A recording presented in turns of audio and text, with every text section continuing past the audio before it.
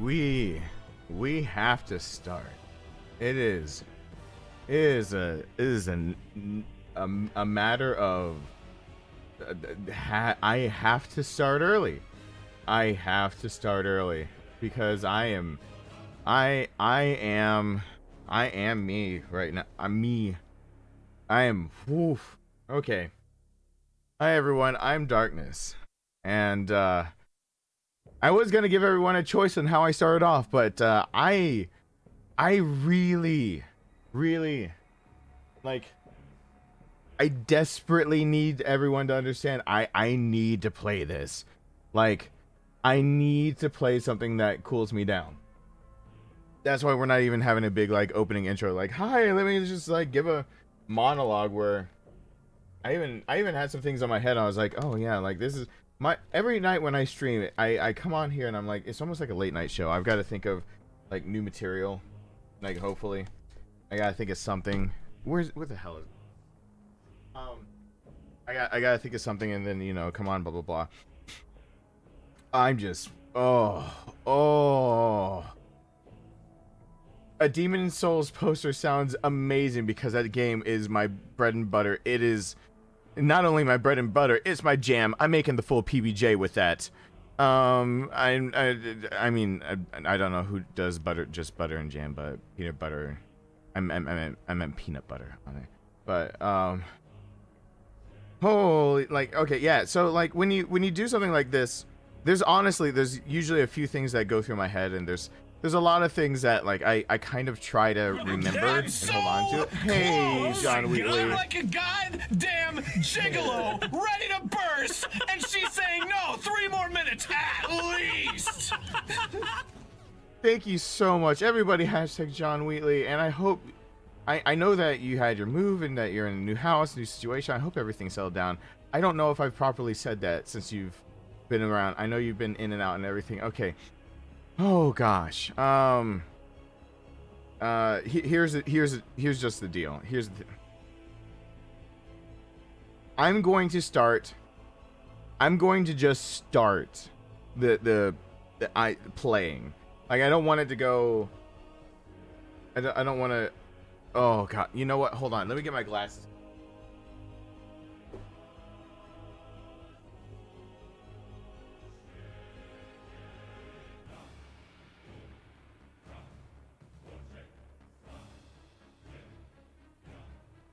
Okay, so I'm just gonna it's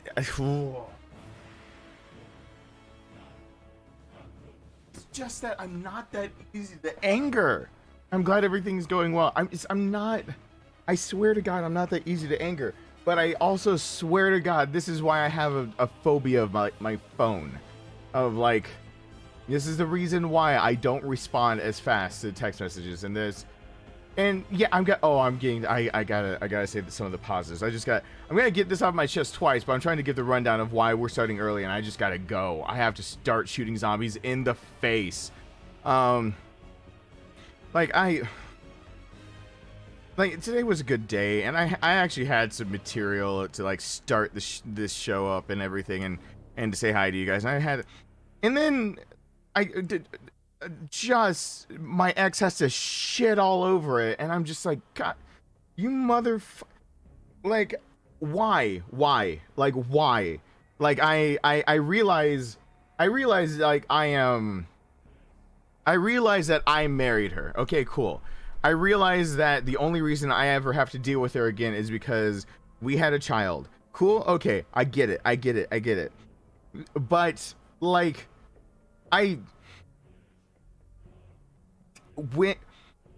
if you're gonna call me out on something, you best know what you're talking about and you have a good grasp, because otherwise you see me fly into like pure unadulterated I am just not happy mode. So now I want to be happy again, and so I'm gonna play this game. So I'm gonna say hi to everyone that puts navis in there, and then I'll get back to it. And I will, and yes, thank you, BJ. I need to thank BJ, I need to thank Jessica Price, and I need to thank Lisa, and I'm gonna do it when I'm, less pissed. Thank you guys again, because yeah, it did get here. And Jessica Price, I believe, sent the chassis, and that's here. And I found out it's Lisa that sent the hard drive. And but I need to just. Well, I was gonna give you guys a choice, and I need me an this. erection. It actually arouses me very much. Thank you, American people. Hey, Clayton. Hey, Clayton, what's going on? It's all right that you haven't been much around. I'm glad you're still liking content. By the way, I had another video take forever for Demon's Souls to get ready, so I'm glad I'm trying to get ahead of the game so I can start releasing them back to back, because this is getting ridiculous with Demon's Souls, releasing them in 4K. Like, come on. It should take less time than like 24 hours for them to process that stuff. Okay. Here we go. I'm saying hi to Patrick Carrier and hey there, Zachariah. I'm getting a noise complaint, but you know what? I don't Hammered even Hobo, care hello because there, this is my thank art. you. And no, fuck! Everybody, hashtag over there, Hammered Hobo, thank you. And hi there, BJ, by the way, and Madonna, and Rusty Nail, and it scrolled, and Kale, and Lewis Raymond. And I see Kimberly back there, and Gwydion, Frost, Gideon. Oh crap. Jeffrey Kiskilla, Soul Bad Guy, Wolfpack in the house. Boop boop boo doo boot. Okay, I just have to play. I have to. Oh boy, I am. Oh God. It's just such a. Oh. So yeah, this is why, and you're literally looking at the reason I used to have cooldown games like this. Now, I was gonna actually ask you guys when I started up the stream, should I play this or should I play some Demon's Souls? And if I gave you one choice, then I was gonna just switch to the other. But if we go long enough, I'll give you the choice to get off of this game and go play Demon's Souls or maybe something else. But for right now, I just gotta cool down because I'll probably vent in the middle of it because I'll cool down enough that I can finally get it off my chest. But just right now, I'm just so like, and just Oh, by the way, field upgrade. I want to know.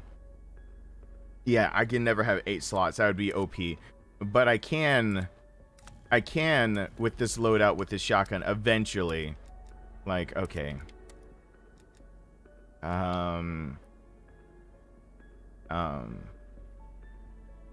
Aim down size spread. Oh. Ooh.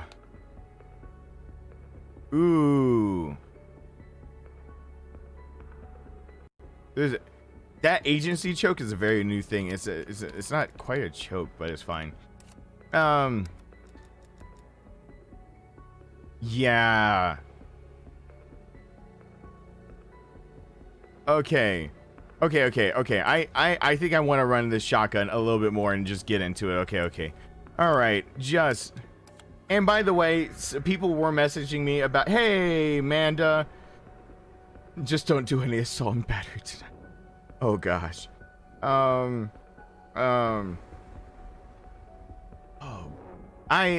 People have been like badgering me a little bit about playing this on PS5.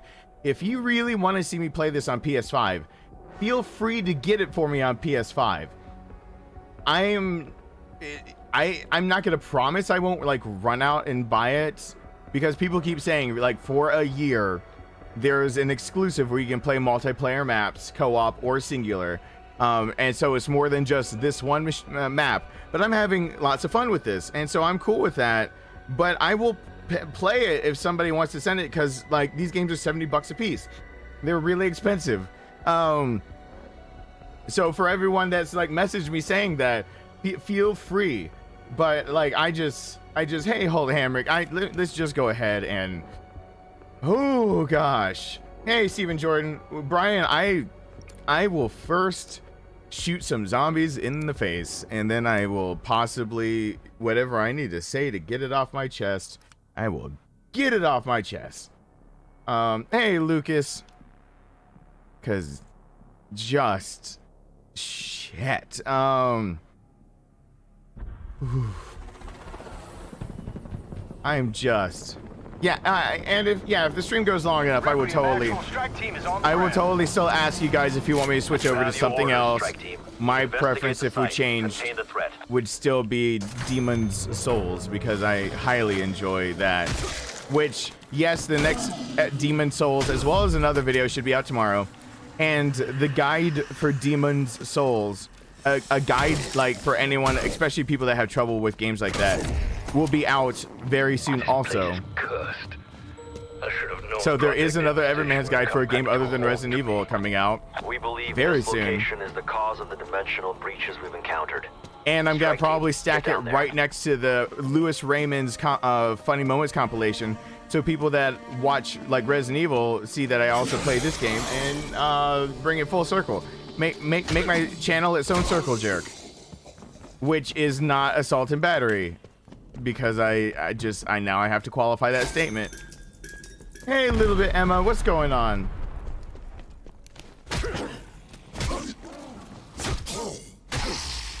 Okay.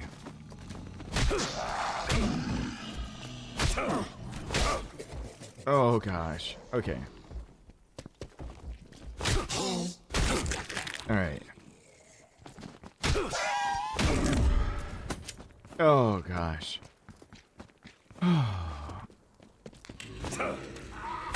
Oh, all right. Good, it's only just bonus points.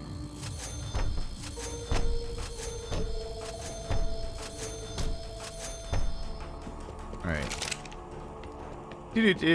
By the way, people keep asking me about just say 500 yards for myself. If I only were like Stretch Armstrong, that would be a total thing. If I could be Stretch Armstrong.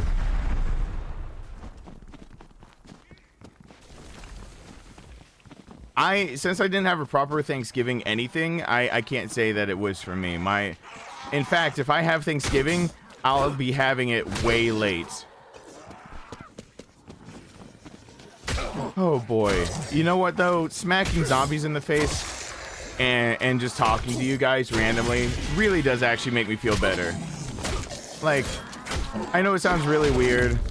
I know this is my job, and many times my job does stress me out. You'd think playing video games would be not stressful, but like, I'm smacking zombies in the face.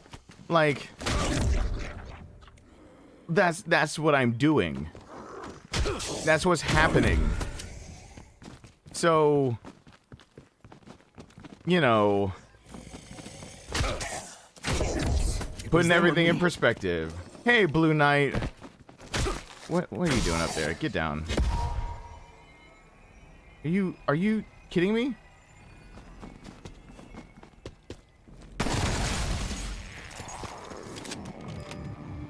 All right.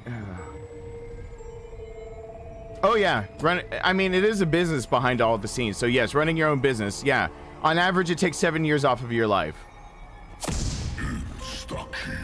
So I will, just by running my own businesses since the age of 15 and never stopping, but for a 2-year break, by 3-year break, just by virtue of since 15 and a 3-year break in there, I will live 7 years shorter than this exact same me that just worked for somebody else. Yeah, anything involving money can be stressful. Like, it's people are like, I'm like, you really want to do this? I'm not sure you do. People are like, do you want, like, yeah, this could be your career, but like, it's really nice to have a career where somebody else deals with all that stuff for you. Hey, James Page. It has been a while. It's been a while since you've been here and watched a stream. Christopher Hakuna Matata, by the way, off stream, entered into the raffle fully. I just saw that come up. So I think if Christopher, if you're here, thank you so much for that. And yeah, I did notice that. And I really do appreciate that. Because his message was, I hope it works out. Because apparently Christopher really did read the community post about it, where like, I still feel like a douche for doing this, but like, we really did all talk about it. So like, I'm doing my best not to like down myself when I really did come to the conclusion of how to get rid of this other PS5 as a community with you guys, keeping you guys involved, being completely transparent, trying to show you guys the ins and outs, showing you guys screenshots, Just trying to be as honest and upfront so that you guys know that when I say like one thing is a thing, like, you know, you don't have to sit there and go, but is it? Like, it's like, and you know, the other PS5 that was went to the supporters community. I rolled that, and I'm sorry I didn't do that live, but I guarantee you I actually did get someone that if anyone were to ever call me out on that one, I absolutely immediately had someone on the case of knowing that, you know, who won the PS5 and who the alternates were. Like, I had someone knowing who the alternates were for that too. So if like Julio didn't want it, like there were two other names. Like it's transparency. I'm trying. Still feeling like a bit of a jerk, but it's fine because I'm blowing up zombies. Yeah, owning your own business takes years off your life. On the flip side, the years you do get to live, you have the opportunity to be able to kind of shape your life a little differently. Like, I do this mostly so I can be a dad. I mean, that's just the long and short of it. Throwing some dicks. And, you know, I just want to be a dad, and I don't have another option open to me where I can be a dad full time. Also, oh, is that a times 2? Oh, get that. All right.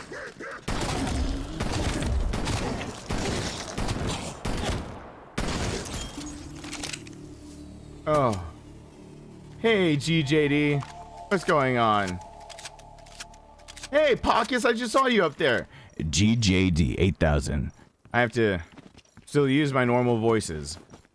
What I need to do is configure this Go XLR that's been sitting on my desk for a month. And configure it so that I can do character voices without having to strain my voice.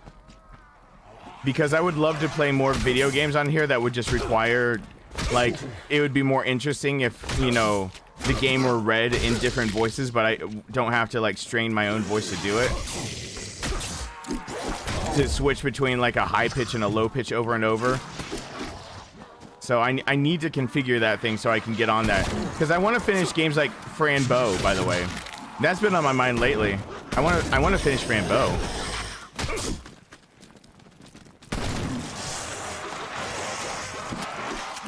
I wonder if kneecapping works. Hey, Raz. It's lovely to see you here.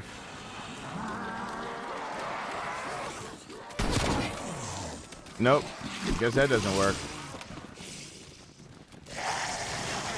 Am I sure, though? Yeah. It's just normal damage. That's a shame.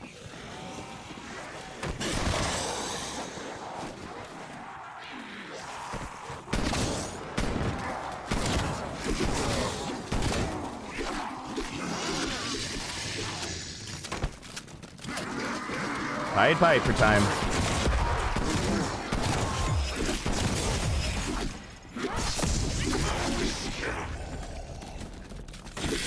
Oh boy. Alright.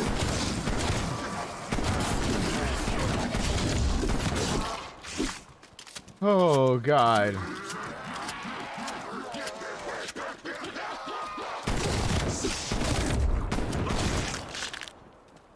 Oh boy, what happened? Welcome to the family. Hey, Street Diamond. There's two things happening. 30 years experience and jack it off!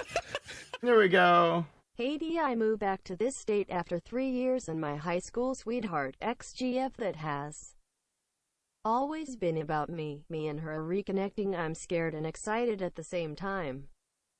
Bro, I've been trying to be single, but I DK, man, life is just a mess, lol. Life is a mess. Everyone has their Street Diamonds. And welcome to the family, Leah, Jacoby? I'm gonna go with Jacoby. Thank you so much, Street Diamonds. I hope everything works out. Everyone hashtag Street Diamonds. And welcome to the family, Leah Jacoby. Hello there. I'm so sorry that you're gonna see a rant probably later happen. I hope things work out.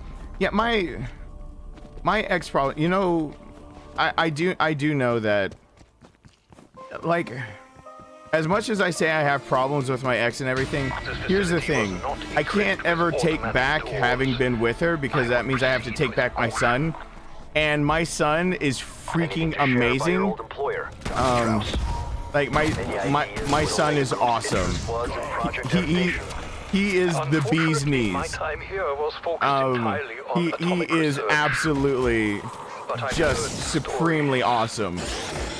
So, like, I can't regret being married to her, only for the idea of, like, if I regret it, then maybe, like, I wouldn't have had a child without being married, and that's just the way I wanted to roll with my own personal life. Like, that's my own personal choice. And like, so I would, like, any logic that says I, like, can just get her out of my life also says that I don't get my son, and I don't like that logic. Because my son is amazeballs. Oh my god, he's so awesome.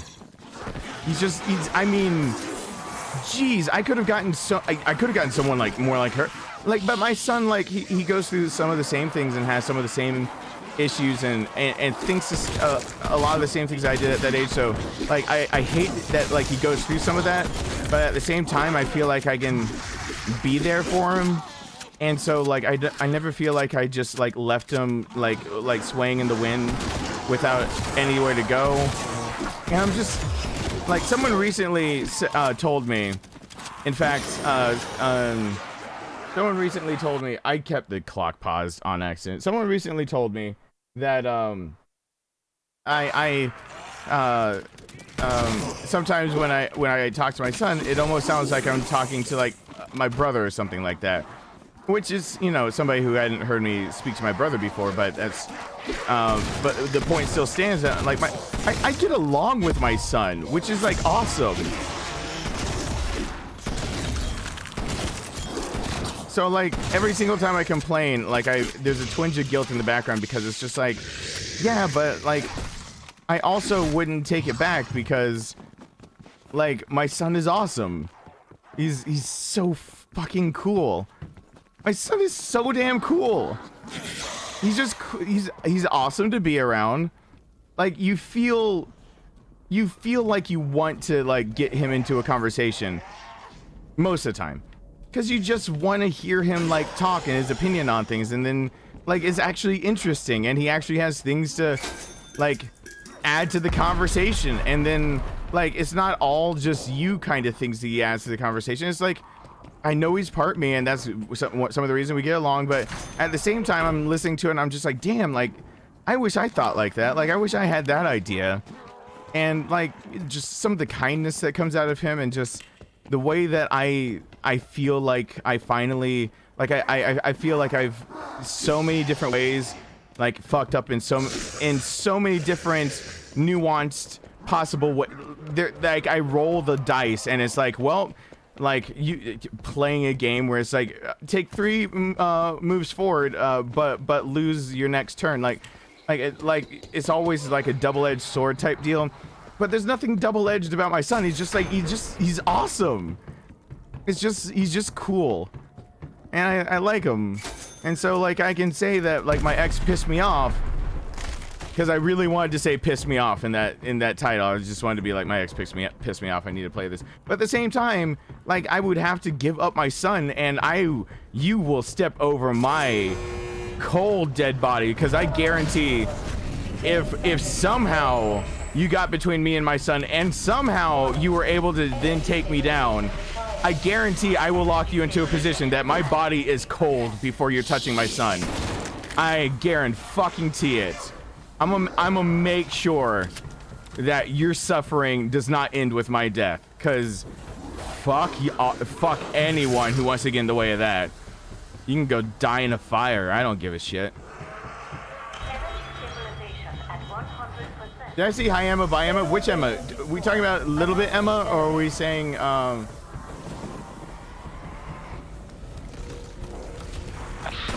rumors were true. Project End Station abandoned atomic which Emma? research because they found a way to breach dimension. Oh, a little bit Emma. Well, thank you for stopping by a little bit. Encountered.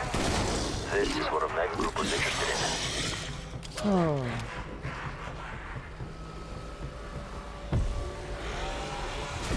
Oh, yeah, I've had toxic exes.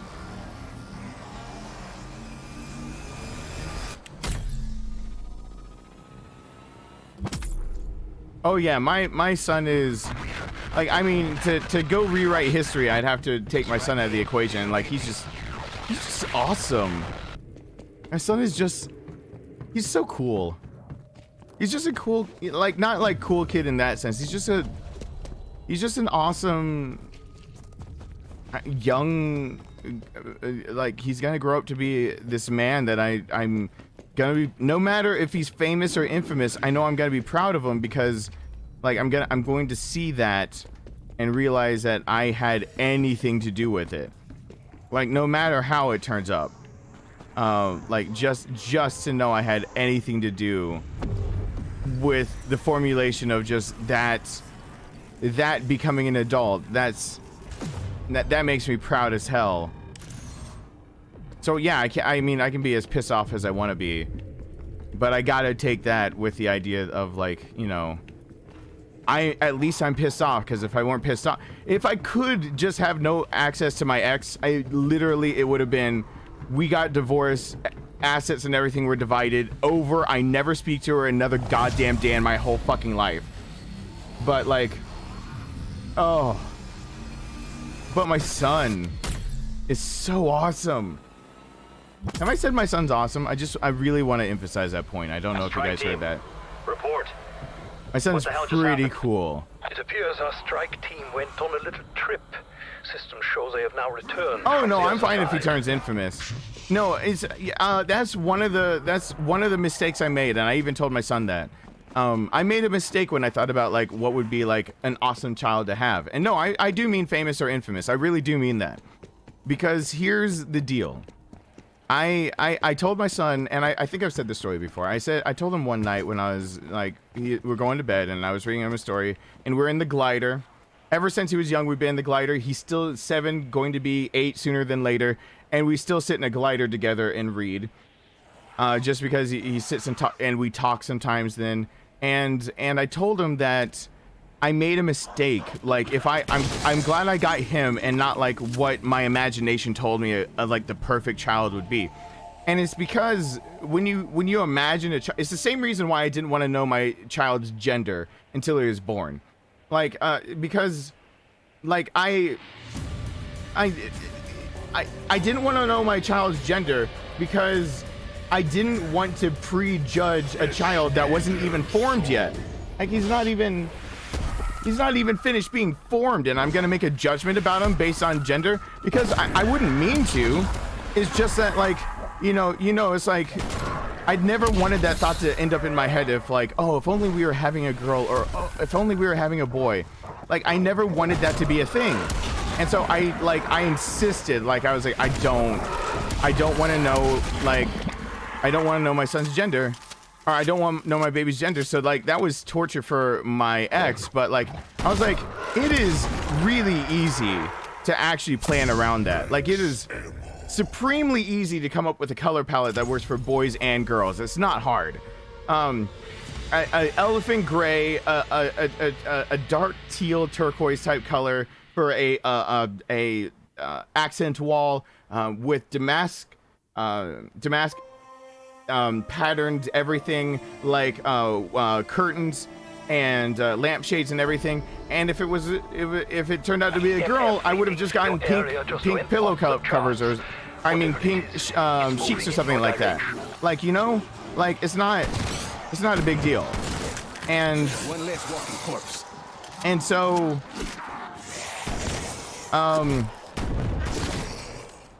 and so I've gone by that for the longest time. Here's where I made a mistake, and I admitted my mistake to my son. My mistake was that my son would always just be kind. Like, he would always do the right thing.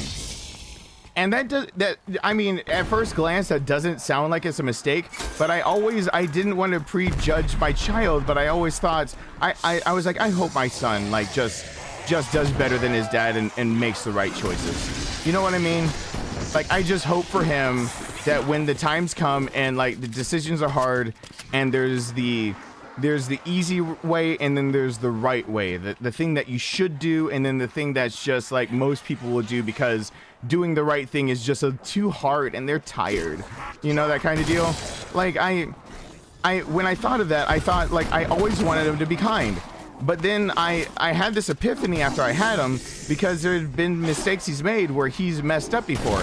Like, he's legitimately messed up and he's made the wrong choice, and I've had to sit down and talk to him. And there's even a time where both his mother and I had to together sit down and talk to him about that, because like the only major incident ever of him in school. And I told him what I realized was that if I had a child, and hear me out on this logic, if I had a child that was always kind and always did the right thing naturally, they could end up being the worst kind of person. Because how many times, it's like, we have sayings about this kind of stuff. It's not like uncommon knowledge. We have sayings that are like the path to hell is paved with good intentions. Like, just because someone's acting kind and trying to and doing the right thing naturally, not like it's an active choice they're making, but that's just naturally how they are, doesn't mean they're not going to, like, all of a sudden, because it's so natural to them, be dead wrong and not know it. Like, what I found out was that, yes, I will be proud of my son, whether he is famous or infamous, because I have to accept one thing that I never really thought of that I had to accept until I had a child, which was this. He's got to choose to do the right thing. He's got to have the ability as a human being for it not to be so natural, for him to for him to be the fullest person he can be, the most well-rounded, the one that makes the wise decision, not the easy, not the hard, but just the wise decision, the one that puts thought forward to it, the one that thinks about everything, that can process multiple perspectives at the same time. He's got to have the ability to think, to be able to do the wrong thing, to be unkind. He has to be able to do that, and it has to be a choice. He has to choose to be kind, because if it's not a choice, then he could, in his kindness, as that being a natural thing, end up being one of the worst people to live, because he thinks he is always being kind and generous and doing the right thing, and it was never a choice. It was just something that was ingrained into him. So there's no talking him out of it. It's just who he is. But no, I was lucky enough to be proven wrong. I was lucky enough to be proven wrong, that what I needed was a child who chose to be kind, who can see the wrong thing to do, and then he turns around and he does the right thing anyway. And I like that, me and my hubris thinking that I know how life goes and I can predict what like the best child would look like. And I'm Mr. Know-It-All over here thinking that, you know, having a child that just is always kind in the discussion is the best thing. No, it's not. It's not. So like,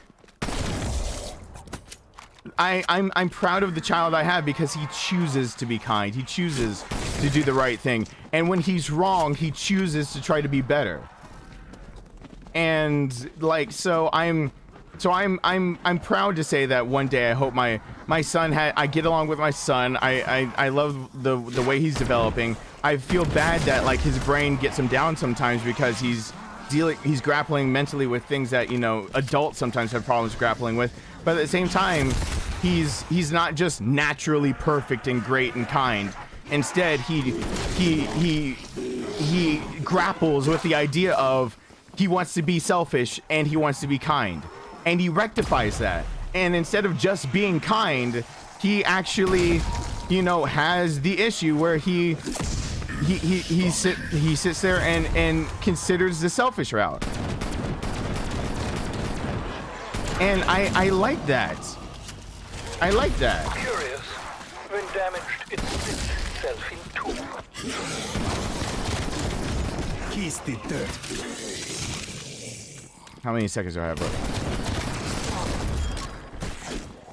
There we go.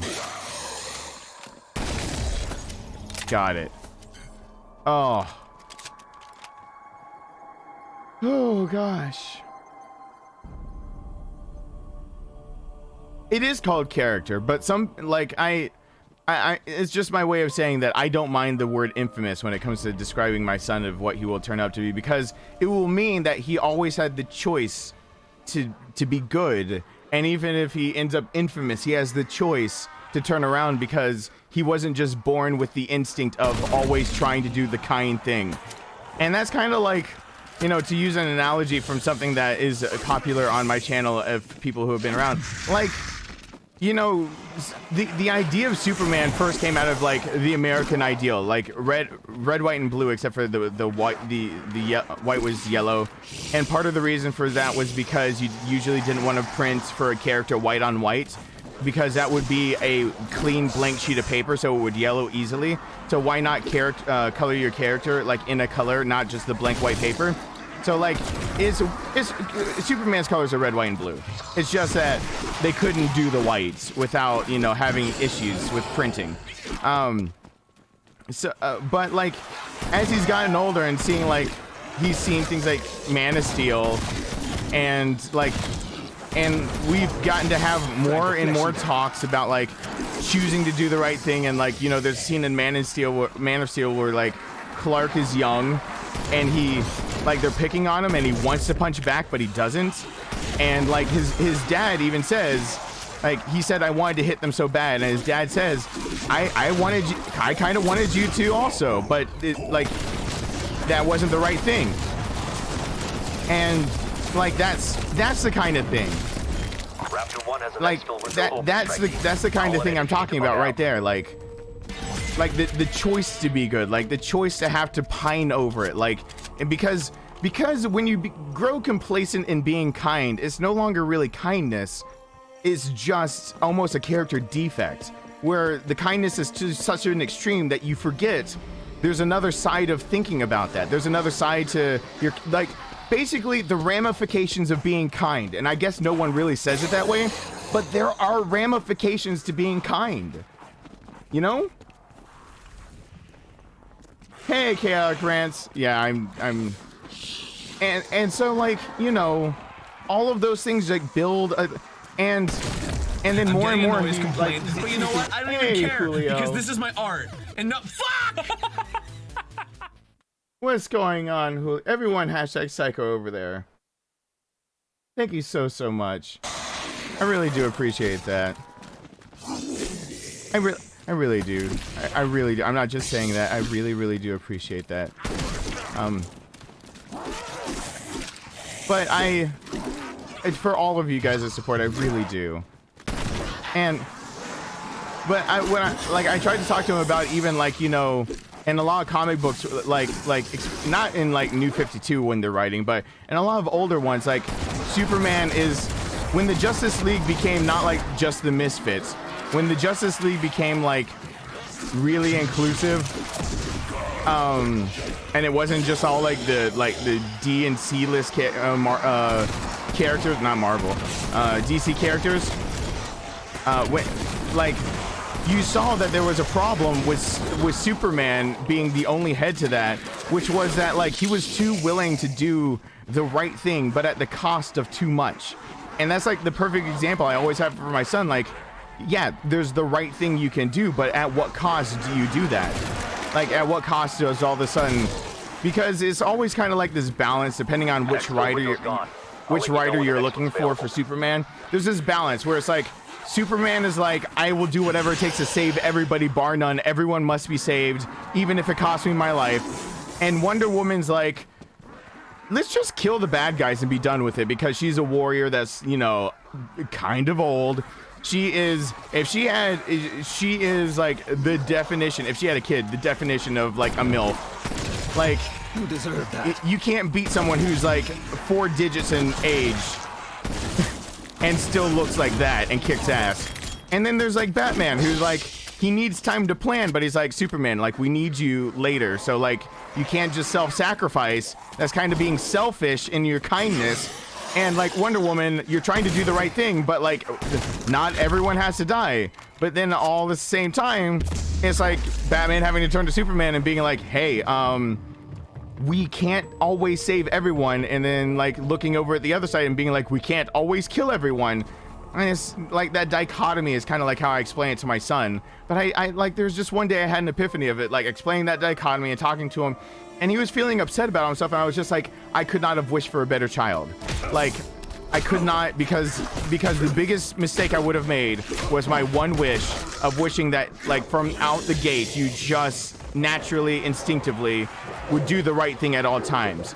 But being right, doing the right thing is so subjective that, you know, what is the right thing?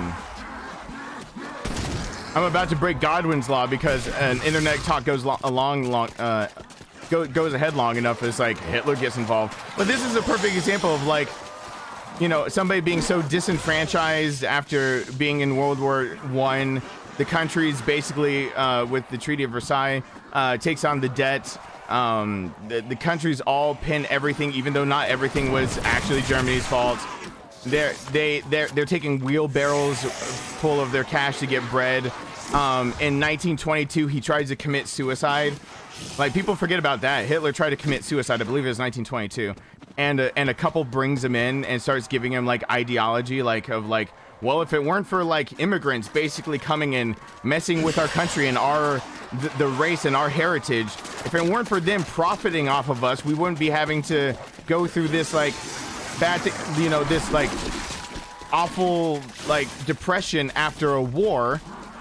And somebody gets this ideology of, like, yeah, my people were screwed. Like, he has to fight in a war. He just wants to be a painter. And then, like, he turns into the most evil guy ever. But, like, it all starts with him trying to kill himself, jumping off of a bridge, and then, like, an old couple turning, like, taking him in and being like, you know, if those Jews didn't exist. And he's like, you know what, if the Jews didn't exist.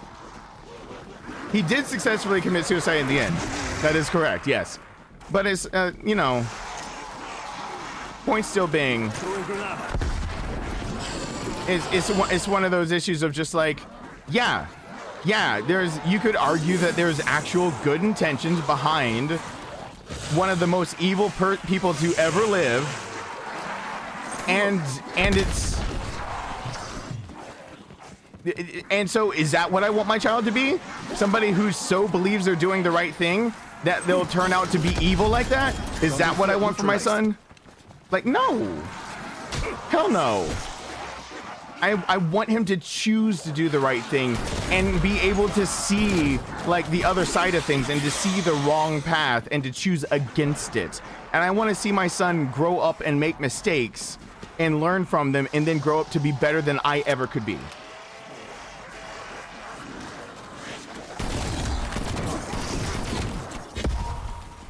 Ooh, double points.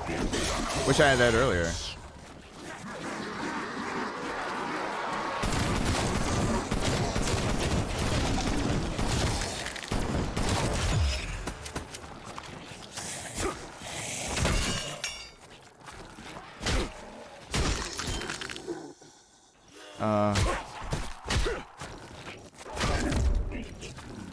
Yeah, I got enough to get another upgrade on this thing. I'm doing that.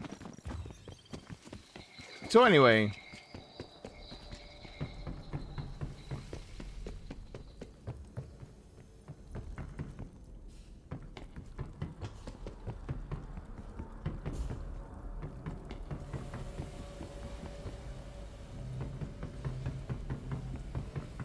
yeah, you know what? Hey, Faye. And you know what? That's something that really I never thought about until I really was just a parent. I never thought about it that way until I became the parent I am now. And then it dawned on me, like, how many fallacies are in the thinking of just having somebody who naturally thinks they're doing the right thing.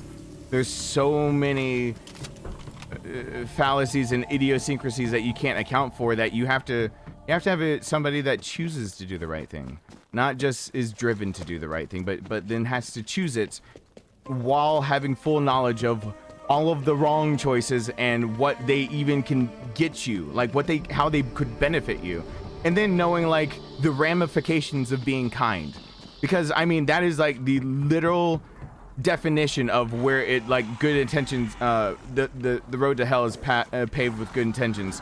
Like, that's the literal definition of it right there, because of people truly believing they did the right thing.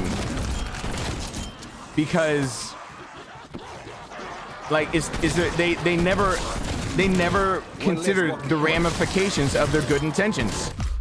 Oh God, I was hurt. Oh no, I was talking too much.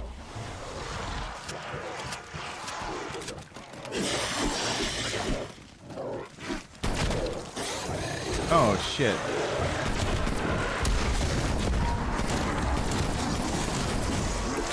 Boom. Daddy needs his juice. So anyway, that's my little rant on being proud of my son and why I'm glad that I didn't get the son that I like always hope for in my head. But yeah, I am getting better. I'm enjoying it, and actually, the more I wind down with the game, the more the better I get with it. The more I actually use it to wind down, the better I get. And I'm definitely winding down if you can't tell by me ranting. It's just... This is definitely me needing to wind down and just take a breather and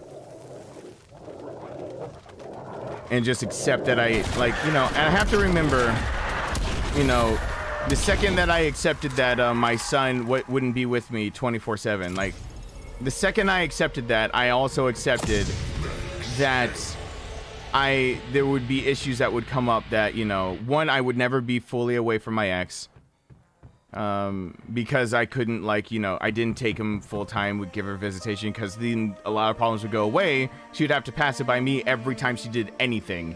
She sneezes in front of him and she needs to pass it by me. But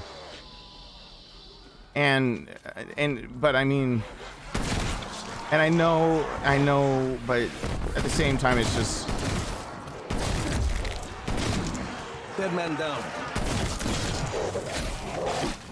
Oh, shoot. Uh-oh. Uh-oh.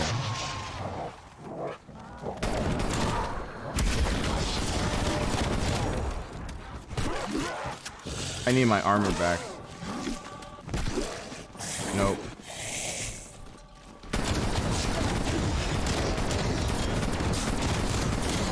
Oh, crap.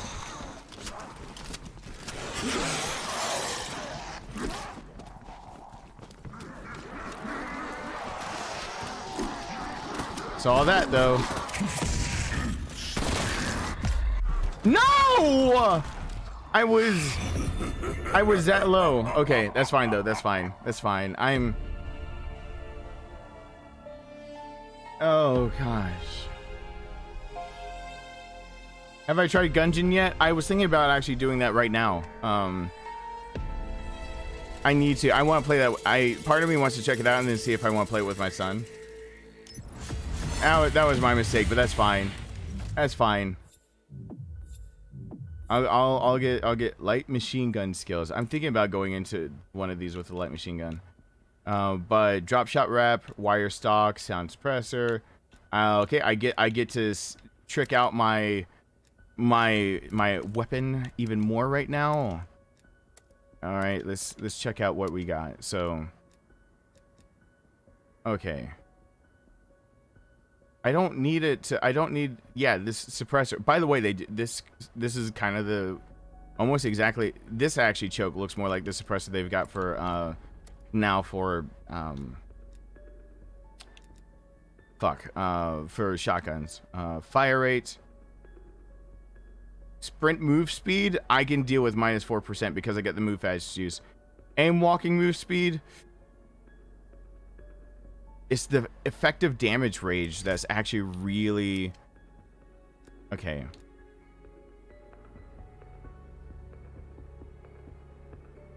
Okay, oh gosh. Hey, Creep Cat. Look at my resume! 30 years experience and check it off! Ty for spilling the tea. I love hearing you ponder life while you WRECK zombies LMFAO. I'm glad that it doesn't like always like tick people off that I kind of just am up here speaking and everything. Everyone hashtag over there. Creep Cat. I pause the timer, I know, because I'm doing this, and I always feel guilty about being like in menus, like, oh my god, it's my most favorite part of gaming is being in a menu.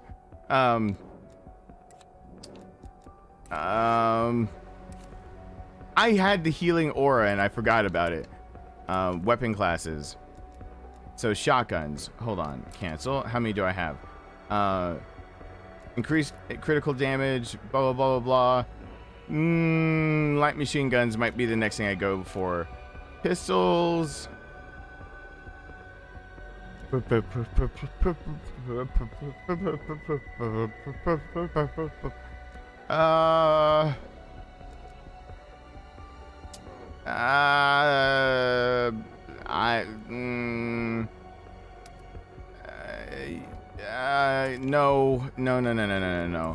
Because I do need to try like one loadout with a instead of that being the assault. Because this is the newest assault. Yeah. Okay. Cool. I like, as much as I like this, I'll turn it into like, I don't like this one as much. That's fine. Shut up, Watch. You don't know me. Yeah. So I'll do that. And again, healing aura, and then just down here I'll put the RPD, since I run. Oh, what? All right, that's not quite what I was expecting when I saw that. I actually want to go with the stoner. Oh, firepower is better from the RPD. I don't care about the speed as much. I don't care about the accuracy as much. And the ammo I can figure out. So there's that. Okay. Let me do one with the RPD and see what it feels like. Let me just see what it feels like to go through the paces. Oh boy. Oh boy.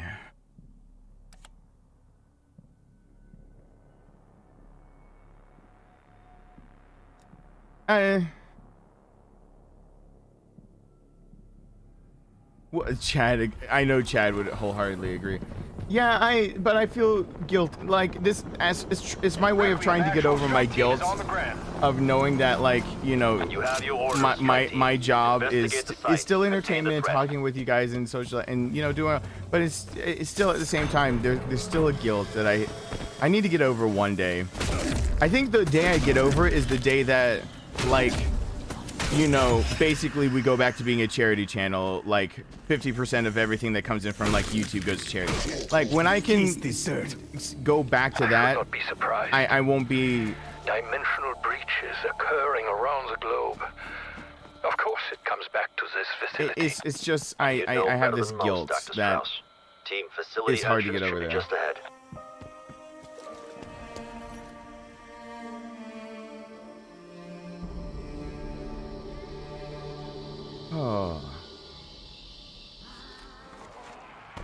Oh yeah, that's what it looks like. I mean, if it's Russian, Kalashnikov really changed how a lot of weapons are manufactured. That design, while being inaccurate by design, also is just basically unbreakable by design. So, you know, the Kalashnikov is template is widely used, and even other companies, like even American companies. I mean, the Ruger SR-762 and SIG did it with the 556 XI. A version of it was it wasn't direct impingement, was it? Anyway, Frag the flesh eater. The Kalashnikov design is iconic. So, oh my gosh, Amanda. Hey, Haley. No, I also feel guilty because I'm over here venting, and I don't, like, you know, that's even worse. That, like, I'm taking up the time and I'm venting while doing it, and it's like, more guilt. Stephen Ore, I don't think I said hi over there.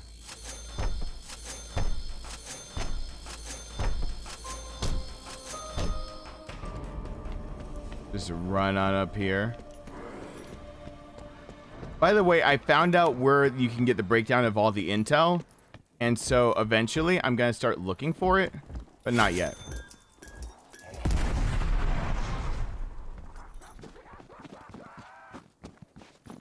Oh, my button up is a good or button down rather. These shirts are button downs. I always sometimes I gotta be anal on myself when I'm like, this is technically what I'm wearing is a button down.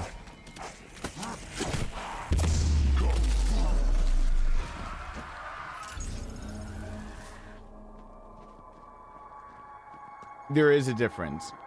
And you know what? Random fact. Do people know why buttons are different for guys and girls? Why they're reversed? Does anyone know the reason why? Like a guy's buttons are reversed from a girl's? Why it's reversed?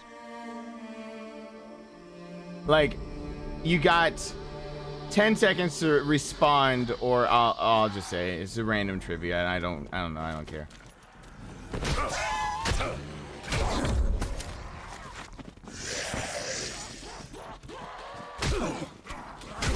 All right, I think It was them or me. I waited even for a slow typer.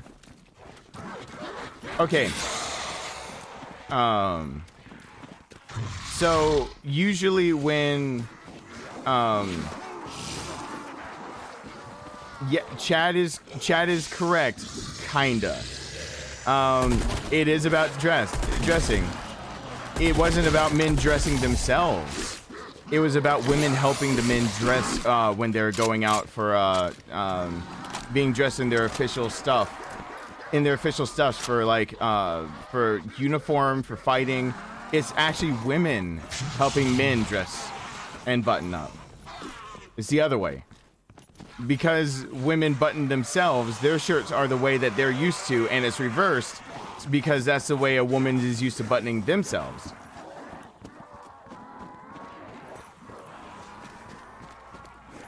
Now, it got turned around on stage stuff, but it was the because it was the original reason why it was reversed was because of war.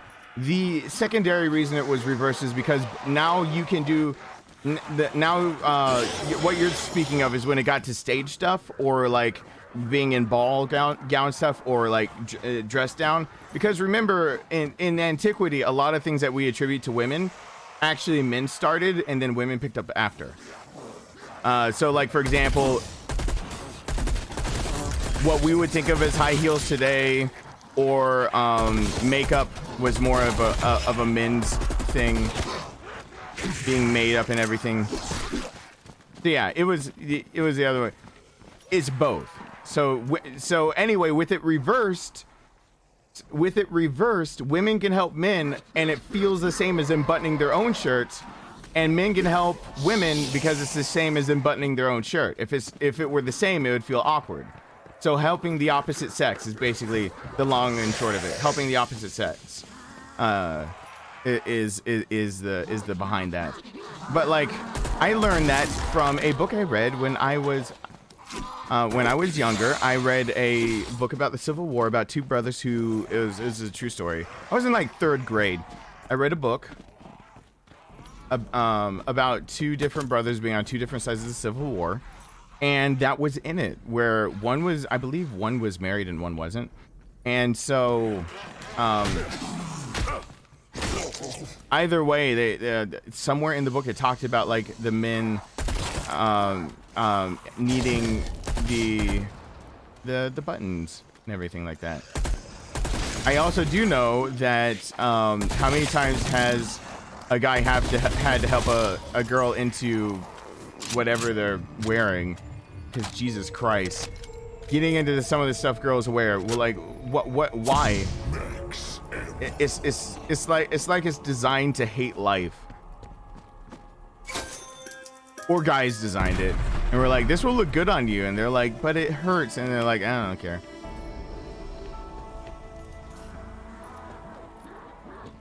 Can I show you how to button a shirt? I'm wearing an undershirt, thank you very much. It's actually the undershirt I usually wear. the undershirt, I usually take off like my top shirt when I'm streaming. Or in the out, because it gets hot in here.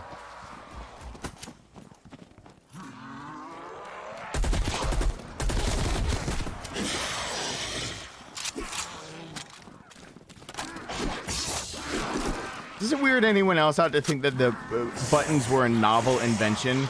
Like an invention. Like when I put it that way, does it weird anyone else out to think of it that way too? Like that it was to button something like that on clothing was an invention.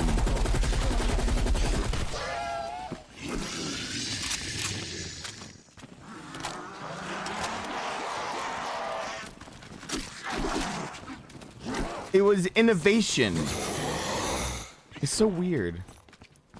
Just these little things that we always take for granted, and someone had to like be like, what if we just put a button there to close the shirt up? Like, can we button it?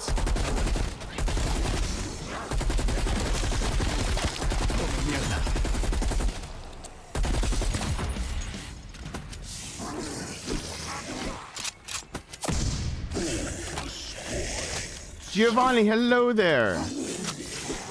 C4, thank you. Take that. Carlo, hello there. It's been a hot second, Carlo. Also, you changed your name to Carlo.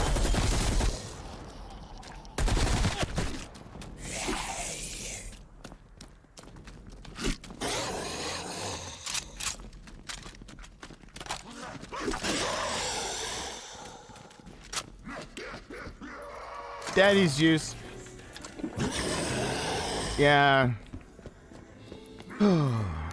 Probably almost okay enough to speak about my problems with the level head soon.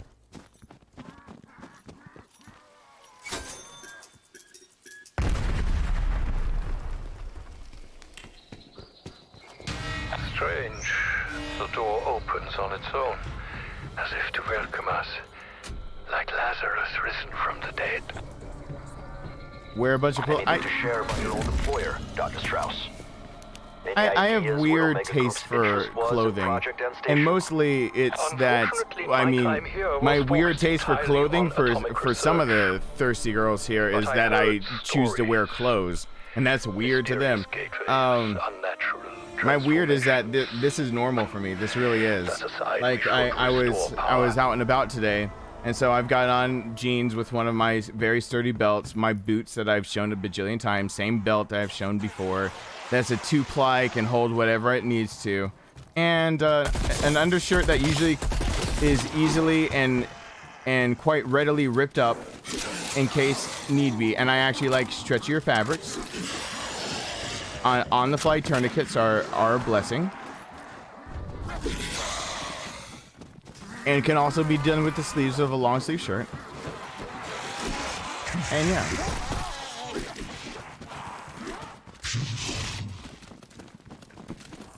Oh, I understand, BJ. I see what you're trying to say with that. I get it. I get it. I'm picking up what you're putting down finally.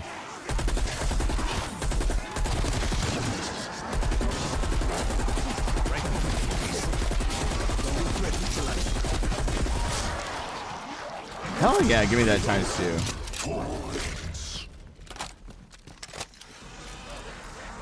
No, butt stroke? No, I was saying that last time.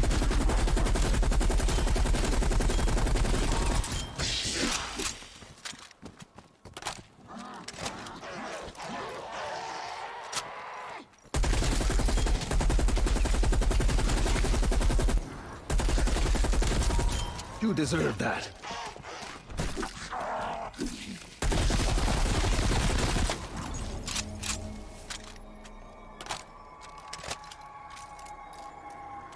Do I have a favorite shoe of all time?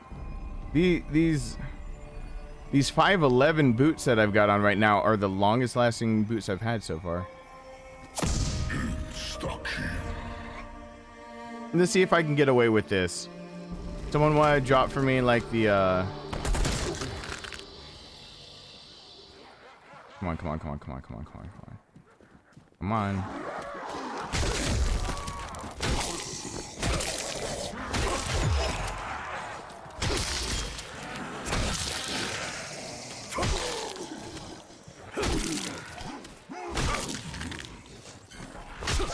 Uh-oh. I might have to buy ammunition. Show me where the ammunition is.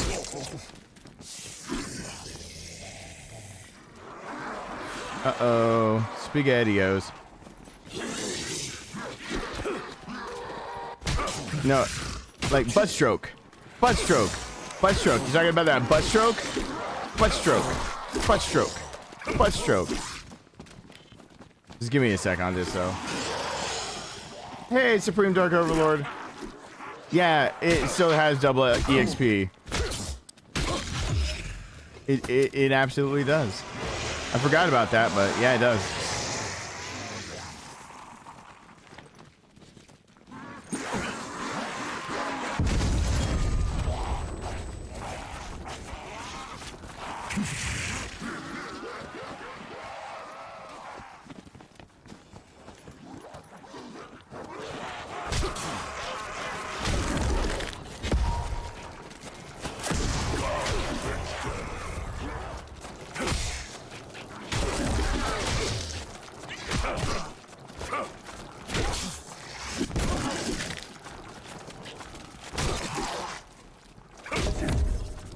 I'm doing this with very little ammunition because I'm gonna go upgrade this weapon. Wow, I can't believe I got away with that. That was something. That was a something. Okay, here we go. Now let's see what this weapon does. And this is the one I could finally just say gun. I have a pet peeve because usually when you say gun, you're like you really are talking about heavy artillery. You're talking about something like this. Otherwise, you're usually referring to a rifle, a pistol, or a shotgun. But that is just my own upbringing and background coming out, because it's a small pet peeve. Because, you know, at a certain point, like when your life has involved story beats like memorizing the serial number of your rifle, then like sometimes, you know, like in the back of your head it's still wired to be like, nope, it's a rifle. Don't say it. Don't say gun. My God, the atom smasher, the collision of the particles. No wonder they abandoned atomic research. They found something far greater. I don't know how to say no to this. Oh gosh. This is the first one, created during the war. Oof. Running this guy around. All right, let's see if I can upgrade this thing.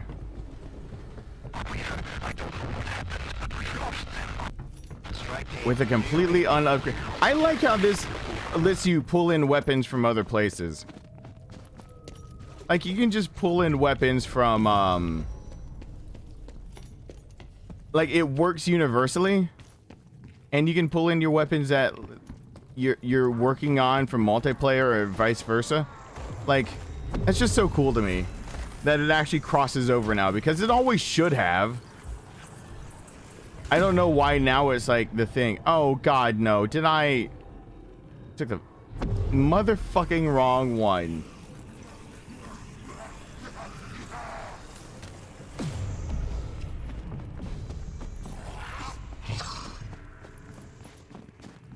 That's what I get. I gotta spend extra money.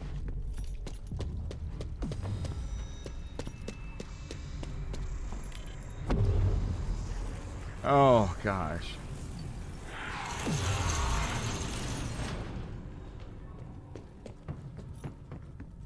Okay. That was an extra, not too big of a deal. Just trying to set up my pack-a-punch.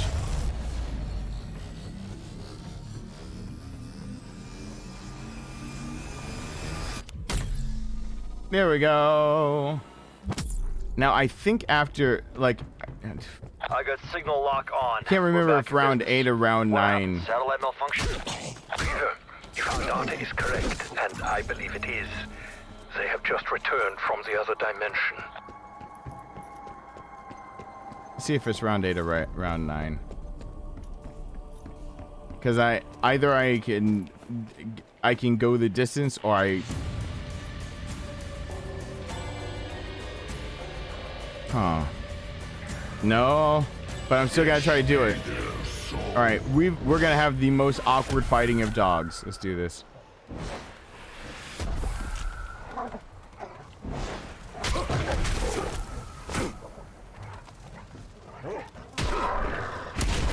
Because they give me auto refill on all. They give me my ammo back.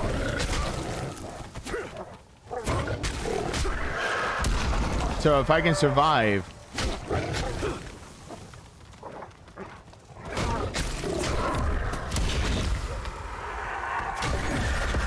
There we go. Boom. Boom jammies. Okay, took away my armor, but I saved it for the pack-a-punch.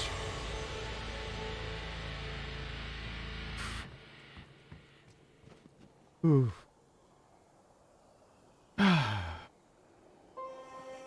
But thank you guys for being here tonight. I am feeling better now playing this. I'm probably just gonna go off on a random tangent here soon, but just to like finally get it off my chest. But that's more for like that tangent will be for Daddy. So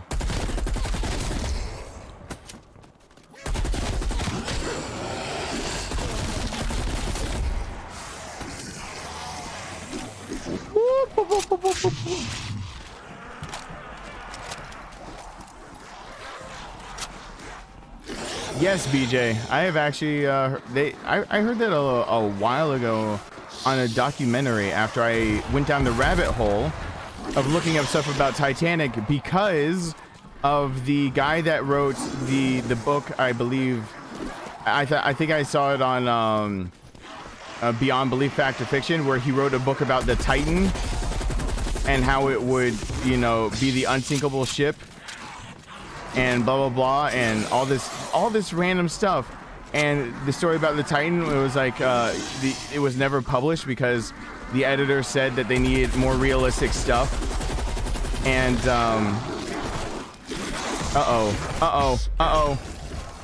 Dadgummit. And the Titan was written years before the Titanic ever did its thing. So I went down that rabbit hole.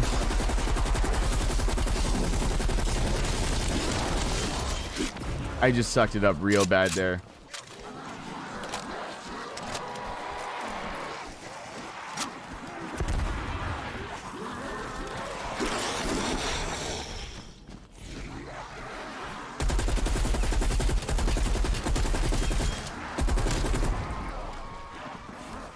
Beyond Belief, Fact or Fiction.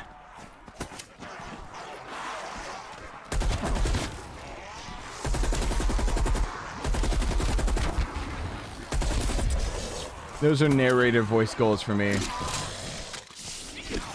Hey Elle, hey Kevin, hey Caleb, hey PageBot. Hello and goodbye. Uh-oh. Okay, hold on. I'm not gonna be able to pack a punch. I won't have. Oh God, he can lob those things.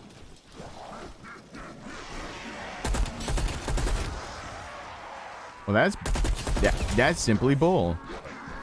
Oh shoot. All right.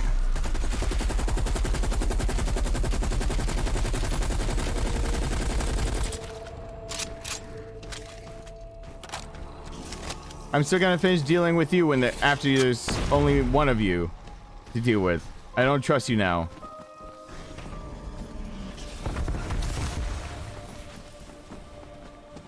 Yeah, the shields are getting more and more decorated. I really do like that. That like there's more and more of you guys that are regulars here that like I see that shield being upgraded and I'm like, yay. People actually do want me to stick around. Okay.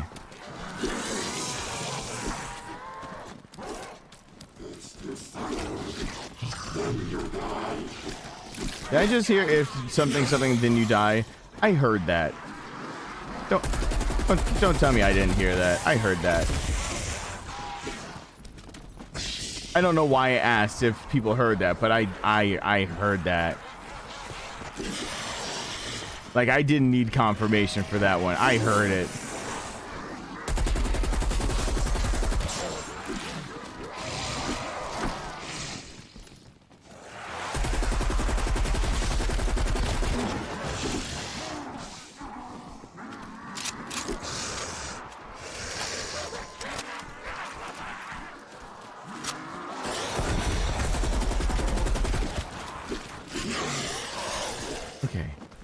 Oh, hey, Johnny.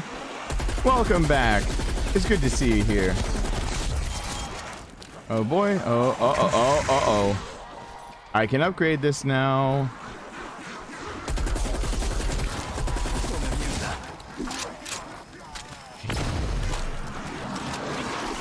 Not the tree again. I will not die by tree.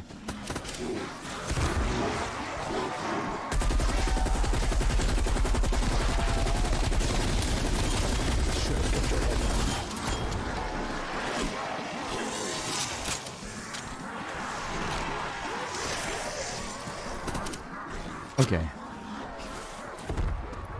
Let's do this. Let's get downstairs.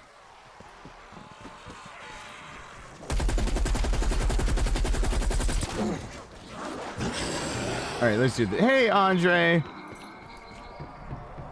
Come on. Right, turn this into amaze balls, please. I need it.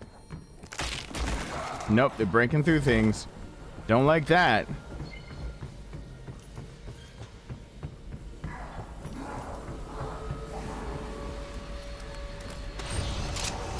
What is this called? Ruinous Pain Distributor. That's a name. And that's some armor. Glad we had this talk.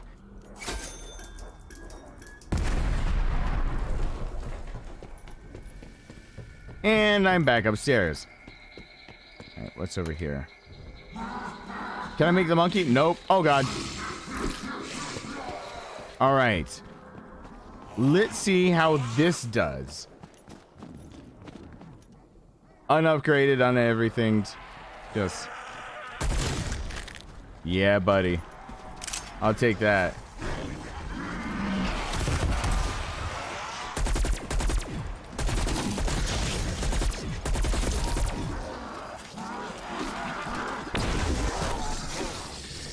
Nope.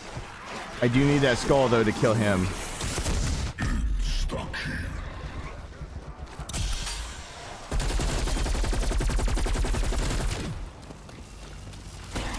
Well, this Hey, is giving me an erection. Hey, Kimberly. It actually arouses me very much. Thank you, American people. Thank you. Well, everyone, hashtag Kimberly, thank you so much. I really do appreciate it over there. Splits in two and continues its existence.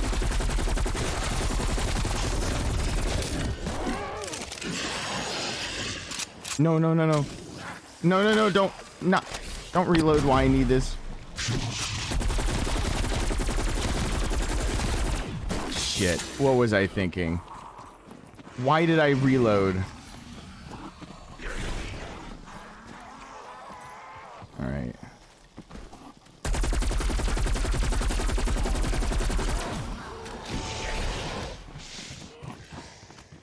Ooh. Takes out.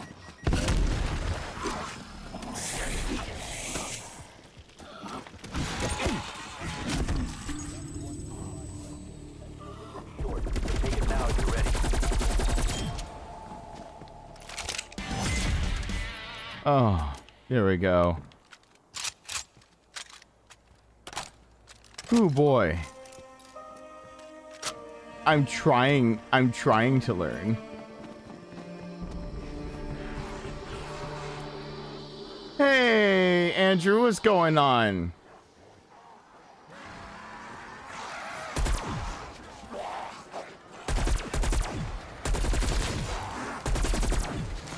This is some crowd control.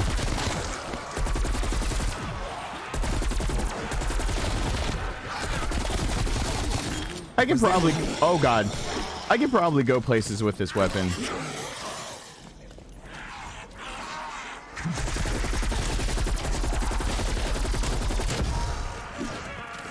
Whee! Yeah, this increase health. Let's get that Juggernog, because now it increases it by 100. Okay.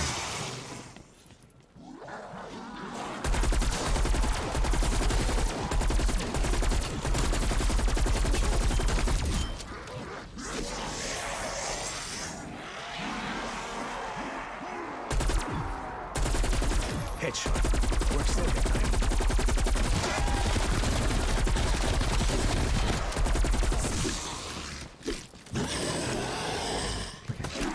Ooh, boy. Ooh, child.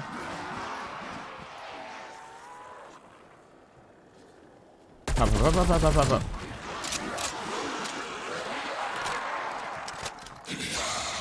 Oh, I'm Pied Pipering these assholes. Raptor 1 will circle back later.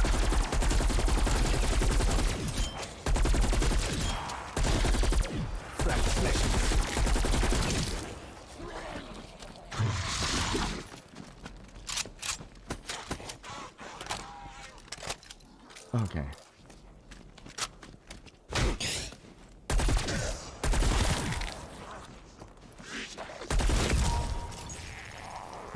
Are you joshing my junk right now? What? Why? Ah. Come on. Oh, I'm banging everything in sight right now.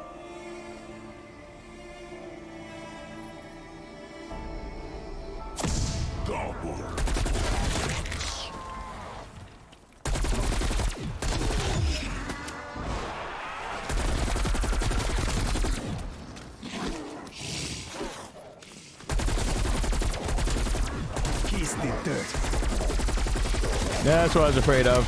Dog.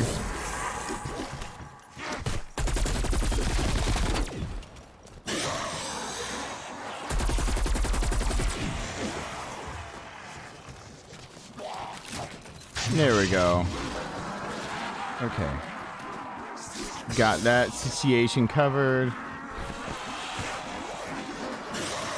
Had to do it.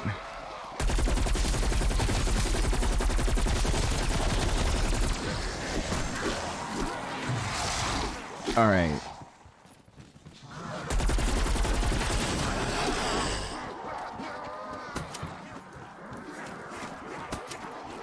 I wonder if I have enough parts for the last upgrade for armor. I should look into that. Or that monkey.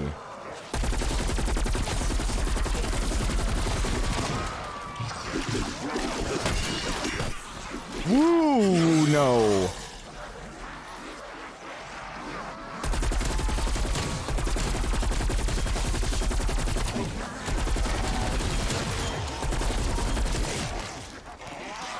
Yeah, I'll take the extra money. Bonus points. Yay! Dramatically. Lights out. What? No, don't climb up there. Okay. Let's see if I can upgrade. Okay, so I need to try to upgrade my armor one more time, see if I have enough supplies. I didn't check before I came down here. And then I need to go to the Pack-a-Punch. I mean the mystery box. So I'll do both. And then... Oh, so close. Okay. And then... I kind of want to hold off with the mystery box, actually.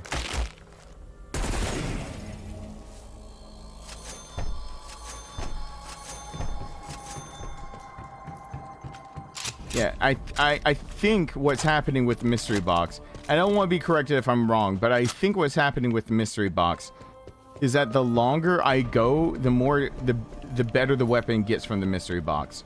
Because I've now twice on level 9 gotten the exact same weapon. Same rarity, same everything.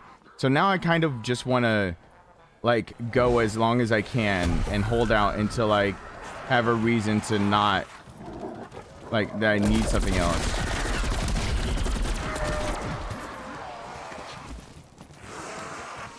So what I'm trying to do is basically just hold out for a few more.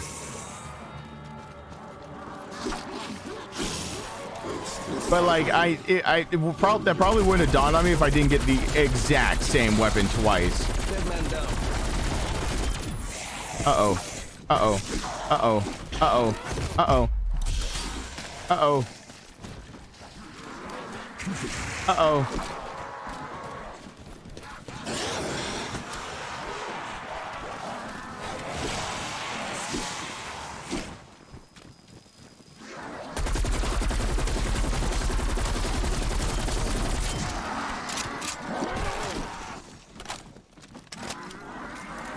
Maybe I should just put this through the pack-a-punch again.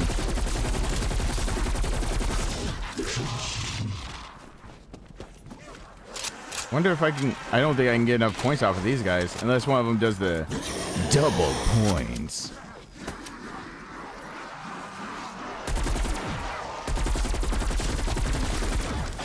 Oh, was that double points? Did I just see what I wanted? Yes, I did! Alright, let's do this.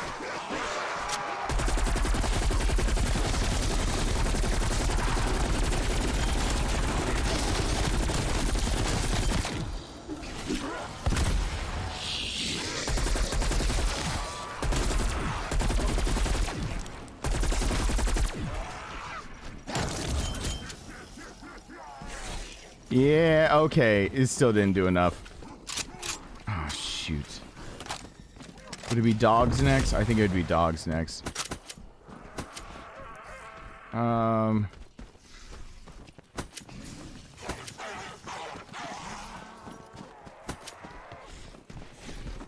Oh, shoot. And it's him doing his thing.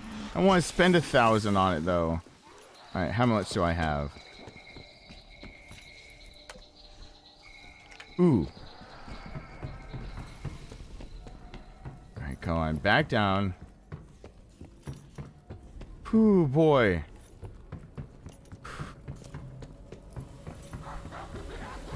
Yeah, I hear you growling, blah, blah, blah. Wait, they're not the same thing? Okay, they're not the same materials. Now I learned a thing. Knowledge is power, G.I. Joe.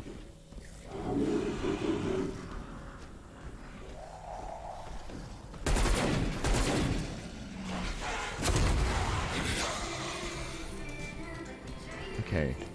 Should I just turn into repairman over here trying to avoid so I can just upgrade this again and not have to pay for ammo? Because I could just gonna turn into window repairman. These uncultured swine keep breaking up all my windows.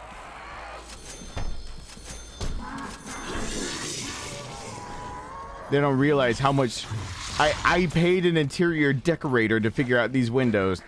I think I'll max out on how much I do for windows. I also think I don't ever do the windows, and I bet there's gonna be something like, you get shit for windows and stuff. Oh, I can get the clapping monkey dude for the end. I'm like, oh, okay.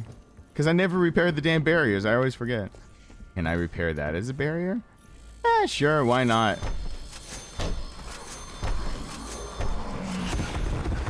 Can I stay there and stand and do it? No, that guy's trying to kill me.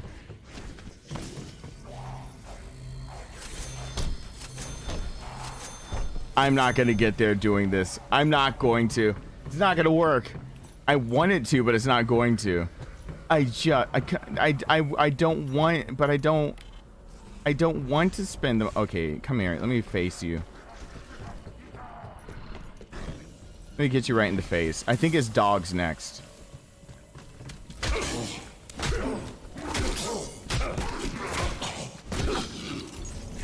Alright. I just need to face a few dogs. And live. Please do not be zombies. Please be dogs. At 14. Should be dogs, I think. Yep. Alright, dogs.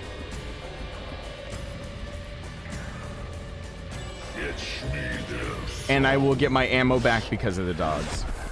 So I just gotta beat a few dogs. And I'm good.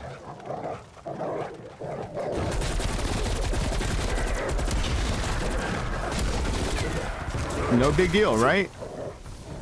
Fuck. No big deal. No big deal. Just gotta heal up from dogs that want to eat my face. And another thing that really wants to blow up my face.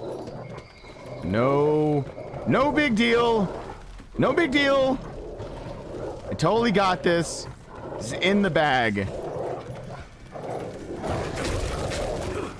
Uh-oh. Uh-oh. Totally got this. Got this. Master at work. Excuse me. Master at work. Uh-oh. Excuse me. Master at work. Excuse me. Hey, Corey. Hey, Caitlin. Excuse me, Master at work. Excuse me. Oh, God. Excuse me. Ow. Excuse me. I just need one. I need like one of you to die.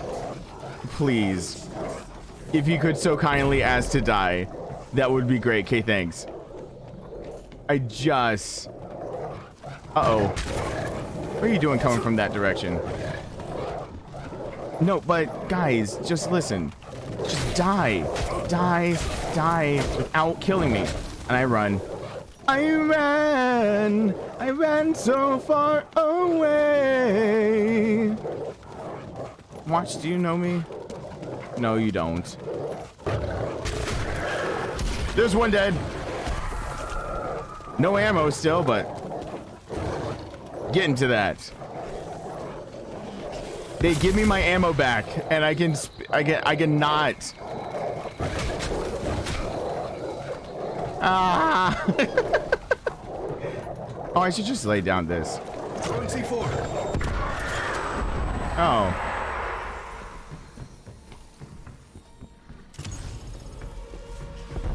I could have thought of that earlier, but shut up.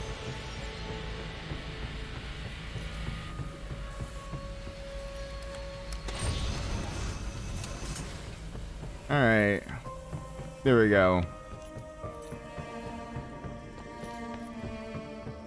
Oh, do I get Holy shit. Oh, there's a lot of them. Nope, can't do that. No, God. Okay. Mistakes were made. I'm leaving. I get it. I'm not welcome here.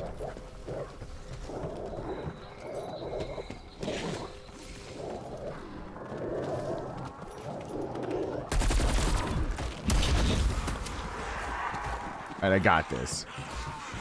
I don't think I have this. I got this. I gotta get that. Yep, do that. Alright, where are you?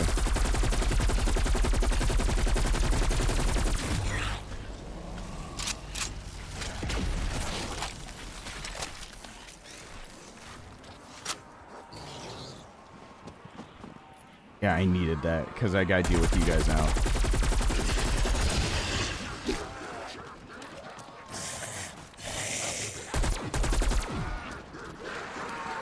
Oh, there's still a lot of you. For thinking I was basically finished with them, there's a lot of them.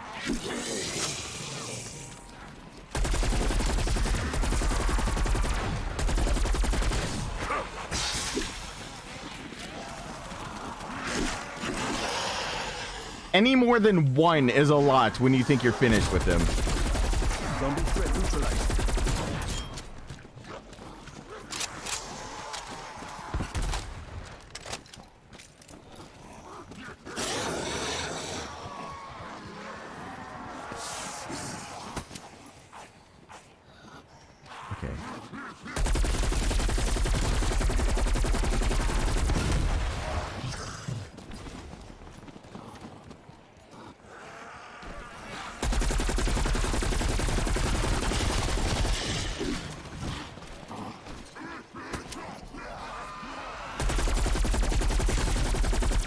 Uh-oh. All right. Come on, come on, come on. Just do it. Just do it. Just do it.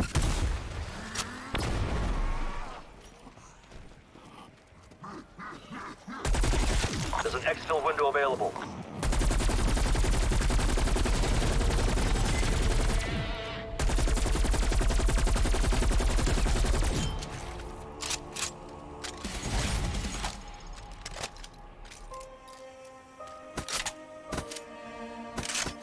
There we go. All right.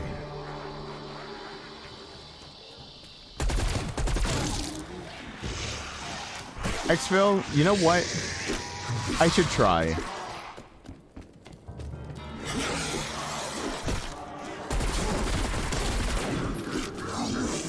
Instead of going as long as absolutely possibly I can, I should actually try to get out. Because this weapon is unleveled completely. Exfiltration. Over. I'm gonna try. Raptor 1 is headed your way. Complete extract before the window expires. Let's see.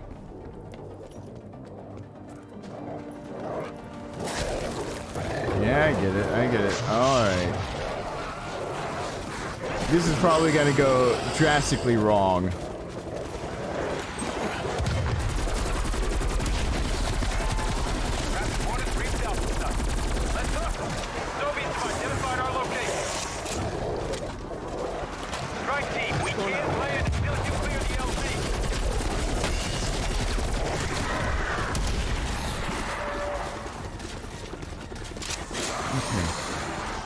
I should have had an explosive of some sort. Reload!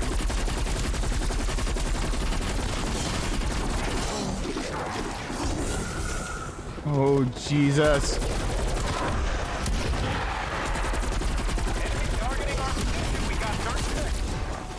No, no, no! Ah! Oh, oh. Oh, I got stuck behind a rock in a hard place. I got stuck between a rock and a hard place. That's a thing. That's a thing. Oh gosh. Oh gosh. But I did.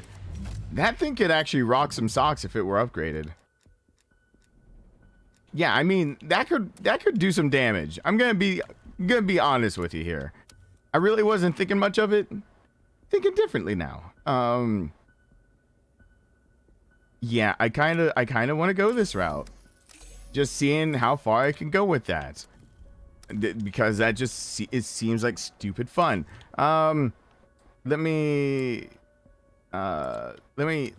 take this. Hold on. There we go. Camo. Do I have any camo that I just got for it? No. Accessories? Chad goes on everything. I've now decided that Chad just goes on everything when I have to look at accessories. Okay.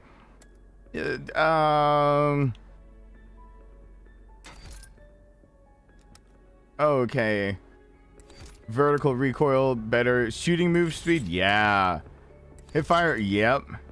Horizontal recoil? Yep. We'll do that. Oh gosh. So let's do this. Nah. I'm just playing with whatever weapons I really feel like. Like, what I really wish I could do, like, equip an optic to view the available reticles for this knife. Like, no, like that's ridiculous. But I really wish I could trick out the knife. For some random. Oh, I haven't used the Magnum yet. All right, I'm pulling out my E-peen. Just gotta use my Magnum. Okay.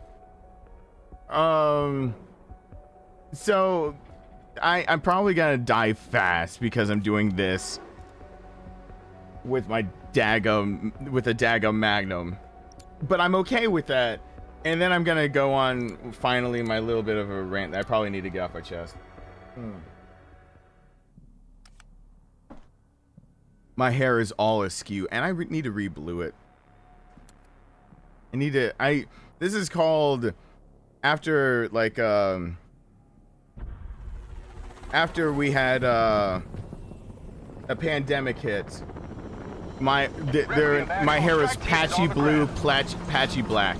This is where it starts. No. Wrong class. Strike team. Thank you. Let's get some answers.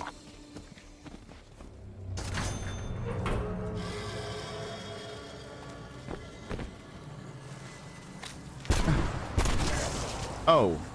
Well, it took an arm off.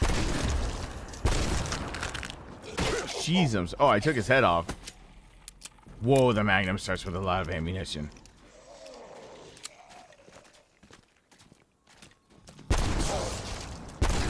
Okay, it's gotta be the cleanest of headshots.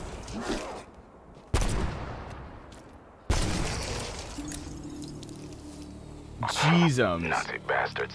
Of course they're responsible for this mess. Team, we need to find the facility entrance and figure out just what happened here. Oh, don't forget to stand and stretch. I will right after this because I'm gonna end up talking for 2 seconds and then asking you guys honestly if you want to see me switch over and play like Demon's Souls or something like that. I'm gonna actually take crowd opinion on that one after, and I gotta stand and stretch while there's a vote going. And I'm gonna warn you, every vote that goes to your choice, it doesn't matter to me, goes probably back toward me just shooting more zombies. So I'm just letting people know that, like, if it's my choice, maybe I'll change my mind and be like, oh, you know what, Demon Souls, never mind. But most likely it's.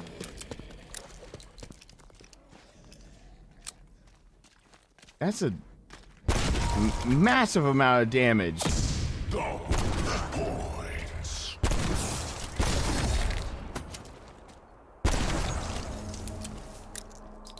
Okay.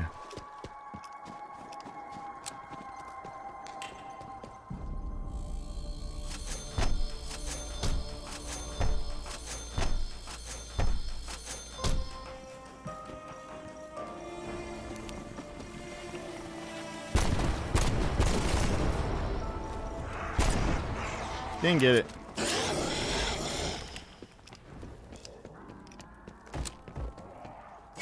A 357 round is always gonna do some nice damage. That's why. Well, okay. That's actually I was about to say Alaska, but like Kimberly's here, and Kimberly should know better. Like 357 actually isn't gonna be the most popular in some place. I was like, this is called your big game gun. Or pistol. And then I thought, no, that's actually just being down here in the south dealing with like boars and stuff like that. Like I just thought, no. Get a raging bull if you're up in freaking Alaska. Because if you're wearing one, you've got it strapped on your chest and it's for bear.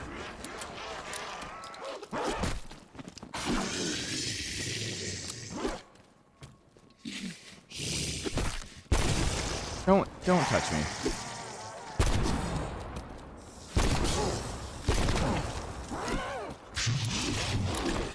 Because they actually have to deal with bears.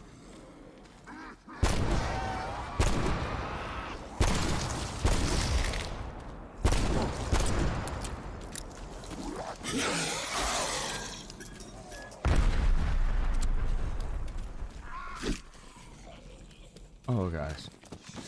I know they want to hug me, Emma.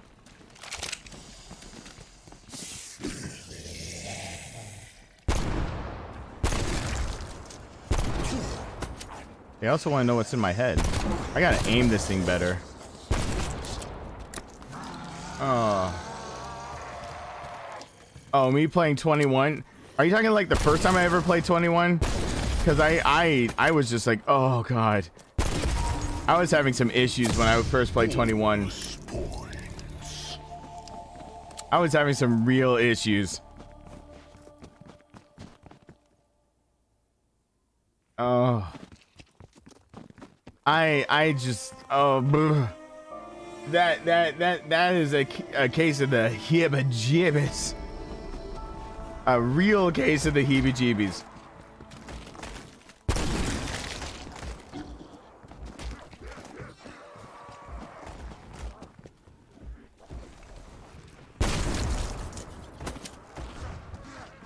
Like when you first play it, it's just like, oh god, and then the fingers start coming off. Because that's what really got me.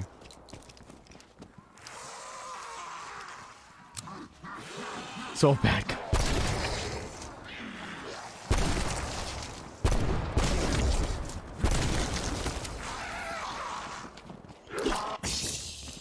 Are you trying to say that these zombies appreciate me in a way that some of these thirsty ladies might not? Do you guys do the thirsty girls? You guys like my brain, or you guys interested in the rest of the package, or is it just like, wow, I like the wrapping, really like it in caramel?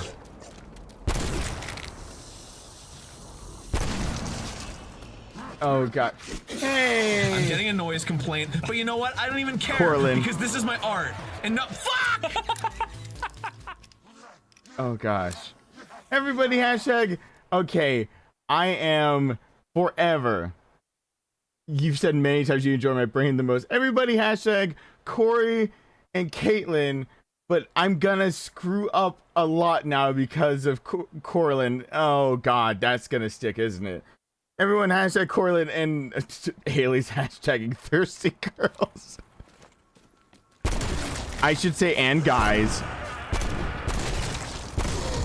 You deserve that.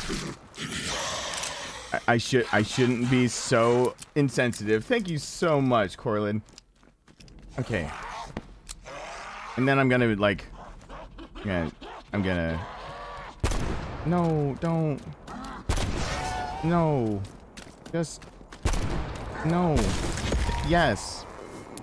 Okay. Why am I sitting here reloading when I'm about to get to do that?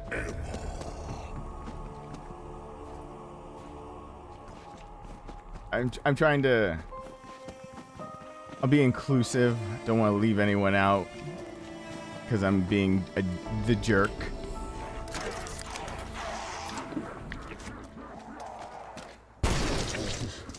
Jesus H with this. Are you kidding me? Frag the flesh eater. How? Okay, it's only got 6 shots to it.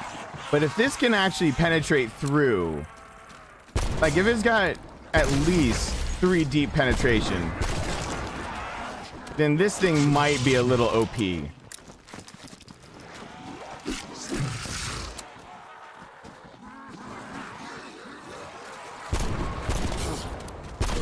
Especially if you can unlock something like a speed loader.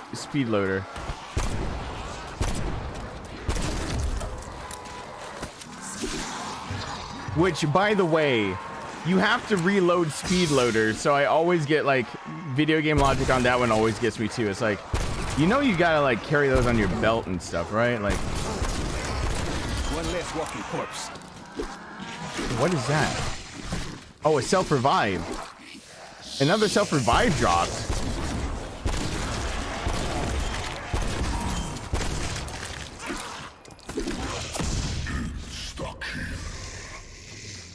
And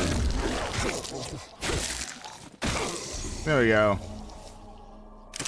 Oh gosh.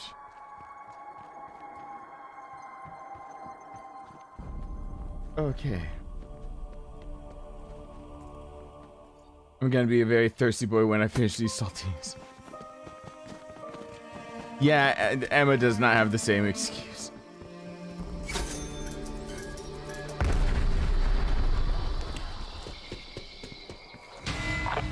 Hey, Joseph Thielen, what's going on? Wouldn't have automated doors. Stay frosty. Looks like our intel was right on the money. Omega Group equipment strewn everywhere. They did something here, and it opens portals around the globe. Uh-oh. This isn't a one-shot pistol anymore. Oh, no, no, no, no, no, no, no. My contact may have gotten himself killed in trying to provide additional insight. Project End Station was a Nazi experiment done awry. abandoned in 45. Soviets found it soon after. No, no, no, no, no, no, no. Oh, God. Asshole.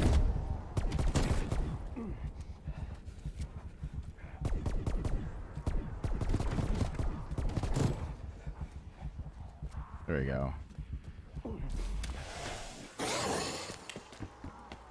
Oh.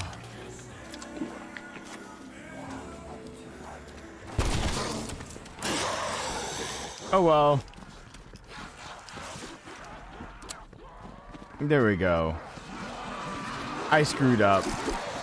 I made a goof. Oh my God, is the self-revive still there? Oh, come on. You can't give an epic drop and then take it away that fast. I mean, you can. You can do it like a douche.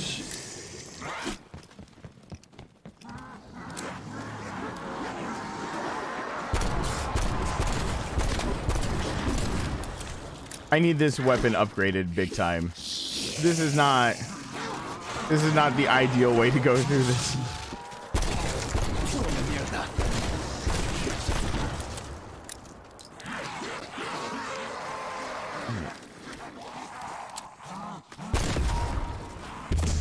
All right, there we go. Just wash my hands of it. Okay. Whew.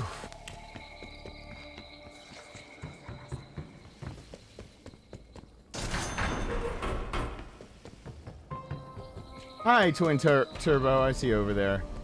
Hey, Gold King. I see you in the back. I just tried to point out the non-member names real quick.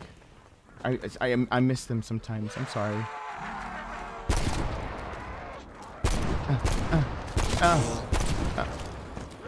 Shut up. Shut up. Shut up. Okay, there we go. I thought I was carrying 2 revives on me when I was first playing this. But maybe that's just my imagination. Maybe I did something special that I don't remember that I did.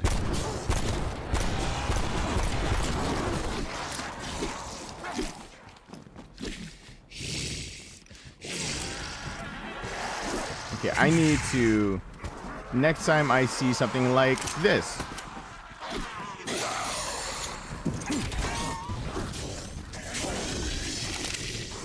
Okay, now we're good. You deserve that.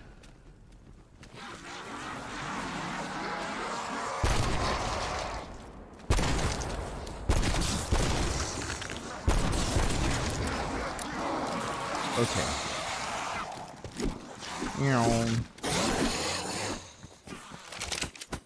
Oh, I got a second one.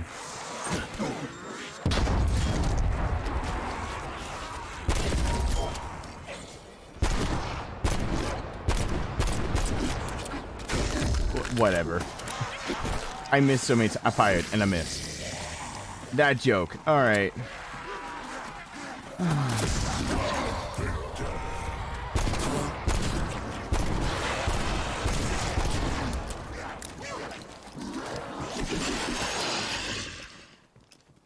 All right. Frag the flesh eater.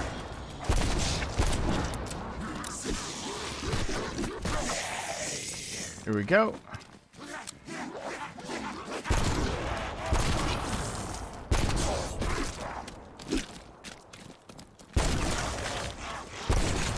All right.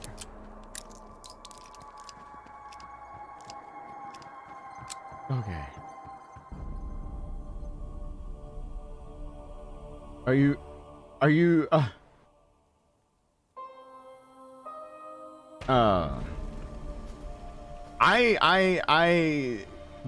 GJD.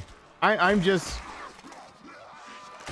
I always put it in a different context. Dark Souls for me is just, it's simply a puzzle game, and everyone here has heard me say that over and over. That's why GJD is deciding to go duck for cover. It's just easy for, I can see why people would call it that. I'm sad that I was kept away. I think my dislike of calling it a rage game is that it kept me away from playing it for so long. And really, I guess when it comes down to raging out over a game, it really is more the temperament of a person, because for all intents and purposes, right now, if I were really competitive, I'm playing what is also, for many, a rage game, where there are many a meme and many a person heard of where they have like broken controllers over losing on COD for some reason or another. You know, so...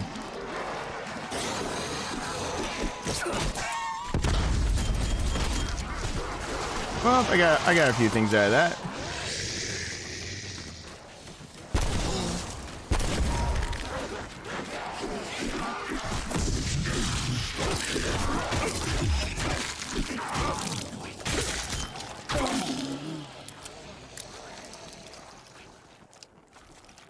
Okay.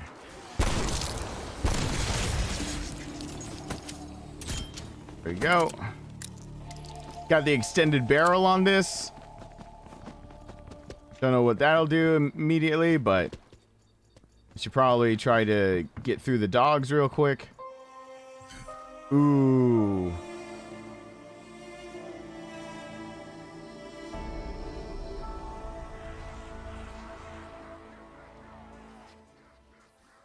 Yeah, people like breaking his controllers or raging at Super Mario World. Yeah. I mean, I guess it's up to people's temperament at the end of the day, you know?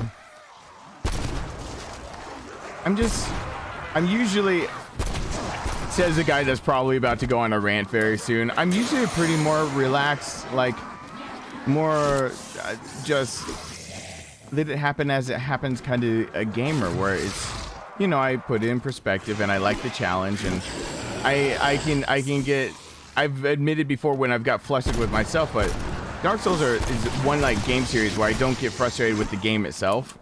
I just get frustrated with my own brain of like wanting to be better because I'm starting to see patterns. But at the same time, if I don't see the pattern, then I'm actually not getting frustrated at all, because I'm still just trying to look for the pattern I'm supposed to even, like, I'm trying to put the pieces together. It's when I have all the pieces, I know how to put them together, that the game can even start frustrating me at all. And that's my own incompetence and not the game. So I guess I'm just, but I'm also somebody that's not easy to make me angry. However, today, I got super pissed off. I went from having a really good day to just livid, just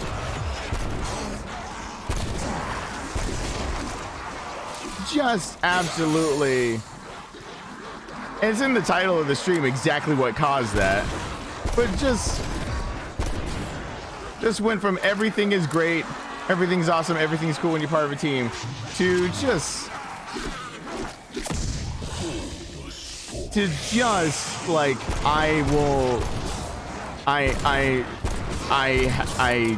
I can't let this fester inside of me. It's like an open wound, and I will get infected and die of anger sepsis.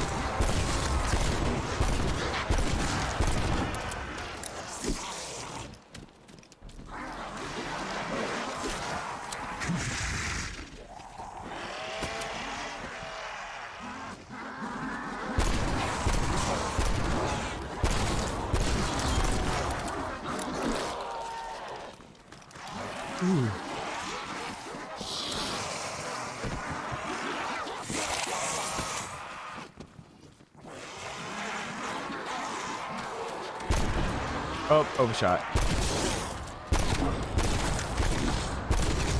Come mierda.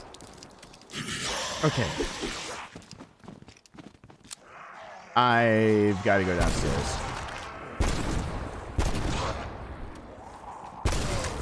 All right. Wait, before I have an issue with zombies screwing me up.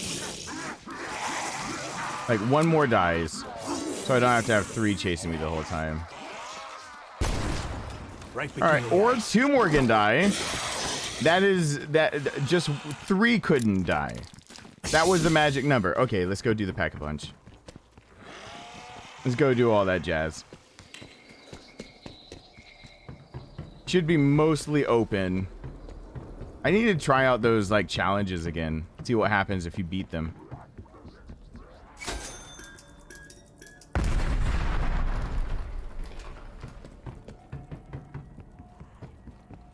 Yeah, it's the period like with the thing and the stuff and the...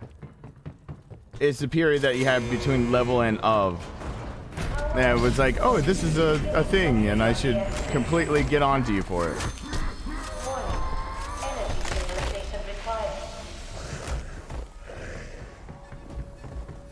Energy stabilization at 50%.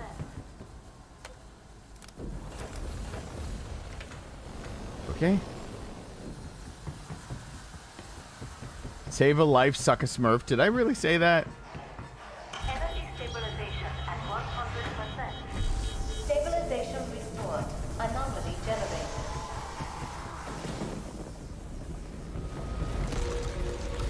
I think it's fair to say that's what a mega group was investigating.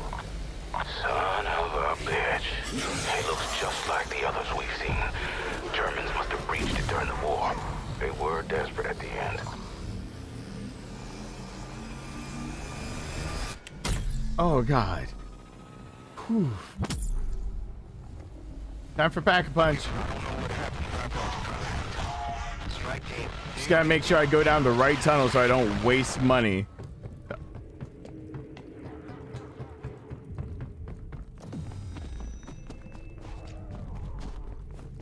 Alright. Need to bust down that wall over there eventually, but whatever.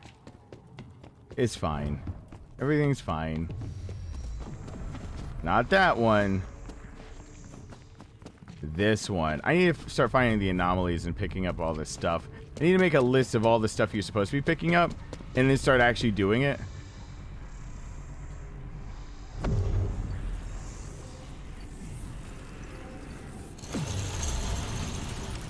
Oh, that quote. I didn't expect to see that quote come up randomly. I did not expect that one.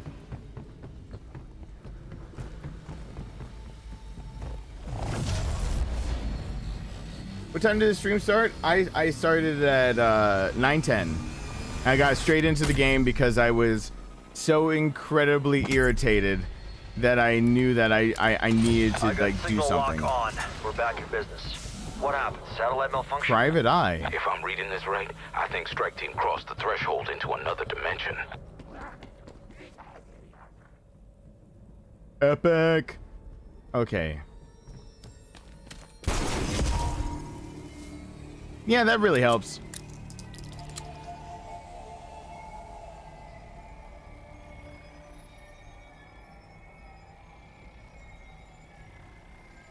Yeah, it's been about 2 hours.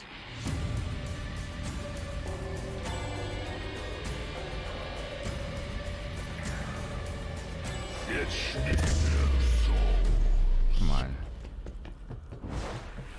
Did I actually get any of them?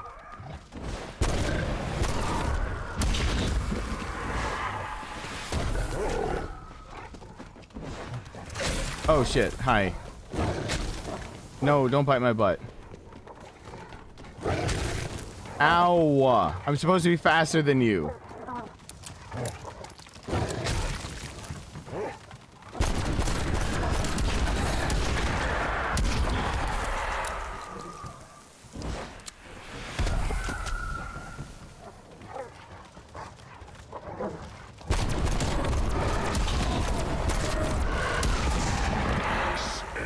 There we go. Raptor 1 is nearby, Strike Team. Exfil window is short, so take it know down what? when you're ready. Exfil because it's a weapon I don't usually use, and I have the rants welled up inside of me, and then I want to give everyone an option of like what we play. Noticing a large concentration of radioactivity in your AO. Something is headed your way.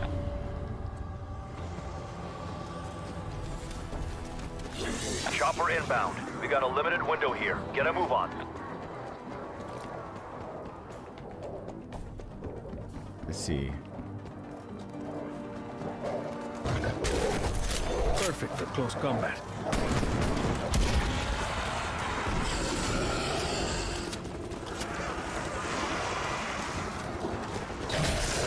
Raptor 1 at the LZ. Soviets backseat our position. We gotta move. Strike team, we can't land until you clear the LZ.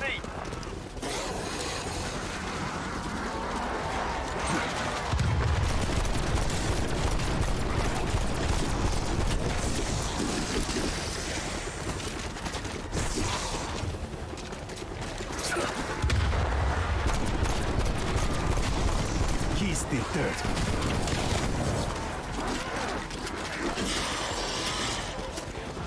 Missile lock on at 30, strike team. Move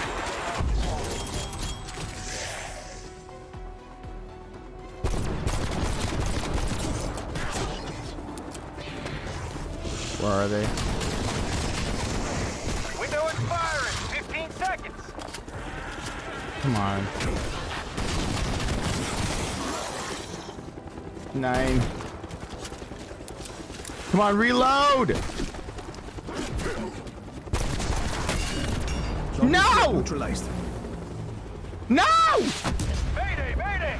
Raptor 1 is going down. Oh. Oh well. Shit. Alright. I'm gonna pause this for a second. Alright. Now, how well did I level up that weapon though? How well as I sit here and as I'm about to stretch and everything like that. What did I get? Optic, weapon attachment, barrel. Like, yeah, I got some nifty stuff, and I'll go and make the loadout for it. I swear I'm not gonna sit here forever, but just give me a break. Muzzle brake, 45 ACP. What am I using? Moon clips in this freaking revolver? What the hell? You can't just do that. You can't just say that. You can't just say words and think that it's like this okay, with that release that looks like this is a I'm gonna say Smith & Wesson. And they're going for Smith & Wesson with the fluted, not even going for a... But you can't say that! Okay. Anyway. It's fine. It's fine. Bullet velocity, cool. Okay. So I paused it because, like, I'm about to... Hey, Gus. Like, I'm about to stretch and everything. I'm about to... I'm gonna stretch and everything, and then I just gotta get... Like, I named the string of the title of this, and then I'm gonna put up also while I'm stretching, I'm gonna put up a poll for you guys to vote. So you guys get to vote on if I stay on this, if I put in Demon's Souls, or if you just don't care and you'll stay no matter what I play, because that's also an option.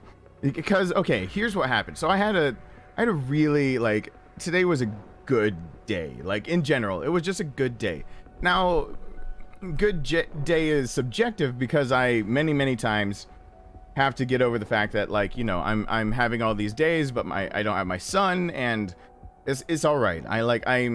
It's not all right, but it's all right. You know, one of those things you just have to make all right. But I did a lot of things. I'm gonna have the poll ready to go right after this. I did a lot of things to try to keep my mind off of stuff and blah blah blah. And, like, it was a decent day. And then, like, getting towards 7 o'clock, my hands were full and I was carrying stuff to the car. And I didn't, like, I gotta say, I have a phobia kind of my phone. And it sounds so weird to say that from somebody who deals with technology all the time, but it's true. It's basically a phobia. But phobias are usually irrational fears, and I'm saying phobia so people, like, get the idea of what I'm going for. but it's not an irrational fear. It's like my phone gives me anxiety up the wazoo, and so I fear checking it because of the anxiety that comes with it. So like while I tell my watch it doesn't know me, like I went through all of like how an Apple Watch can work with the phone, simply so that I can leave my phone, like not have to look at it, but if there's an important phone call or something, that I would see it. That type of deal. So like I can ignore most everything that pops up on my phone, but the most important stuff gets pushed to my my watch. And so like the biggest thing for me is that those that are close to me or actually know me like person to person, I tell them the best way to contact me is to call. Like if you really need me, call. And I tell you guys, if you need to contact me, like you probably use Instagram, like, and because that's the one place that I don't feel overwhelmed, because there's a lot of, everywhere else has just things that are just feel so toxic in my life. And I'm trying to be a better person and a better dad and a better a lot of things. And so, but I felt my phone was like, my watch was vibrating. And so it meant that it was like very few things actually make my wrist vibrate for like the watch actually go off, because I've set it to be really specific. So I was like, okay, I guess it's something, but like my hands, there's nothing I can do. And I was like parked in this parking lot, and I was like, oh God, where did I even park? So it was like one of those ordeals where I'm like, my hands are full. I don't know where I parked for sure, and I forgot, and I was just trying. It was like, and it's late, and I didn't have my flashlight was in my car, and I always carry my flashlight on me, and that was like I was like, whoops, what the hell am I thinking? So I felt my wrist vibrate again, and I was like, oh, I guess like maybe it's YouTube or something like that, because the only emails that usually get through to my watch are like YouTube, Streamlabs, stuff like that. Everything else waits, like, and then my computer set up for different emails, like what I see when I sit down. So I have an inbox for like the shit that's like bills and stuff, and like business contacts, and then all the other Gmail inboxes, whatever. I try not to worry about it. So I was like, okay, someone's actually trying to get hold of me. But I was having like a decent day, and I was about to finish it up. Then I was gonna like get in the car, and it was my ex, and my ex like wrote me a message.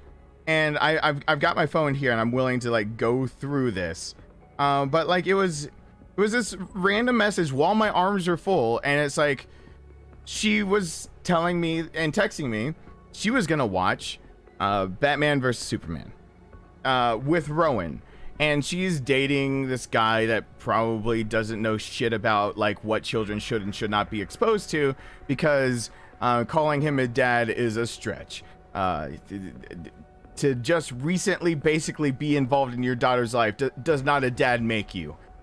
Like seriously involved. And still, it's visitation every other weekend, and before that it was nothing, because he basically was like boinking out, and he blamed it and said it was a crazy ex when it was all on him.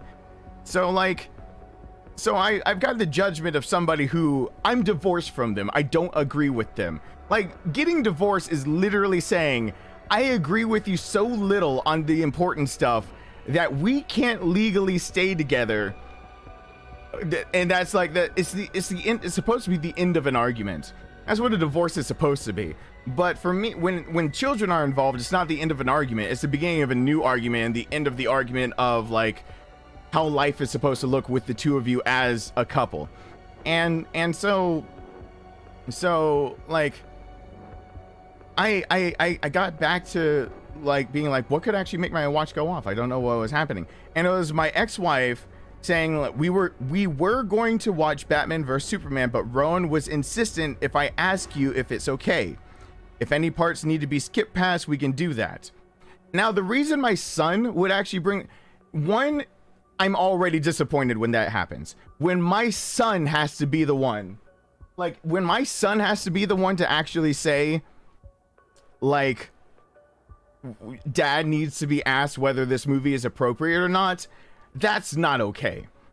If like you don't show a show to your child when you know if it's rated PG-13 or above, and your child isn't even 8 years old, you need to do your research. IMBD even has a part that is dedicated to parents. It's like the parental guidelines or whatever, where you can just see the cliff notes of the things that maybe your children shouldn't see. And like, there are reasons that movie, even though how much he likes Superman, that movie shouldn't be seen and is PG-13. And so like, that was the first text she sent, and I'm reading that and I'm already getting like, I'm already getting salty that my 7 3/4-year-old son is the one that had to tell my age ex-wife to give me a ring or to like do research if a movie's okay. Just because it has a superhero in it does not make it okay for kids. Like, no, like that's not how it works. Like, I'm not gonna go off and show like the original Batman to Rowan at the moment, because a lot of things happen. There's quite a few, like the Punisher type deal. And so like the second thing that made my wrist vibrate was when she's like, question mark, a timely response would be greatly appreciated for once. Or Deadpool, thank you. And so like, as soon as I check my watch, I have so much anxiety about my phone, and that's why my watch is on me the way it is. Like, my watch is like the go between my phone and I, where a lot of the anxiety of being like in a setting where like there are people who I don't know that get in contact with me. There are people who want to try to get in contact with me just to bring me down. Like, you know, when I wake up and every damn morning I have to erase a new way someone figured out how to write the N-word on one of my videos. Like, people getting so creative that they think that can hurt my feelings, which they're sadly mistaken, because I grew up with my mom, who is white as a sheet, and my dad, who was my stepdad, adopted me, and he's even whiter than the sheet my mom is a white of. So when we had family pictures, it was the easiest game of Where's Waldo if I'm the one wearing the red and white striped shirt, because you're gonna see the one dark face in a sea of family of just white snow. So like, it's not, I was raised in a culture of, like, I was raised in a bad neighborhood, and so like there's a time in my life where I was just like, I wasn't indoctrinated in all of it, but like the way I spoke when I chose to speak, sometimes I had to sound like I was from that poor area instead of the more fluent and my dialect is indistinguishable from what part of the country or what kind of culture I grew up in type deal. Sometimes I had to switch to that so kids wouldn't think I'd being stuck up, because, you know, like Crips and Bloods were fighting on my street, and the Serenos are on this next street over. Like, people dying on my street was a real thing when I grew up. So you didn't want to, I basically had to dumb myself down, which is ironic because when I got older, I had to start using a voice that made it so I nixed out the fact that I have color in my skin. Like, when I started, I would have to say, "Hi, this is Steven Jackson. How may I help you?" And that's the voice I had to use when fielding phone calls for other business ventures. And it's because I lived in the deep South, and hearing me, like, if I picked up the phone and said, "Hello, hi, this is Steven Jackson. How may I help you?" That tone gives me away to some people that I might not be white. And so, like, for example, I've been fired from 2 weddings for simply being black. Now, could I sue either of them? No. The one to sign the I've said this one before, but the one to sign the contract. I'm glad you're enjoying Amnesia. I'm doing more of it. I'm posting more of it soon. The reason I couldn't sue or anything for that was basically that it was the bride and groom that signed the contract, but their parents were paying for the photographer. So when they, you know, couldn't use me, it was because the finances fell through, and their parents being racist assholes does not mean I can sue them because their finances fell through. They signed the contract. They're not the ones. So, you know, that's, yeah. So anyway, I had to, like, when I was younger, I basically had to use a voice that sounds like I'm from a more like urban area, and then so that, you know, the the gangs wouldn't think I'm just some uppity whatever. And then when I get older, I have to start using this other voice. That's really kind of convoluted for me to use over and over as I'm taking phone calls for a business. And it's just this weird thing where I just can't speak the way I want to. And so anyway, I say that because like I'm trying not to. Hey, Christopher Golnick, what's going on? Like, hey, Greg Allison, what's going on? I'm trying to like be concise and not go all over the place because I feel the anger kind of rushing back in a little bit. But anyway, I'm gonna get back on point of where I was. So sometimes I don't respond. I'm not gonna go off on that tangent. Sometimes I don't. Like, I get treated already certain ways, I get whatever, and me having to answer YouTube every single day with more people trying to think that their racist tendencies get to me, where the N-word doesn't, like, it bothers me that people would say it. Honestly, it does. It bothers me that people would think that that's a term you can just throw out there. And I understand the cultural shift, where there was a culture of like the N-word was so derogatory that it's kind of like taking the word back, where there's a culture that took the word back as it's ours. And now people are so confused years later on like, well, why can, if you're dark, you can say it, but if you're white, you can't, and everything like that. And it's, well, you're in the middle of that cultural shift where we're trying to now just get rid of it in a lot of different ways, where it was taken away so people wouldn't have power with it anymore.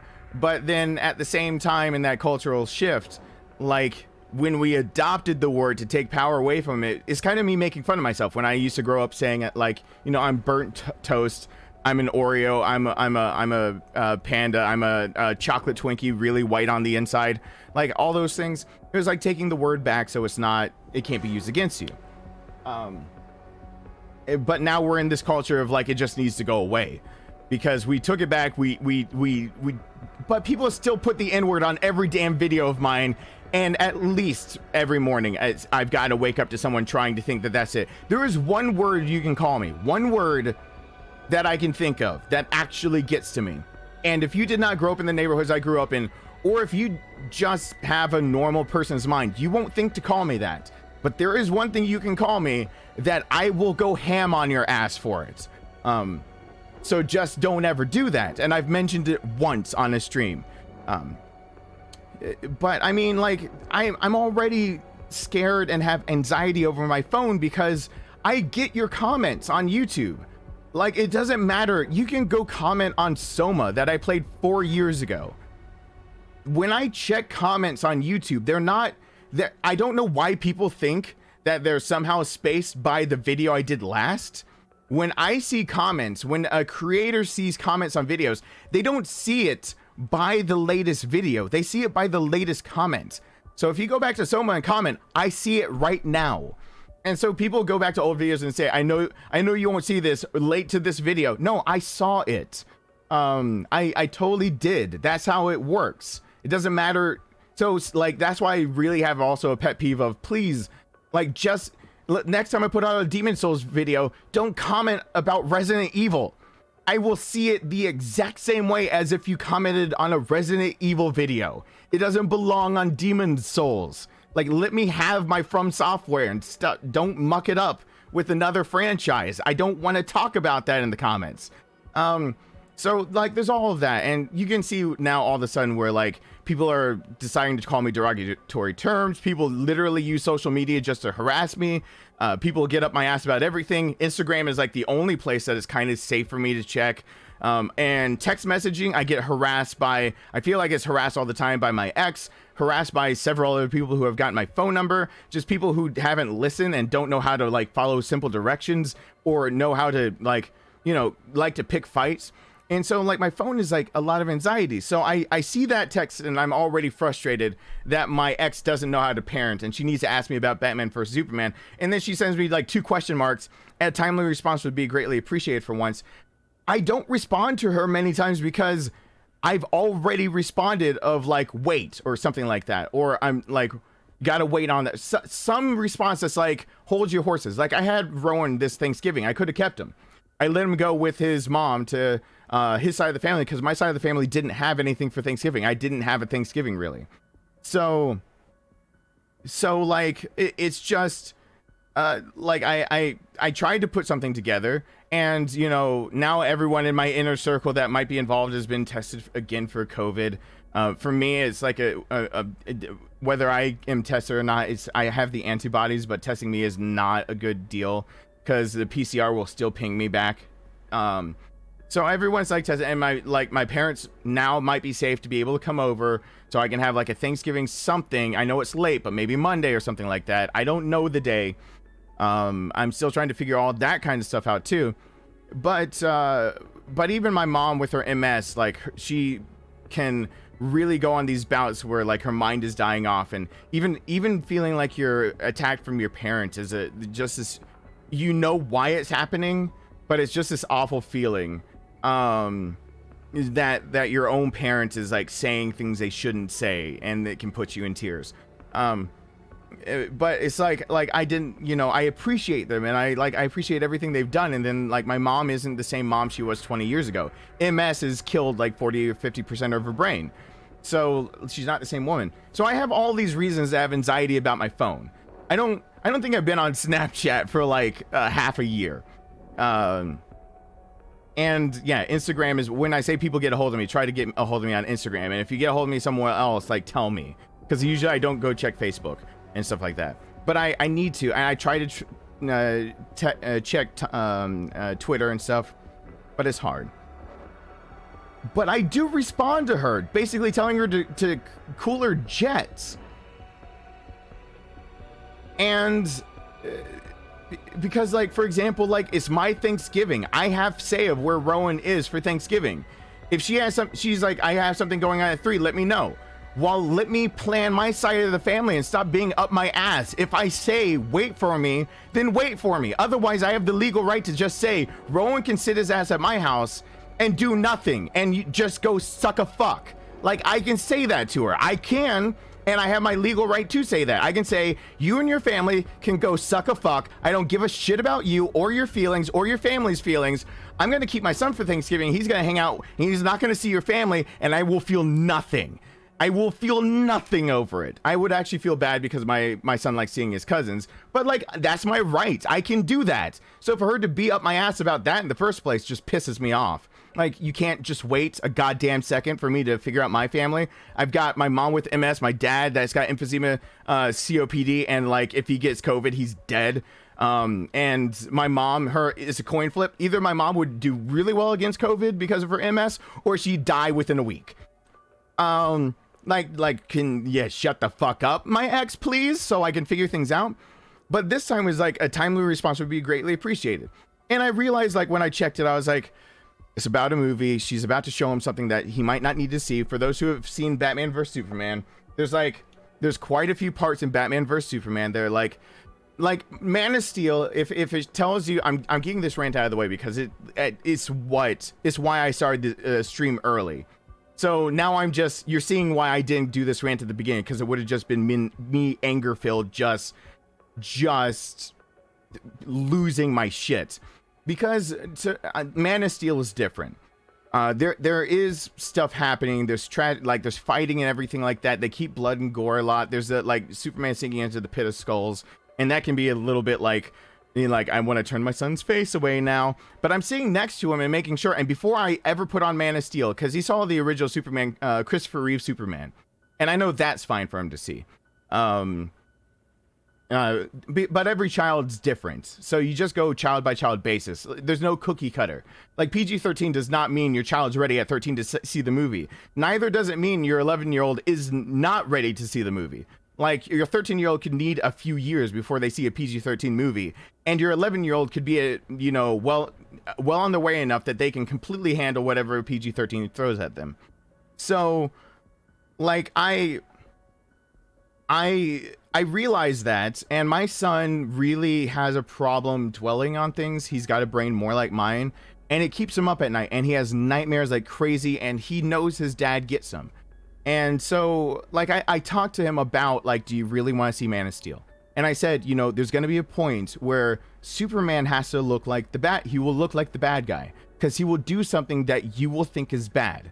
And he's like, Daddy, what is that? He's like, he's going to hurt somebody to the point they can't recover. And I was like, I didn't want to tell him, like, General Zod kill somebody. But I was like, but can you handle the idea that he would use violence to the point that it could kill someone? I didn't, and that's what I asked him. And, like, my son and I had a conversation where he said, I think that makes him 50% good, 50% bad. And, you know, that hit me hard because in my past, I've had to do, like, just as a job or protecting other people, I have hurt other people to protect people. And that's something I wish on nobody, to have to ever hurt somebody or take a life, because you can justify it all you want to, but every single person that's been through that there are times where it catches up to them, where all of a sudden, like, it just feels like there's not hot enough water to wash your hands clean type deal. And everyone varies. It's not always PTSD. Sometimes it's literally just you don't want to remember what you had to do, and you accept that you had to do it. And you can even find joy in your job, which sounds weird to people who have never been in there, in that situation. But you can find joy in your job, but at the same time, like, you know, if you have a job that involves protecting others at the expense of killing somebody else or hurting or maiming somebody else, then it does catch up to you sometimes. Just when and it's, again, not always PTSD. And so, like, you know, that hurt because, like, I've had to be in that situation before, and my son's saying, like, for Superman to hurt somebody, that makes him like 50% a good guy, 50% a bad guy. So I decided, after talking to my son, I decided that he couldn't watch it quite yet, that we had to talk more, because he needed to understand, when is it acceptable that violence is used? I realized that's the what I had to talk to him about. And so after talking to him for long enough, like, I started asking him, like, different questions of, like, is there a time where, like, talking doesn't work? And I asked him, like, what he does at school. And I'm like, but, you know, fighting back isn't an answer. You have all these different things. And I'm a strong advocate of, like, if you still have a way to use your words, don't throw a punch, don't fire a weapon, don't do anything. If you have a way to use the biggest movements that have happened have either been extremely violent overthrows or extremely pacifistic ways. Like, look at Gandhi, and all the British are like, nope, you're starving yourself, I'm out. And, like, we don't talk about Malcolm X as much, because he said, like, yeah, fight back. But MLK had a rally where he's like, yeah, basically take it. Show them basically that we're above that. We're above stooping to your level of insults and violence and everything. We just want rights type deal. And so you see, like, there's a dichotomy where it's two extremes. It's either extreme violence or extreme pacifism. And if you can ever go towards pacifism, that's why I always advocate. So that's why, like, I hate ever telling people about self-defense or talking about things like that, because I'm afraid that somebody will be like, their first idea will be to grab a weapon or to do that. And when words might still work, when it's a time where, you know, sometimes it's a split moment, like, you don't have time. I have scars on my arm to show that, you know, this is scars that prove that you don't always have the time to talk. Like, this is a guy that was going for my throat, and he got 2 cuts on me, but this one is still the scar that stays because he stuck his finger in it while I was taking the knife away from him. Don't ever try to disarm somebody with a knife unless you're trained. Run away from somebody with a knife. Run. You don't fight somebody with a knife because it's extremely deadly. But I have the scars to show, like, I can't be hypocritical about it. Like, this was a time where I had to disarm him and purposefully toss the knife so that I can hit him in the back of the head and hopefully, you know, down him long enough. And luckily, like, me clocking him in the back of the head once I toss the knife away from him, because most people focus on a weapon too much. And so that fight when I was 19 ended with me having to go through the pain of having this scar because he stuck his finger in where he stabbed me. trying to peel my arm away from grabbing the knife out of his hand. I tossed it. He lunged for it, him in the back of the head, but he knocked himself out by like his head slammed into the concrete. And this was all outside a hospital, so I had to go back in the hospital and tell him, tell like the paramedics, there's somebody out in the they assaulted me, and they also need medical attention. They see my arm bleeding in 2 spots because I'm cut wide open down to muscle on my arm, and they're like, do you need some? And my insurance of course lapsed like 3 days before that, and I'm like, no, I'm okay. So I went back and I surprised a friend. I was like, have you ever like sewn something up? And I made her help me like sew myself up. Like she didn't see that coming. So that was fun. She said she had treated cleat injuries in football when she was in high school. I was like, good enough. So like I went home and I did exactly the same thing I did with my ear when I almost cut that off trying to move 2 years ago. Like my ear 2.5 years ago, my ear almost came clean off, and I did that myself. There's still a bump in it where I put a stitch in it myself and I butterfly bandage. And for those who were present during those streams like 2.5 years ago, I had earbuds in for those. And that's how I still was able to stream, because I had earbuds in, because I couldn't have cans on because my ear was healing because I almost cut the thing off.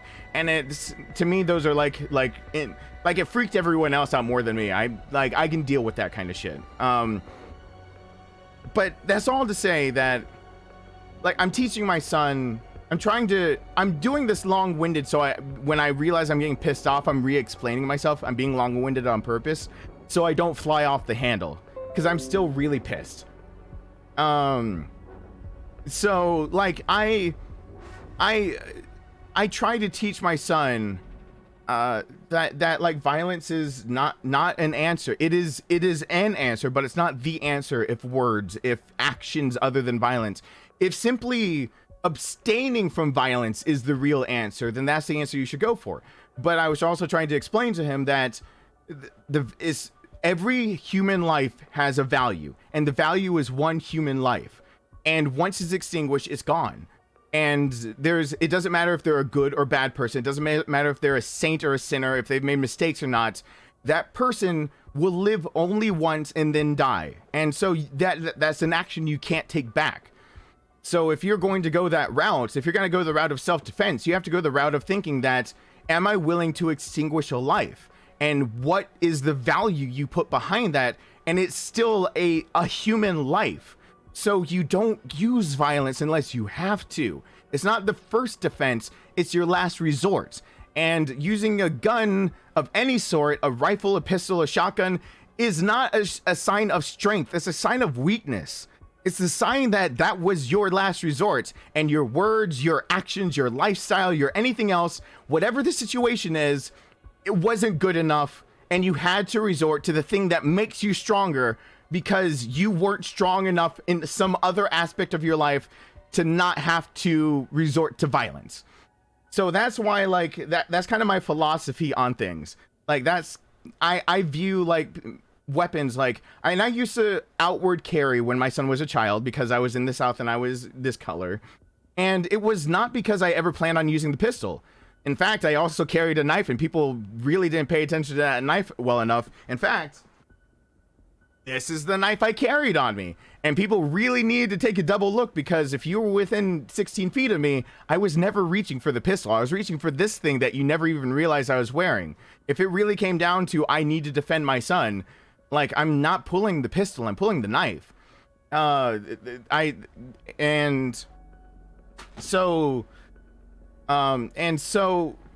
like, the reason I ever wore my pistol open carry was simply because there's a statistic that the FBI did that said, basically, if somebody's thinking about committing a crime, especially one that's violent in any nature, by seeing a weapon, you lessen the chance that they will do anything to you by 78%, then and there, finished. And so that's all I did. I did it as a deterrent. And I wore that to just, not as ever, like, I didn't ever want to draw it. I had to draw it twice, but it was a deterrent. And both times I drew it, it was literally a be ready, but still, like, inform authorities, try to talk, try to reason with people. Underage kids were trying to, at a shop, at a Gander Mountain, were trying to finagle their way into handling a pistol, while one of their friends with a butcher knife shoved in the back of his like pants that you could see the edge of the knife was stealing rounds off the shelf. And it was obvious they were stealing the rounds for the pistol they were asking to handle. They were trying to sit there and handle a pistol and load it. And that's one of the times where I had to say, hey, you guys got to listen. You have to be ID'd. And also, I saw you. You're stealing. That's theft. And you know the store is gonna come and find you for that. But he pulled his knife on me, so I pulled my pistol on him because he's too far away and he doesn't know what he's doing with that. And I said, listen, this doesn't have to go any further than this. Like, I don't think these need to be used. You can simply, apologize. You can apologize to me for pulling out that knife. You can put the rounds back, and really, you can just walk away from this. This is a mistake, and it didn't need to happen. And he still was like yelling obscenities at me and everything like that. And I'm sitting here going, I literally said, I'm giving you an out. How many times in life do you get an out where you realize that you're outmatched and you're caught, and somebody's saying you can walk away? You can make a better choice. This does not have to be your future. But he kept with that. And so literally it was a standoff where I had to stay there and wait until the police showed up, and they took him away. And I was sitting there trying to tell him, like, you have a way to stop this. But it was my words still, even with a weapon drawn, it was my words trying to stop him. And that's how adamant I am about it. But because the second he drew a weapon, I had the right to, right then and there, defend myself. He drew a deadly weapon, and that is right then and there. If I want to say it as such, if he's within range, that's assault with a deadly weapon. Whether his intention was at me, his posture was at me, doesn't matter after that. So I had every right to fire. But no, it's not. You still have a chance. Like, he didn't have a loaded weapon, and he had a knife too far away from me for him to be effective with it. So I mean, like, I what I say, I mean what I say. I'm not just preaching stuff and then live a different life. Like, I was willing to hold off, and possibly he was within 16 feet of me, but you need to be trained with a knife. You can do prison yard rush, like, that works. But like, honestly, for somebody that's also trained against how people that act like that way with a knife, you're not gonna so easily do anything to them. So like, I don't like violence. So my son seeing violent acts, defending people, warranted more talk. So even for my son to see a Man of Steel, I was like, well, Superman tries to talk at some points, and the words don't get through. And after like a month of speaking, my son said, well, I guess it still makes him like 1% bad. And I was like, okay, little boy, what if I told you that literally somebody else would die if Superman doesn't do what he does in the movie? That he's doing it, and the person that's about to let others die that he's fighting tells him he will never stop. What if that is that's actually what happens in Man of Steel? Like, General Zod says never, and that's why he snaps his neck. And I said, what if that? And he's like, well, that still makes him a good guy because he saved lives. And I was like, but the value of his General Zod, I didn't say that. The value of the life that he's got in his hands is still the same value of the lives that he's threatening. But this, when my son, not me force feeding it to my son, I realized my son was ready to watch Man of Steel when he said, yes, but when he started trying to take other people's lives, it's not fair. They should be able to live just as much as he does. If he's saying he won't stop, you have to stop somebody that would take other people, that would hurt other people. You can't just let him keep going. And I said, so that's the right thing. That's a good thing to do if they are literally hurting other people and taking away their right to live their one life. And he said, yeah. And I was like, okay, then my son's now ready to watch Man of Steel, because he's about to watch like a childhood hero kill somebody else. So like when that part came up, I like asked my son like how he felt about that, and like we talked about like his dad getting stabbed at the beginning too. I had to talk to him about that. and like, you know, that basically that like Superman's adopted, and I was like, you call him Papa and I call him my dad, but my dad adopted me. He's my stepdad. That's not my biological dad.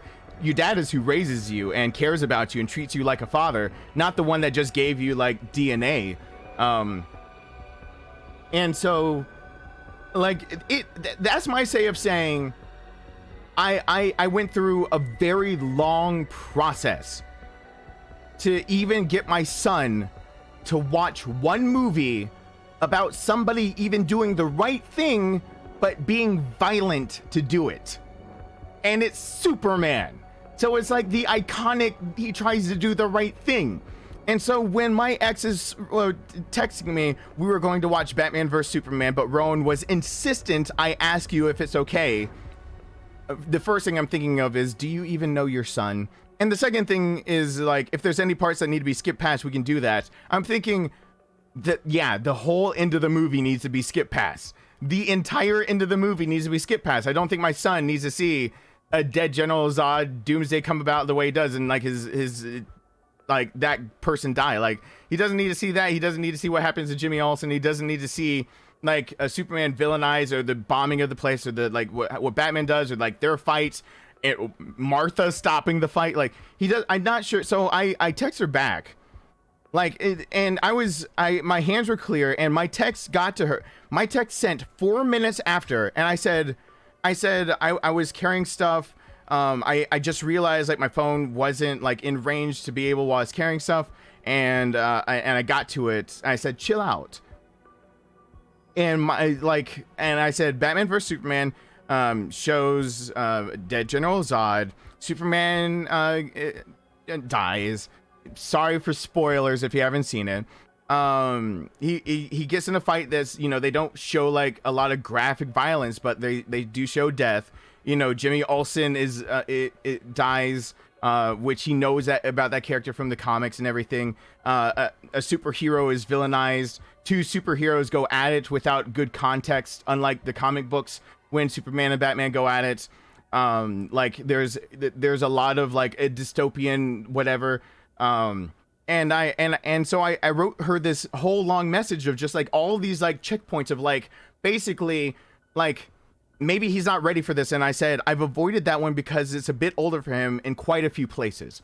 And so I sent that text to her, and I started driving home. And so that was at 7-Eleven, and her asking me, being insistent on answering, was at 7:06. Okay, and then I got a call. I tried to call my son before this. You know, I wanted to start the stream even earlier. I wanted to start at 8:30. But my dog needed dog food, and I need to call my son really fast if that was going to happen. I need to call him and talk to him for a few and say goodnight to him. And then I need to get my dog some dog food and come back home, feed my dog. And so I tried to call him, and he didn't pick up. And I was like, all right, well, you know, I'll just go to get dog food, and hopefully by the time I get back, he'll be ready to talk, and then I can talk to him real fast and start the stream early, an hour early. And right when I'm about to like walk for the door, like my son, I have a FaceTime phone call from my son's iPad. So it says, you know, Rowan's calling you. And so I answer it, and it's my ex on my son's iPad saying, why the hell can't you ever respond to me? Do you have a problem with responding? Like, and starting to be like accusatory, and she used my son's iPad to do it.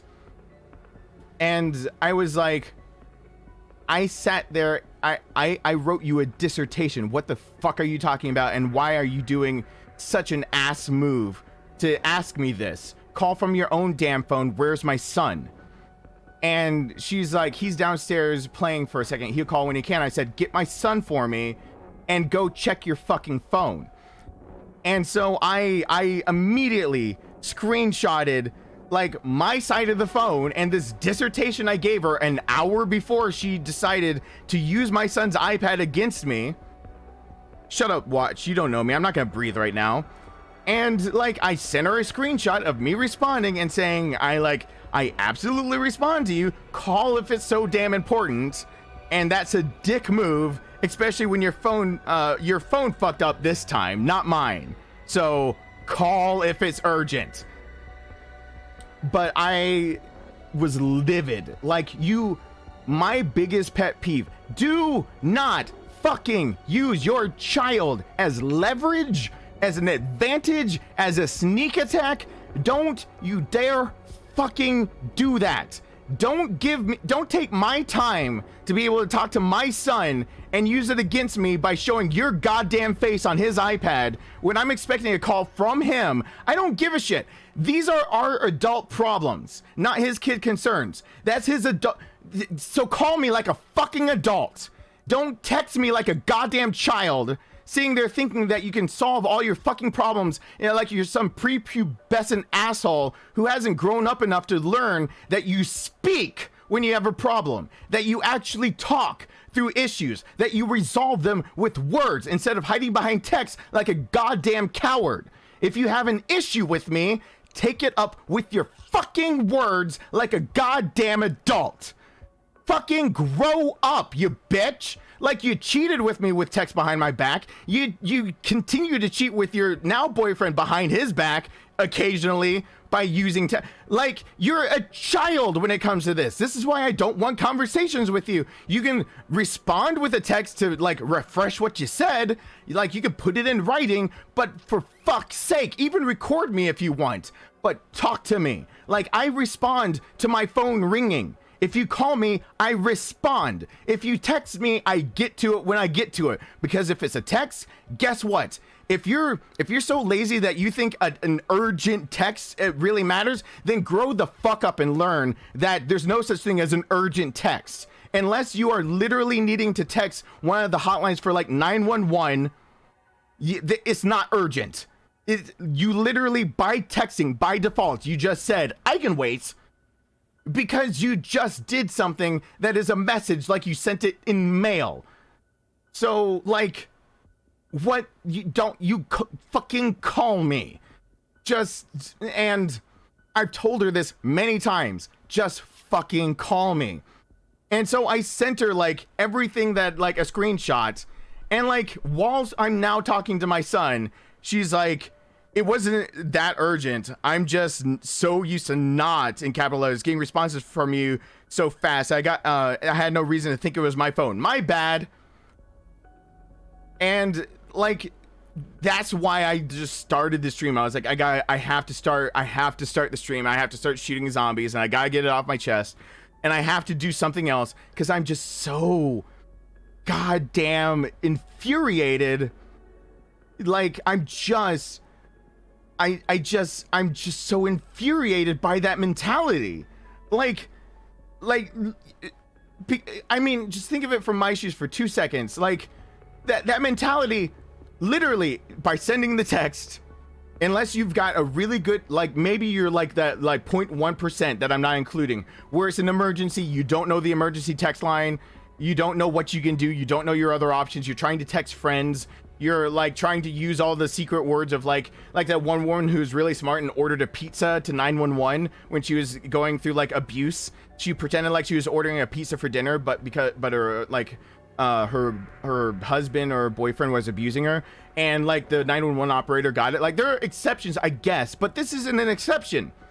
She wanted to know if something was appropriate for her child. Her child was more of an adult than she was, saying maybe we should ask Daddy, the one who's actually seen the damn movie, if it's appropriate. Because I told Rowan, don't see Batman vs Superman. You're not quite old enough for it yet. Like, I've told him no. And then it makes me livid that not only did she have the gall to like confront me using my child as leverage. Because, yes, it is my child's iPad, and it's not technically using him as leverage. You use my son's name in vain type deal. I was expecting my son to be on that screen, not your goddamn fucking get the fuck out of here face. Like, I didn't expect your face to be on here. Use your own goddamn phone, pick it up, make a phone call, and act your fucking age for 2 goddamn seconds, and like you chose to have a child, because guess what? You fucking chose to have a child. You chose it. It wasn't a mistake. It wasn't a happy accident. It wasn't something that we just, we're like, oh, well, we weren't meaning to, but now we're pregnant. No, we planned this shit. You planned to be a parent. You planned to be an adult. So fucking act like it. So, like, I'm already infuriated by the fact that I have to text how to be a parent because of this. Because, like, if it's so important that you need to ask me if a movie isn't important, it's important enough to call me and ask me. So don't get on to me, and then don't get on to me even further by using my son as leverage, knowing that I will answer all of my son's calls, bar none. Don't use your son as leverage. That's like, and by the way, if you're at home and you have a child and you ever use your son as leverage, I immediately look down on you. Like, don't fucking do it. Like, that's not, like, you need to make a lifestyle change. That's not fair to them. It's not about being fair to your ex or anything like that. They're not ammunition. They're a child. Like, they're not something to load a weapon with to fire at you. They're a living being. They're a child that you need to raise with dignity and grace, and that is deserved of the title parent. Like, it's you. That's just how it goes. I mean, I get it. I've always said, if you're not ready to have a child and you're still in that phase where you want to be like selfish, then like, I get it. Not everyone, like, if you realize you still want to be selfish, like you still want to put yourself first, I totally get it. It's not time for you to have a child. If you still want to put yourself first all the time, then do it. And if your family's like, when do I get grandchildren? Tell them, I'm not ready to be a parent. I'm not fit to, like, I'm not in that stage or whatever. Like, I don't care who's pressuring you to do so. And if you end up being pregnant and you keep a child, then you just took on that responsibility, because that child didn't ask to be born and you could have kept your legs shut. But if that happened, then you got to step up, take responsibility for your actions. If you couldn't wrap it up or take birth control, or even if you took precautions, like if something fell through and that child's born, they didn't ask to be born, so it's on you. So act like it. And if you need to go to therapy, counseling, counseling to how to be a better parent, which there are classes, there are parenting classes, because being a parent isn't something natural where you're just like, my child's born, now I'm a perfect parent. No, you're gonna fuck up. Even with parenting classes, you're gonna fuck up like 1,000 times over. You're gonna mess up so many times, and you're gonna be so scared with every move you make that feels monumental. Is this the time that I made the wrong decision? Like, and that's part of the thing. You can have all the classes in the world and you're gonna be scared, but the idea is that you're just never complacent with it. You're never complacent with the idea like, I'm a good enough parent. You're not. Just like I said, like the last stream, as long as you're like content with yourself, but never complacent where you are, you're always striving to be better, be a better person, be a better whatever, be better in your career, be better whatever. Like, you can see the world as being shitty, but be like, you can be content in it and be like, this is shit I can handle. But never be complacent with like, I know everything I need to know. No, you don't. There's always room to grow. You might find that one fact that leads you down that path that's like, okay, this is where I finally know I need to grow. I found my like call where I grow. And it's just one of those things of just like, children don't choose this. Like, you chose to go have sex, so take responsibility. And if you like, it's so that's like, I'm gonna get up, I'm gonna give you guys the chance to vote and everything, but like, it's just it's infuriating. Like, I've taken so much time, and I know something else, by the way. Here's another little tip. You want to always make sure before you have kids, if you're planning on having kids, that, or if you already have a child, are you parenting a child or are you parenting the idea of a child? And those are two totally separate things. And that's what I learned from my ex, that when I said I wanted to have a son, like, or a child, like, I wanted to have the sleepless nights. Like, I wanted to have the nights where I had to wake up every 3 hours and I'm dead tired and I still have to go to work, or I still have to, edit photos, or I still have to do all this stuff, and I'm getting like zero sleep, but I get to hold my child. Like, and that's why I know my son's age down to the minute. I can like do the math right now and tell you to the minute how old my son is. because I never wanted to miss a moment. And like some of the ways I dealt with like being so tired was that I, instead of viewing it as I had to get up and feed my son, it was like, this is another opportunity that I get to hold my son. I'm not gonna get this forever. And I don't have a baby anymore. I have a almost 8-year-old son that has his own opinions on life, his own ideas, his own knowledge, surpasses my knowledge in certain subjects, his own nuanced way, his own sarcasm and witty humor, his own like likes and dislikes, his own ways of getting his feelings hurt. He's not me. He's a human being that's not me. He can grow up to decide to hate me one day, and that's his prerogative. But my responsibility is to provide, protect, and raise him to be better than me. And hopefully in doing those things and showing him how to be better than what I could ever be, he grows to appreciate that I did my best to give him something that I could never have, and not necessarily material possessions, and not necessarily like intellectual or like a lifestyle or something, but I try my best to give him a personality that I could never have, a personality that I wish I could have, that I wish I could be that person that could be there or do that thing or respond in that way. I want to give him that. That's what I want to do at the very end.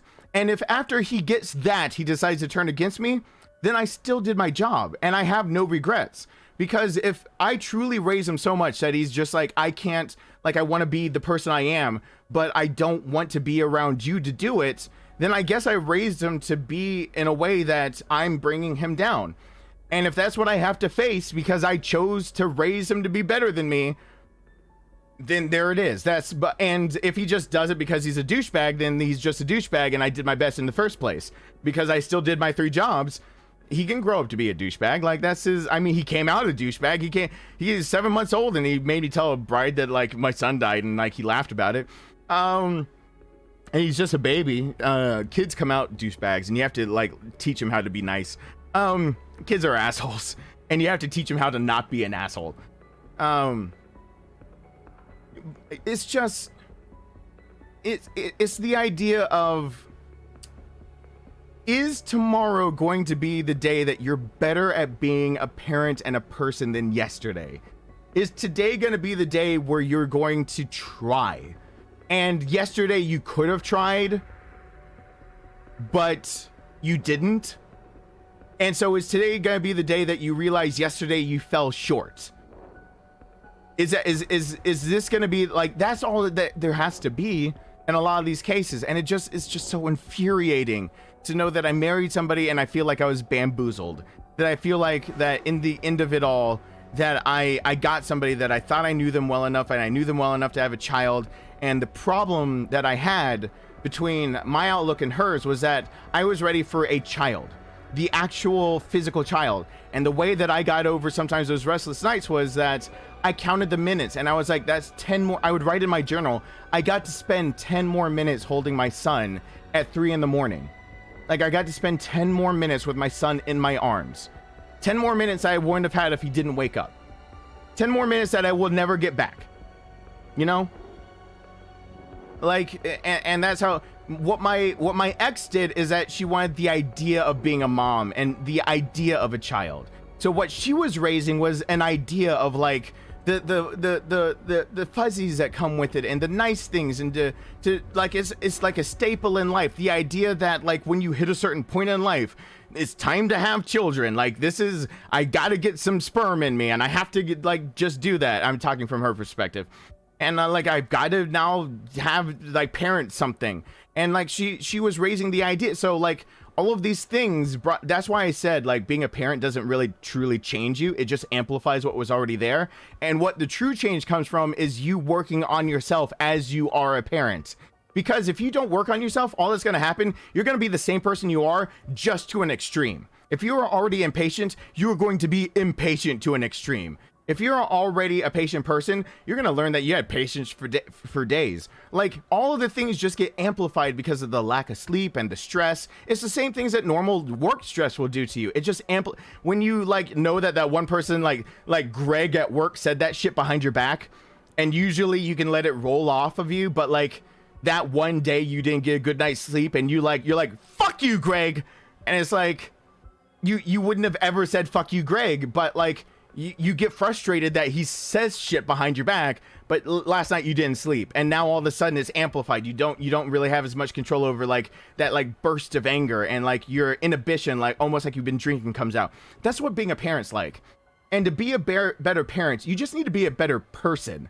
And so like, seek therapy. It's not a weakness. It's showing that you're strong enough to realize that you can be better. And that's a strength. That's always a strength. I mean, think about it from a building's perspective. Like somebody just pretending that the building's foundation is good enough when it's eroding on the sides. Wouldn't you want to inspect it and refortify it before the fucking house falls down? Like, it's not a weakness per se if you're sitting there actively trying to fix it, fill in the gaps, make it stronger so the house can stay standing. That's what it's kind of like to be a parent. And that's where the real change comes from, where people either go so far off the deep end that they can't come back, and they like now their personality is so exaggerated that they become that person, or they actually do like the work that it takes of being a person and a human being. And that's what I learned. The thing, if you're thinking about children or anything like that, are you raising a child or the idea of a child? And that's what I like. That's what I learned basically from my ex. That even when she thought she was ready, she was raising the idea of a child, and so she could be impatient still with her own child, and she could be all these things, but she wasn't being really a parent. Because she had the idea of a child, she was being the idea of a parent, which she still does. Because in my mentality, I need to work on myself, but when it comes to my son comes first. Like, my son needs to see me happy and healthy. But when it comes between me being happy and healthy by getting a good night's rest, or staying up all fucking night because my son feels trapped in his own goddamn mind with his thoughts, and I'm in his room at 3 a.m. starting at 9 a.m.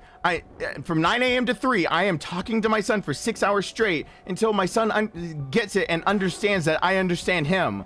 Like, if it takes 6 hours, and I'm not gonna be a happy camper, I'm gonna be tired as hell, but if that's what it takes, then you give that up.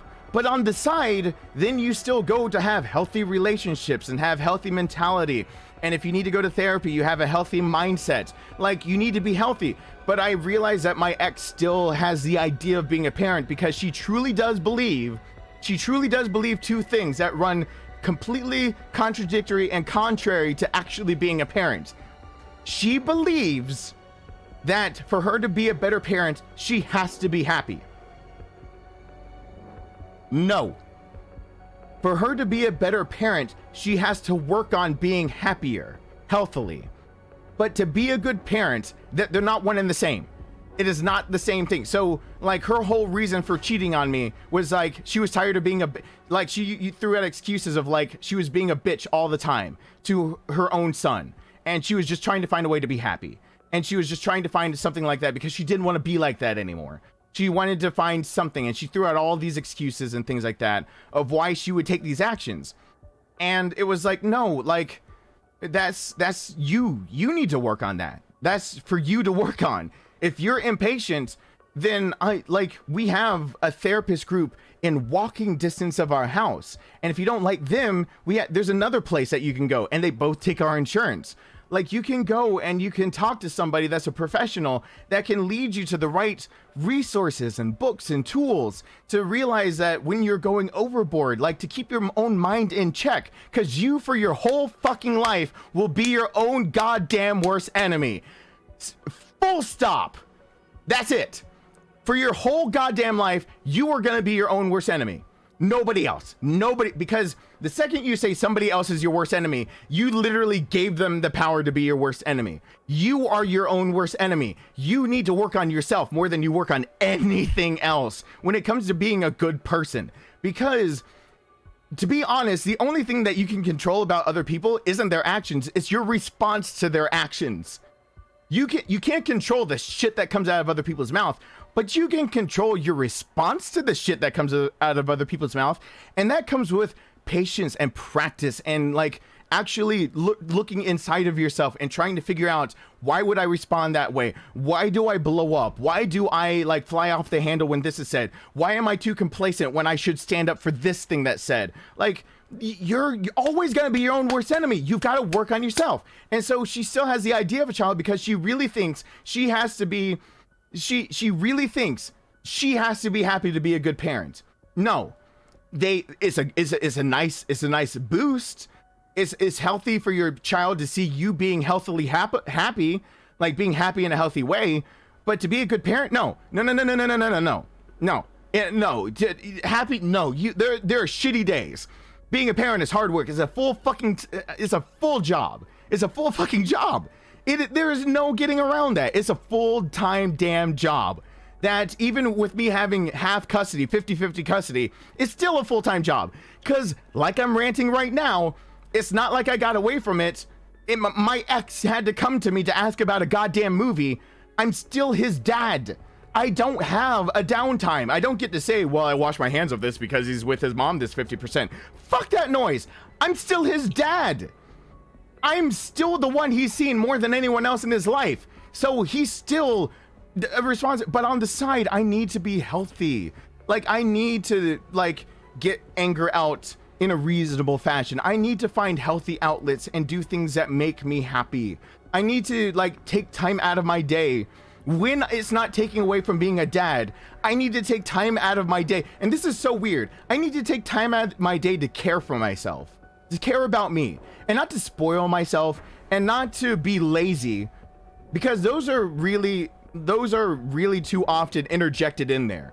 Like, taking care of yourself is not being lazy and ignoring your responsibilities. Sometimes it's realizing that you are more effective at your responsibilities if you decide for 30 minutes that you need to take care of yourself and the shit that's going on in your head, that you need to read a book, then you need to take a shower real quick, that you need to go on a jog, that you need to talk to a friend on the phone. And like you time it out. It's like, well, 30 minutes is up. I need to get back to what I was doing. Like, you need to forcefully take time out of your day to say, this is the time of day where I desperately need to love myself. I desperately right now, because I know if I don't and you have to practice loving yourself, because guess what? Nobody loves themselves naturally. You see all of your own flaws because, again, you're your own worst enemy. Nobody loves themselves naturally. It's also work, just like being a parent, which is why you can't just say being happy makes you a better parent. Being happy might have the effect, the correlation of you being a better parent for a few, but it's like a correlation of saying, like, ice cream sales go up. Like ice cream sales go up with crime. There's a correlation for it, but the correlation is actually crime rates go up with hot weather. Ice cream sales go up with hot weather. The correlation does not make a causation. Like, that's the thing. To be a better parent, you have to start learning how to love yourself so you can love your child. You have to learn how to be happy yourself so you can teach your child happiness. And then the other part that I realized from her is that on top of like her thinking that she truly has to be happy, she thinks truly that kids just get used to it. That I pamper him too much, that I coddle him too much. She's once accused me of having him in my back pocket, as if like I'm turning him against her, like I'm turning my son against my ex, and I'm not. That's called parental alienation, and it's illegal. You cannot do that unless they are like somebody who is egregiously wrong, and you need to be like, you can't see your dad because like he kills people and he's in jail or prison. Like, that's parental alienation. It's illegal. You can't do that. So like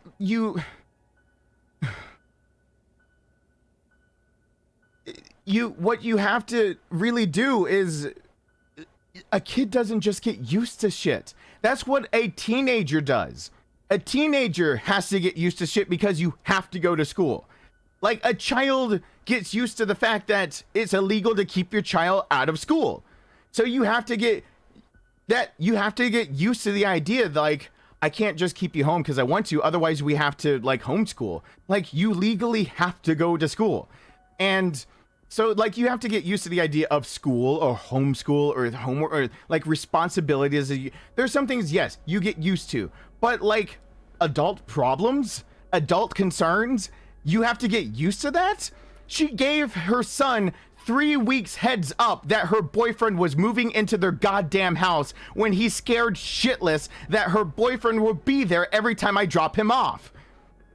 How does he just get used to that? You don't just get used to that. You fucking sit down and talk with him about it. He's a person. He can actually grasp this at 7.5 years old, 7 3/4 years old. He can actually understand change is coming, and he might not like it, but he doesn't have to just get used to it. You can treat him like a, I don't know, human being with feelings and thoughts and emotions and needs that needs to be cared for. And you're responsible for it because you're his goddamn mother and act like it. So stop saying he just has to get used to it. That's a child's mentality, because children do have to get used to the things that are put on them that they don't get to opt out of because they are a child. But you're not a child, you're the parent. And as a parent, you realize that your child gets used to the things that they can't control. But if it's your adult issue, your adult problem, that's on you. They shouldn't just have to get used to it. You should have to get used to getting them acclimated, getting them knowledgeable, and getting them prepared for the changes coming up to their life. Then they get used to it because you acted like a goddamn adult and did your responsibility of talking to them and treating your child like a child instead of a purse that you hang up on the goddamn door when you get home from work. He doesn't have a big G for Gucci on his forehead. Stop fucking treating him like he's some fucking prize to brag about, and then just shuffling him off when he's a nuisance.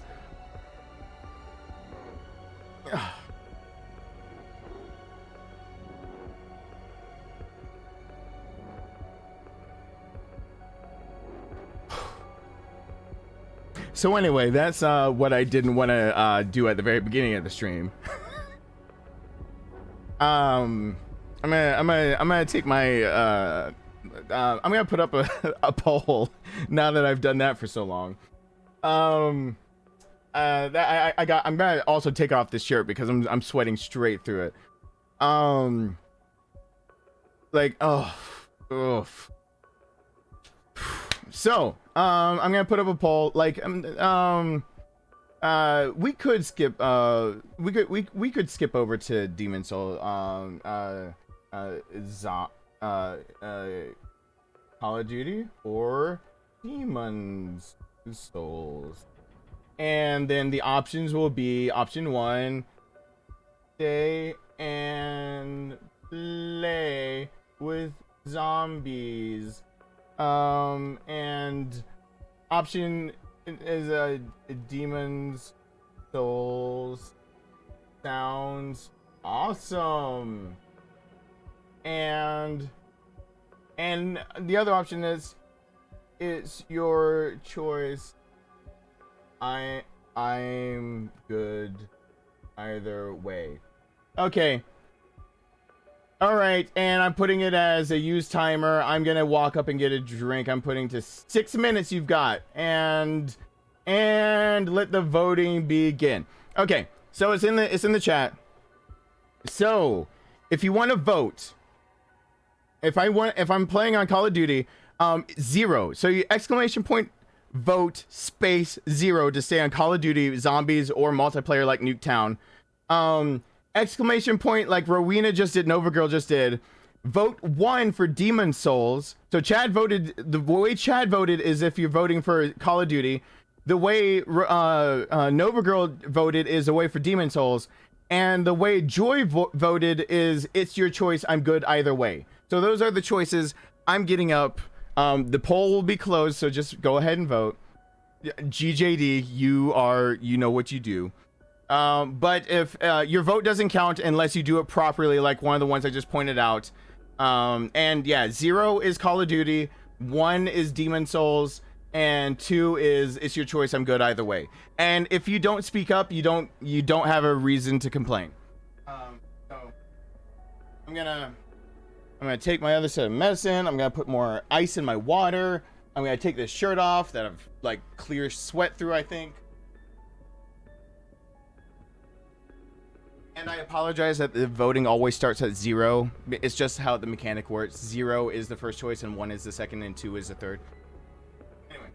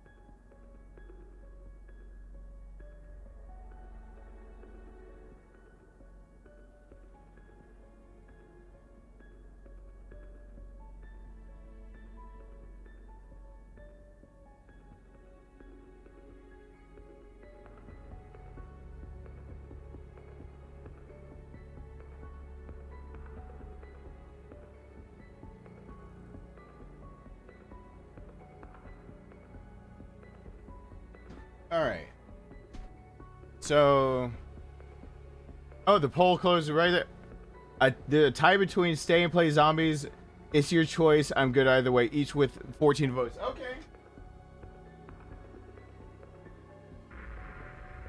All right. One, I'm glad I wear athletic shirts underneath as my undershirt for a lot of things, because like it wicks sweat off of me. I guess we're saying with this. Well, I'm glad you guys are letting me have more time to just blow off zombie heads. Again, the PS5 raffle. I probably should play Resident Evil so more people who are more familiar with my channel because of Resident Evil know about the raffle. I know I gotta make it interesting. I gotta think of something, some mod that I haven't done, or I've seen some people take some of the older Resident Evil games and completely redo them. Someone told me to just look at not to actually look at what he does, but one of the people that I was referring to, they pointed me back toward him. And what he does with Resident Evil, and that he plays a lot of modded versions of Resident Evil, like all the games. And maybe I could do something like that. I don't know. Yeah. So, but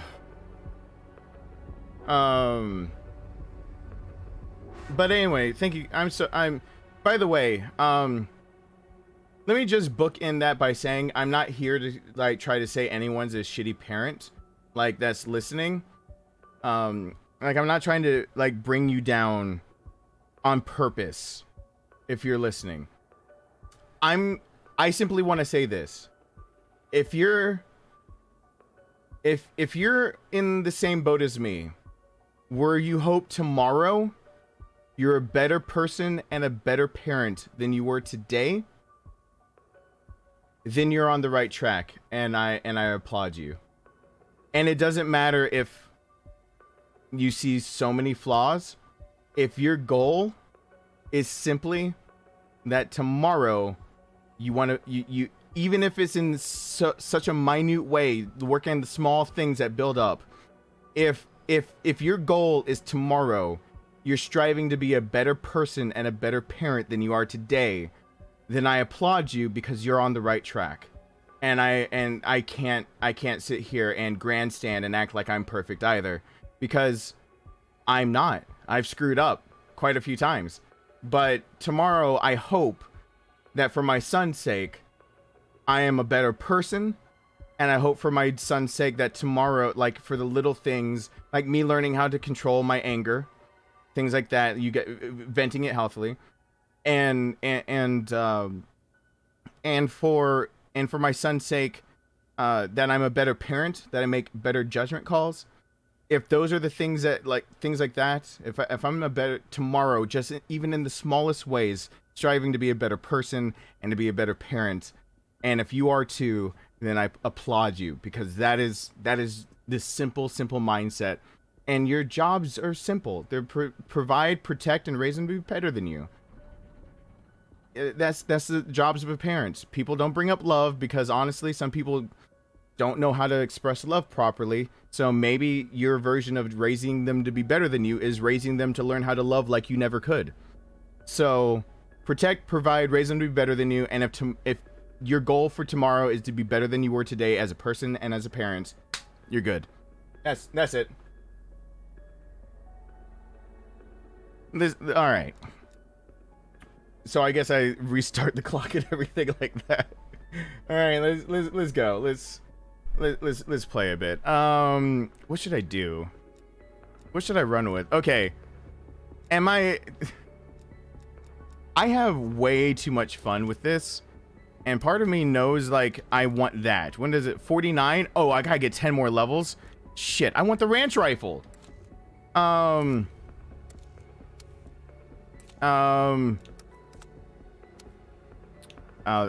the way, I gotta put some kind of camo on it. It can't look completely noob.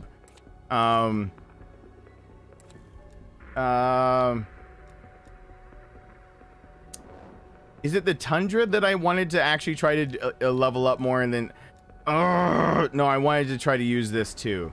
I wanted to see if the RPD would work. Okay, we're gonna do RPD, and we're gonna go with shotgun, and we're gonna do a lot. So RPD first, right? Cool. See if I can actually mow them down with that thing. So, and then I don't think I can, I don't think I have enough to, yeah. Unlock 3 additional attachment slots. Yeah, that's why we're doing the RPD. Because it's just, yep. Yeah, it's technically not a Tommy gun. The Tommy gun it looks very similar because of the drum mag.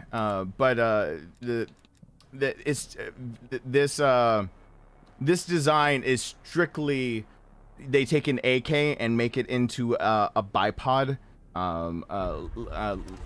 lighter artillery, mobile artillery, but that's still a You've got a green light, strike team. what you're talking, a Tommy gun is a 45 ACP, You have your orders, strike and team. this Investigate the is site. Contain the threat. the RPD is, I can't remember its actual designation, but this is a I believe this still shoots. Someone can correct me if I'm wrong, because I might be wrong on this, but I believe this particular weapon still shoots the Russian 7.62. Boink. Getting headshots for days. That was his helmet. This place is cursed. Yeah, the drum mag can be like a little We off believe this putting for location some is people, the cause of the dimensional breaches we've but encountered. Strike team, get down because there. it's different. But you can, I mean, you can look at Surefire. Surefire sells a drum magazine for an AR pattern rifle. So like even if you can put a drum magazine on the Ruger Mini 14, which is a 5.56 rifle. So it shoots the same rounds as an AR pattern rifle, and you can put a drum mag in that because it takes AR pattern magazines also.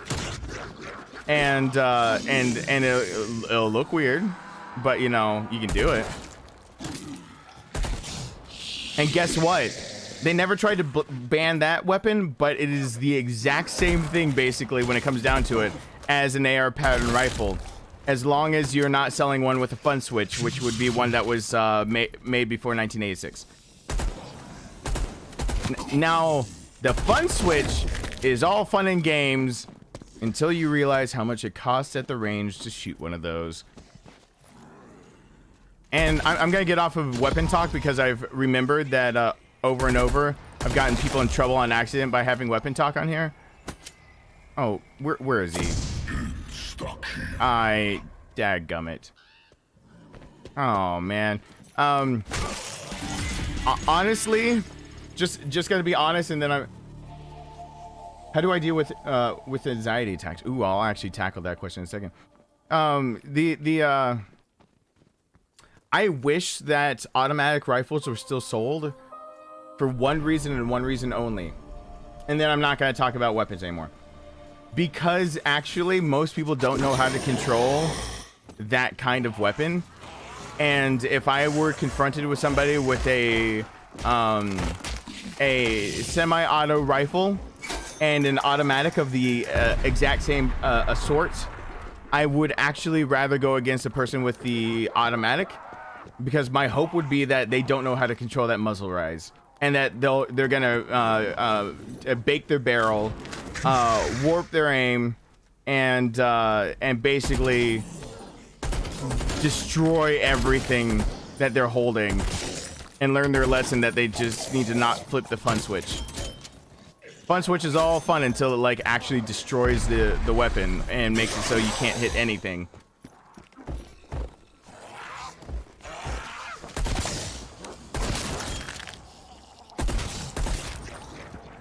All right, let's do this.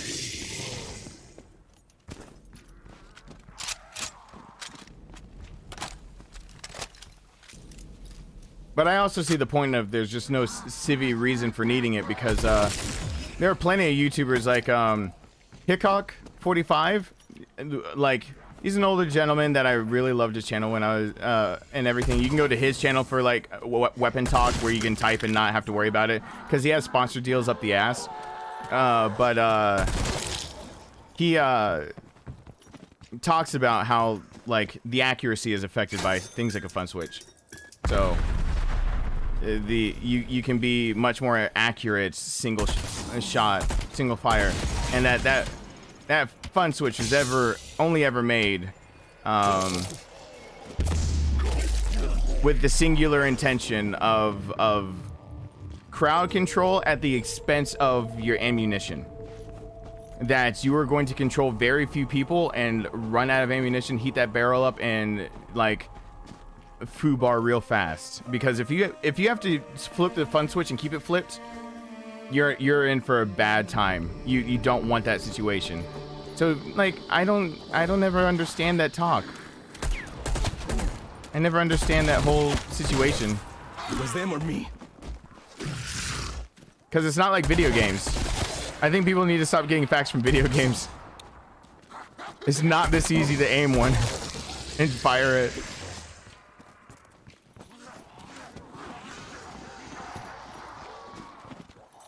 No, Greg, that sounds pretty familiar. I will say that I used to call it a gun-toting Democrat. To try to explain to people how that works.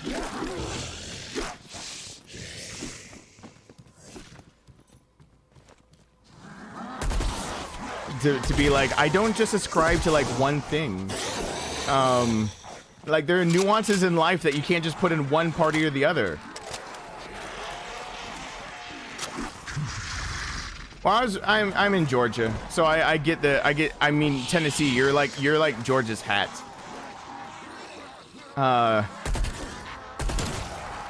I've been up there to film. Photograph a ton of weddings. Look at this photograph.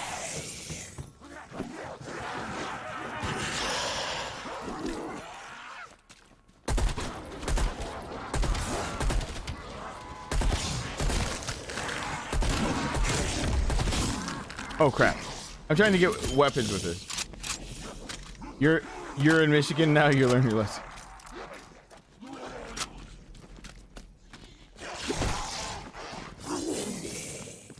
So yeah, I'm also, if you will, a walking contradiction, but by choice, because I don't believe that any polarized thinking will lead you to anywhere but putting other people down. That by ever polar. I mean, and this is general. This isn't even politically speaking. This is just saying that if you ever are thinking black and white, everyone that lives in that gray area, you just put them down a peg on accident, and you just told them basically they don't matter so much. And so, like, I've always shied away from more extreme views on that notion alone. Because life isn't black and white. There's a lot of gray areas that have to be, that you can't just ascribe to one doctrine or one way of thinking and then think it covers everything. Because chances are your doctrine or way of thinking doesn't cover everything life will ever throw at you. Oh god, GJD. By the way, anyone I haven't said hi to, give me the navies. I don't know who I have and have not said hi to. After I finished my little bit of a rant and got all that off my chest, I was like, wow, I feel a lot better. But I have no idea like where I am. Is this my house? Like I had that kind of thing happen. Like I hope I'm legally allowed to be in here. Hey Gary. I just had one of those moments. Like it's like it's Hey Rowena, Gary, what's going on? Yeah, sorry about all that before. I got consumed by my thoughts. Oh jeezums. I purposefully want the headshots. Let me level up my damn weapon. Frag the flesh eater. And get more points. I know I can butt stroke them like crazy, but I mean, oh look, extra money for butt strokes. I mean, I'm running out of ammunition, so maybe I should actually. Yeah.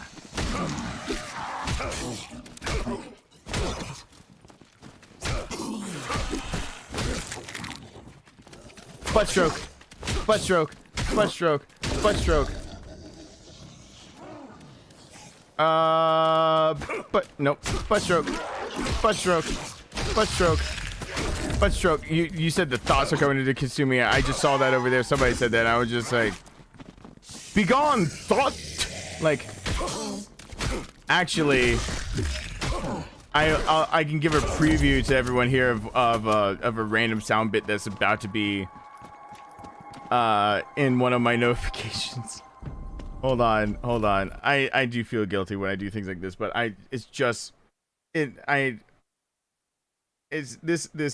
sorry, but things that make me laugh, I many times have to put into like the alerts and everything like that, and I haven't put it in there quite yet. But here's an alert that's coming up. I know I'm blah blah blah, whatever, just whatever. Get over it. I just got to look it up real fast, and then I'll have it right there for you, and then you can just be like, okay, and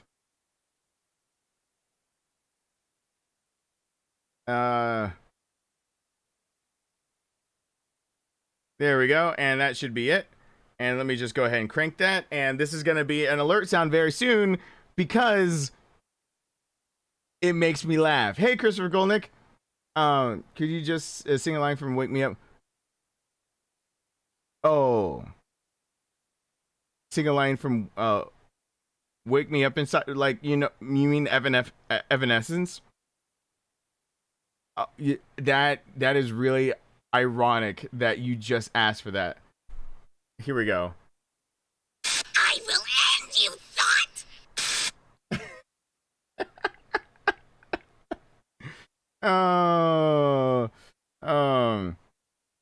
Oh gosh, that's oh, okay, all right, and I just want that to be one of the things that comes up when people like, I just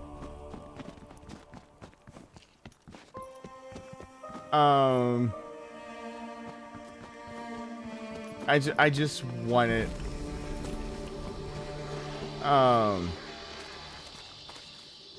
Yes, you heard. I will end. Yeah, I will end you thoughts. Oh yeah. Oh yeah. You heard it. All right. What was the thing asked earlier? Somebody said. Now I'm brain farting a little bit. Like, how do I deal with anxiety attacks? How do I deal with was that the question? Or am I going AWOL or off kilter or AWOL? Yeah, I'm putting it as one. Butt strokes for days. Boom. Boom. Anxiety attacks. You know, you're looking at one of those ways. I found healthy ways to bring down my level of anxiety. Like, I started the stream off by saying, like, I started the stream earlier than I thought I would. And I meant to start it earlier, but then I started it, like, saying, like, I can't do my normal intro. I have to find a better place, a better mindset. And then I can get, like, into everything, and then I would talk about stuff. And that's literally me thinking through something that's not only making me angry, but anxious. It's coming through as anger, but like, you know, anger many times can be a secondary to another feeling. While sometimes I don't ascribe to anger as always secondary, but sometimes it is.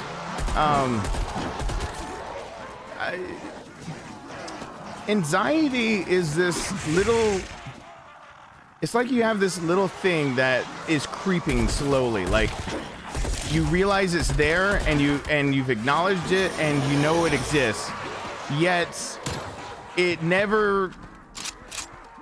It always still somehow takes you by surprise. And it's like someone popping out of a closet, like, for a surprise party, screaming surprise. Like, you never would see it coming, And so while it's supposed to be, you know, one feeling, it's another feeling. Anxiety does that to you. It just kind of pops out of, it can pop out of any feeling. It can be something happy and it makes, you know, something else all of a sudden flare up and it comes on. So first you kind of gotta get in this mindset of like, what do you do no matter the situation? Because that's the harder question. Like, you've got to figure out a solution that works in practically every life situation, and that's not easy. Anxiety is not something. One of the biggest things is actually addressing the things that make you anxious. Now, like, there are small things that cause anxiety attacks, but that's like, there's a difference between anxiety and panic attacks, and the difference is whether you can actually differentiate the cause of it or not. If it has a cause or not is the difference between anxiety and panic attack. And if it has no like underlying root cause, many times like getting over it is actually still like self-care. A lot of anxiety that's pent up inside that has no base or root usually comes out of depression, or it comes out of stress, or it comes out of like just something else that's actually below the surface. That I'll lose this person, and it seems like I'm pushing her away, even though the reason I'm feeling it is because I don't want to lose it. Yeah, and that again, see, since you can pinpoint where the anxiety is coming from, that's the bigger thing you have to address is like, why would you feel that you're losing somebody? Because yeah, a natural reaction. You're talking about the natural reaction. No one wants to be pushed away, so when they see it coming, they distance themselves. Your natural reaction as a human being is to distance yourself from the situation. And so it is extremely natural to see something that is like that. Extremely, well, I would say average and normal, but not necessarily healthy. To see it go down like that.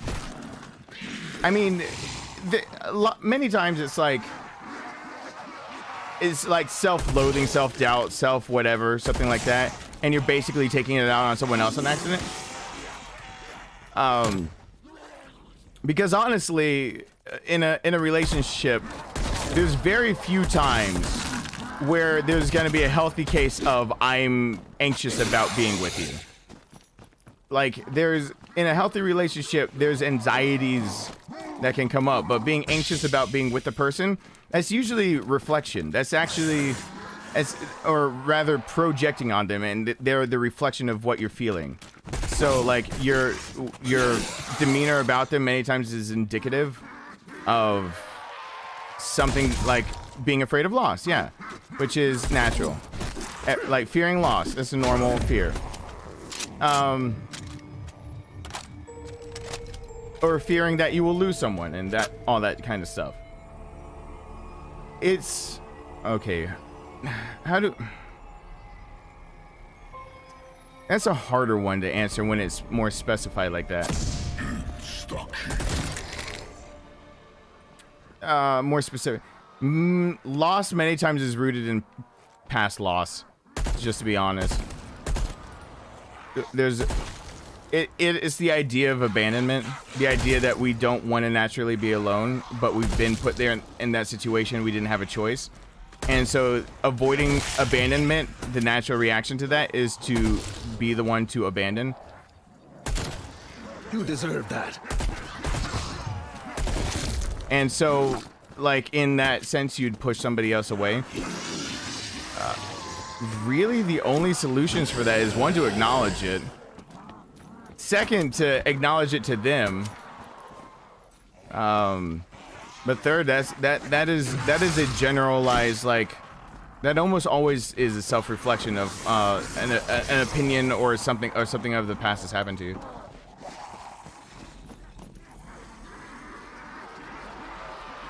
Yeah, I mean, yeah, it is. Unless there's something I don't know. I mean, this is a generalization, Stephen, all right? Like, that's a generalization that I'm gonna have to say because I don't know, like, the situation or her personality or anything.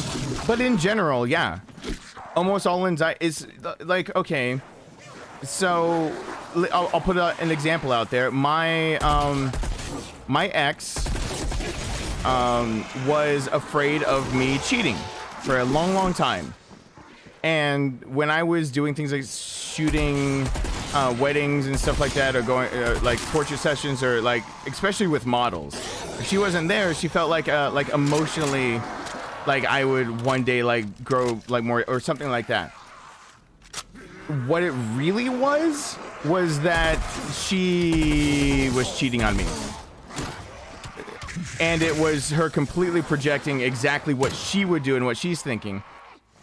And it's not to like diss you in any way, shape, or form. It's to say that usually the anxiety is projecting from something that came from you first. Unless there's something in the past that I don't know about. Then it can be an honest thing that you both have to talk about together. It's like how serious do you want to take the relationship type deal?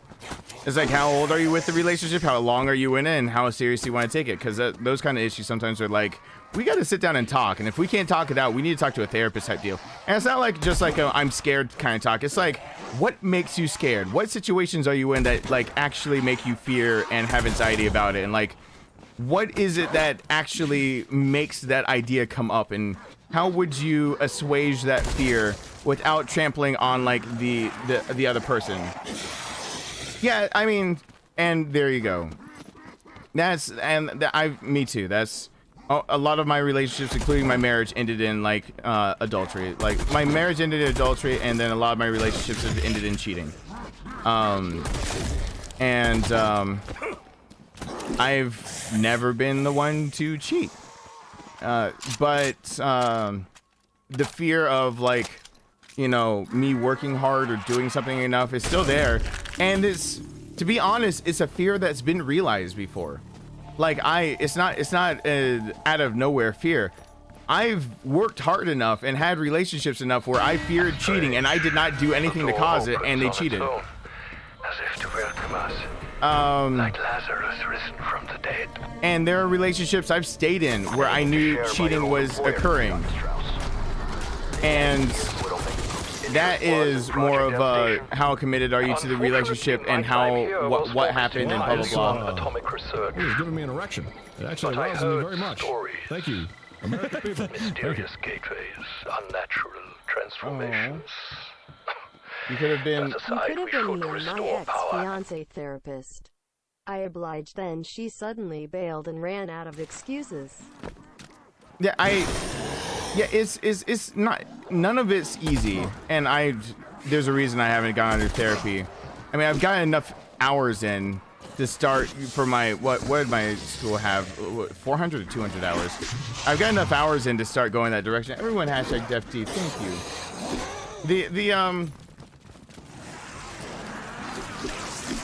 Those kind of fears are things that like, yeah, it's been realized before. I've had a fear of cheating, but there's also something called a self-fulfilling prophecy. I wish I could help more people. I wish I could be in that position, DefT, like to actually help people like that clinically. But I'm not strong enough as a person myself yet to be there and fail somebody else, you know. And one day, if I'm ever there, then you might see me like be like, well, YouTube is gonna all of a sudden be second. Like I gotta be in the clinic. But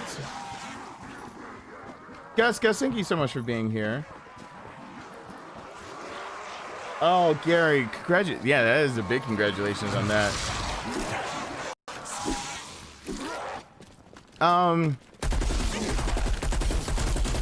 I mean, 10 years is a big deal. Here's the thing about having been in a relationship that's either been abusive emotionally or physically. There is a self-fulfilling prophecy in there.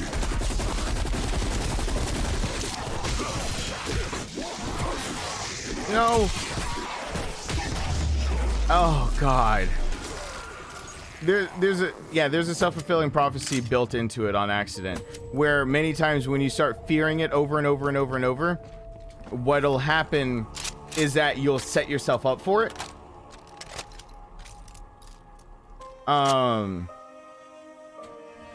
And so like being afraid of being cheated on, if you still have that in you that you're scared that it's gonna happen, then many times you'll push away, and by pushing away, they're gonna look for affection somewhere else, and then you're kind of leading it into like, it's not. I'm not saying like somebody else spreading their legs is never your fault. Don't get me wrong when I say that.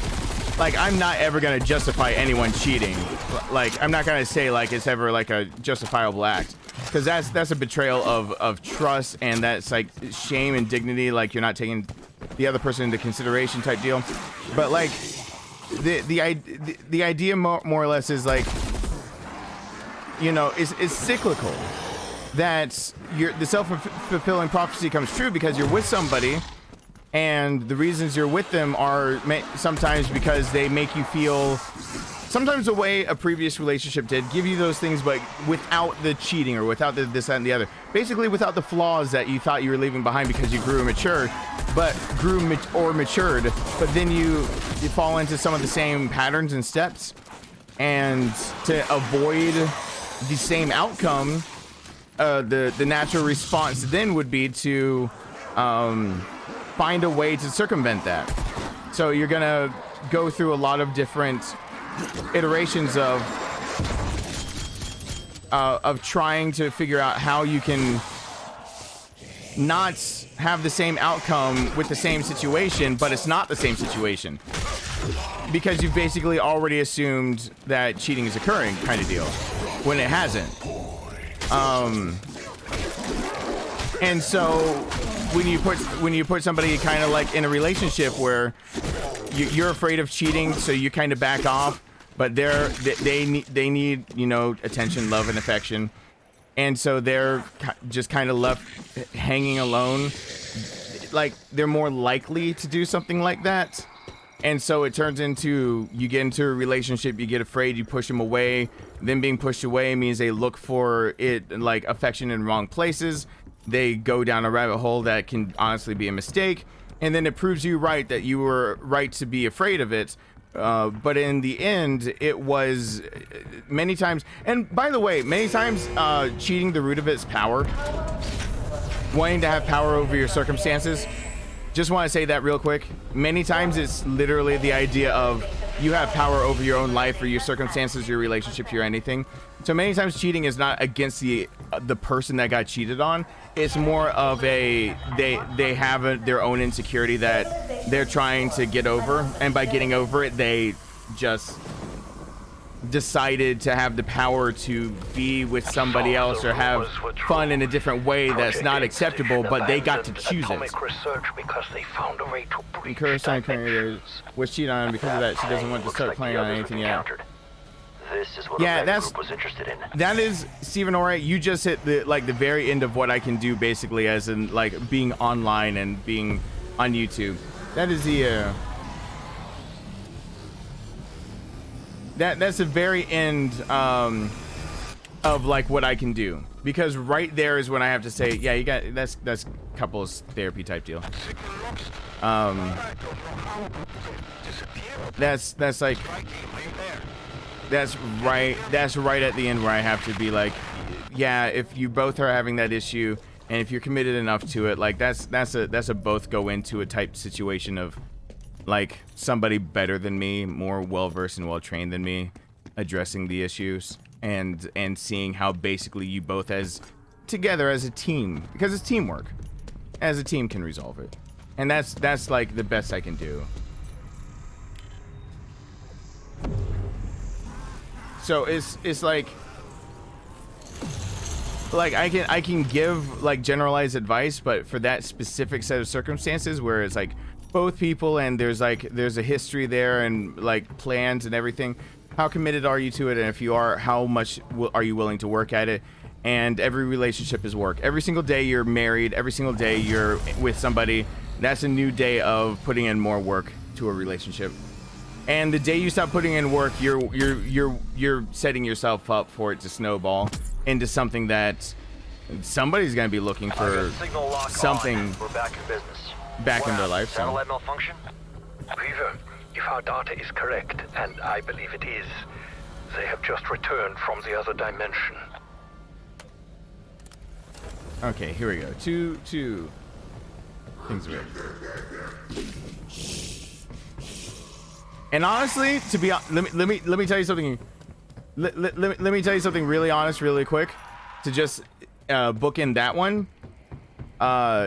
Really fast. If you want to see basically how committed somebody else is to actually making that step and moving forward, have that serious conversation with them, and see how they respond to the idea of like you both want the same thing. So like, what options do they present? Because you can't. If that's where you are in a relationship, you're stagnated, and you have to be able to move forward. If you can't move forward, if you've got somebody else that basically is willing to be stuck, you're setting yourself up again for a failure type issue. Like that's the best I can say about it. Like because some people, I mean, honestly, for some people, they don't want to move forward. I mean, there's some relationships that work out for years and years, from like meeting until the grave, and they never get married. But it's because of like a lot of the stigmas that go along with it, or like cheating, or this and the other, or having open relationships. Like, I had to learn about that one really, like where, you know, my ex cheated on me, and I went to a therapist, and he the first thing he says to me is like, who says that sleeping with other people while married is wrong? And I was like, that's me. I say it is. Like, it's wrong. And he's like, but that's your opinion. I was like, yeah, but it's like, opinion's correct. And he's like, no, I can take you to a place 15 minutes from here where swingers meet, and they are all married. And they have rules and everything about it. What do you have to say about them? They all agree. They all agree that you're wrong. And it's like one of those things where you're like, oh yeah, my morality is not the morality of the world. I forgot about that one.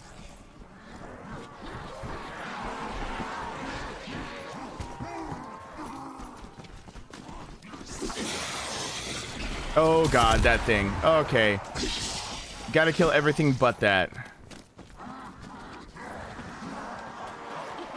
There's somebody else that said, like, there was another. Uh-oh. No, no, no, no!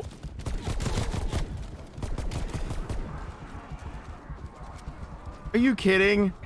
Why was I butt stroking him? Now I'm walking slowly again. Where was my armor in that? Run fast, use.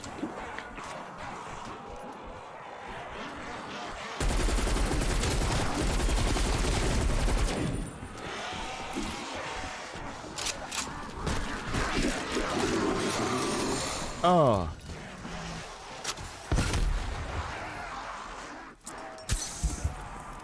Let's just make sure that that's not an issue. Okay, let's do that.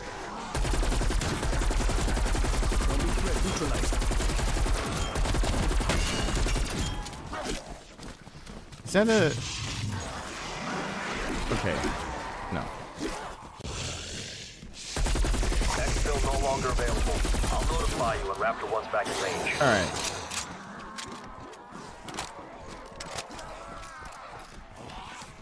I didn't know if there's another question or anything out there.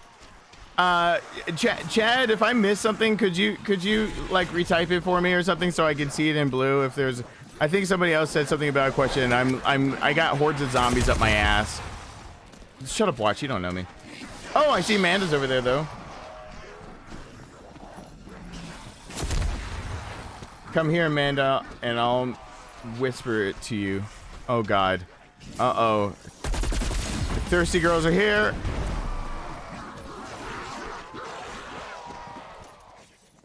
Uh-oh. Uh-oh. Uh-oh. Uh-oh. Uh-oh. It's the four-way. It's the four-way. Oh, Joy might be in the background, and they're Load Sisters. This is getting to be a party up in here.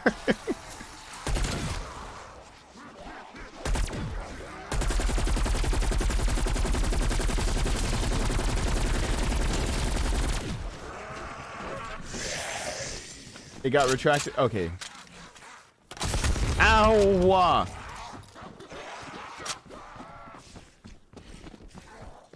Oh gosh. Okay. Stop it! stop. All right, how many do I have left at me? Okay, 3.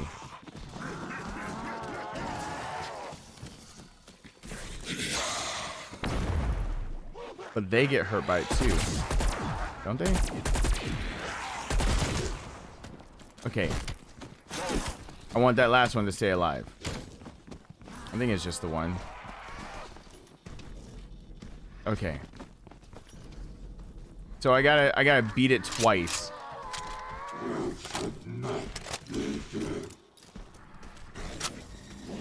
Not even gonna fight the Tide tonight.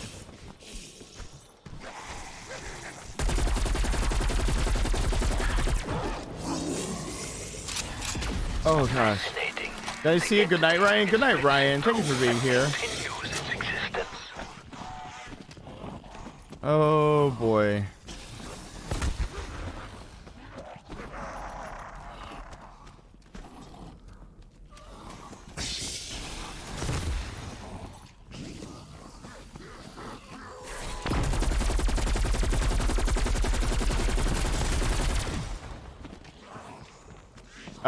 If I kill one, I get like ammunition back.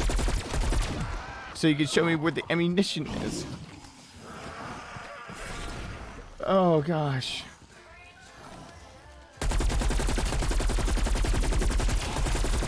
Uh-oh.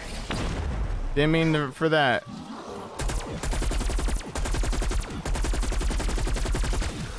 Man, I'm shooting him in his nuts. He should be down. I mean, he's split in half, so I don't know which side got the sack, but I've been shooting him there.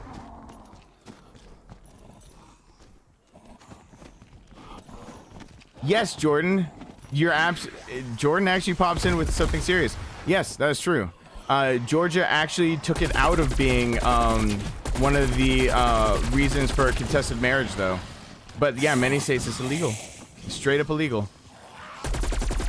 It's an actual offense that you can hold them legally liable for, because marriage is a legal contract. So Jordan is absolutely right on that. Oh, are you kidding? One punch and he put me down? One punch! Okay. I know I just screamed in the mic for one punch, but I don't care. I mean, I care, but I don't care. All right. I will stop dividing my time so much. Jeezums.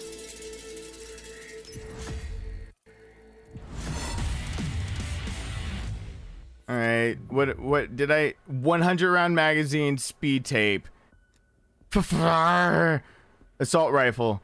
I got the RPG. Can I start with that? Can I start with the RPG? Oh no, this is gonna put me in a pickle. Oh, call me Dill. I'm in a pickle. No, but my load, I gotta change my load again because I've got the I know that looks familiar, but I can't put my damn, why is it? I know that's really, but anyway, it makes me think of Fear, the video game, and I can't get that in my head. Okay, do I have more there? Field upgrades, weapon class, light machine guns. Do I upgrade this? How many do I have? 3? Unlock. Yep, 3 additional slots. And then I go create a class, and I go over here, and I go over here, and then I go over here, and I go 100 rounds. And handle, aim down sights time, and stock, aim walking movement speed. Oh fuck yeah. What muzzle brake? Increase equipment drop rate. Nah. Yeah. Nah. Yes. All right. And optic. I don't know. I keep getting. Is there a way to like specialize that optic as being?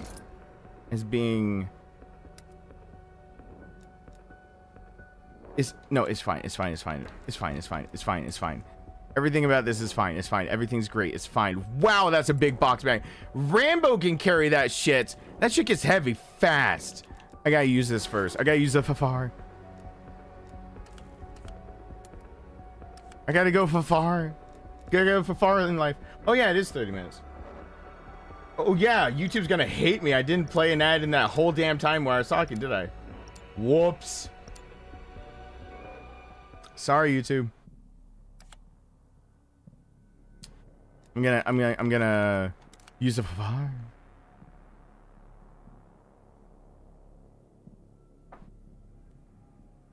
I love it when you three are here.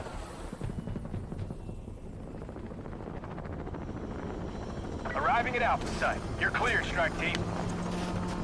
Let's get moving, people. And I'm the shortest, and eliminate all hostiles. My dirty mind immediately goes, so does that mean I have to get on my knees or my hands and knees to go down?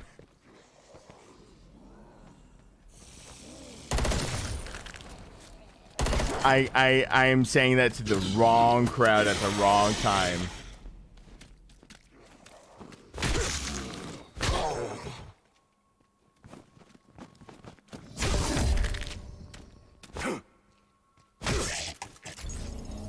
Yeah, I believe I saw 4'11".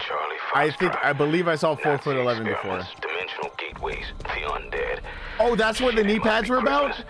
We should buy lottery tickets. Oh shoot. Sources say this place is ground zero. What's happening around the world right now? It all started here. Team, find a way in. No, I would have to. I won't have to lay down. I can't. What am I laying down? I would have to lie down and lay her down.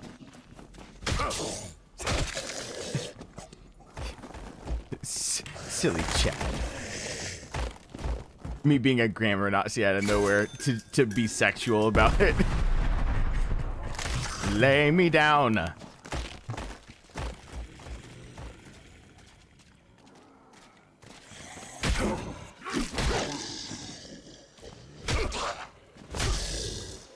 Okay, hold on. I'm saying things that I'll probably regret later. Hold on. Ooh! I got armor already. That reminds me of like, so you're saying there's a chance. Butt stroke, butt stroke, butt stroke. All right. Can I fix enough windows?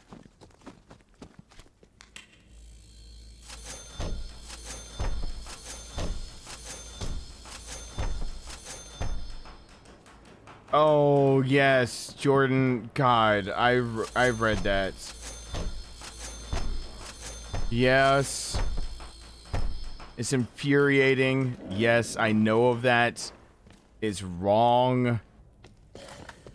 They now monetize anything that's on their platform. They don't give a shit about what you want. So that's to explain all the times that you've seen like end cards on videos where like the person never put them there and that like the uploader didn't know there's an end card. YouTube did it. And if there's ads on something and you're like, why are ads here? YouTube did it. Luckily, this is my job, so that's not as big of a deal for me, but for some people, that's a huge deal. I'm not ignoring, it's just hard to keep up with you guys because you all have individual needs and wants. But I believe you would collectively take all those wants and put them as I need it now. But all of us, I don't know how this works. I'm scared of the idea. I've said it before. I joke around about that, but I'm like, I'm scared of the idea of something like a threesome, like that, foursome, whatever sums, whatever amount that the sum comes out to. Are you kidding me? Like, I'm scared. I'm scared of it because I'm just like, what if she thinks I had it in one place too long? Like, what if she, what if she's getting jealous because, oh, where do I put it? For what amount of time before all of a sudden she's like, why'd you put it in here for all that time? I'm like, no, but it was there. The hole was there and I just did it. I didn't know. I don't know. It's like, is it a party? That is the literal definition of a party foul right then and there. And see, these are real thoughts.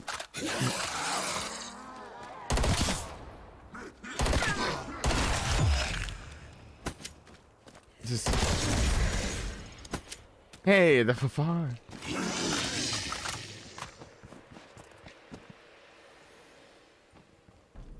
Yeah, see? Someone said scared of it. No, Emma. No, that's why I'm a one-on-one kind of guy. That does not help my cause for what's being talked about, does it? That is not the words that need to be said.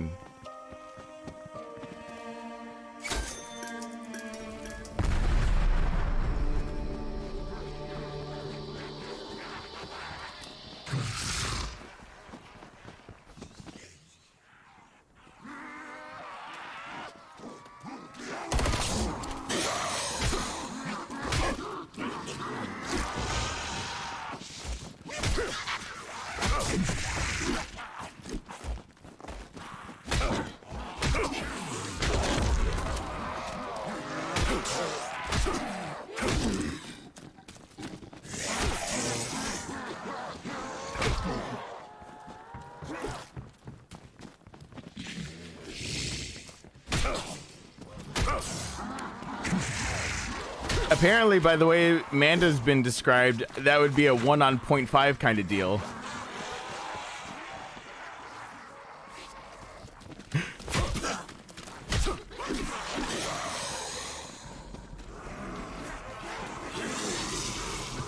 Nice one, GJD. I just read up for that one. There we go.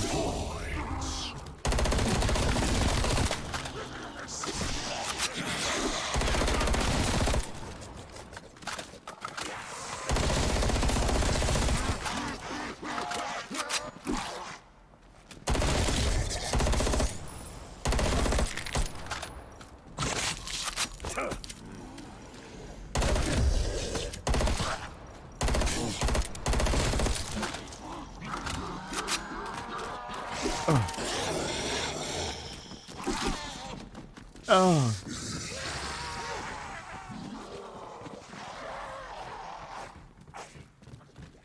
Manny Penny. Panini maker. Yeah, panini makers are great for my son.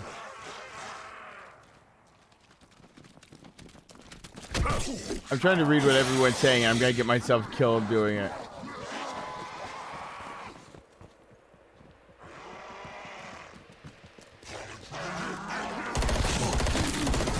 Oh god.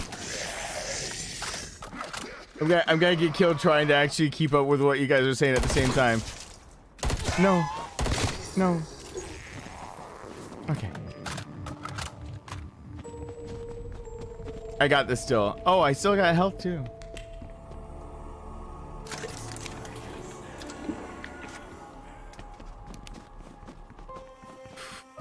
Rawr. Rawr. Did I just see the round? Meow.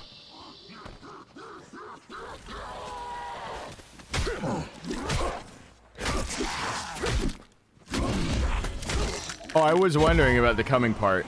I mean, here I come. Shit. I can't speak and do zombies at the same time.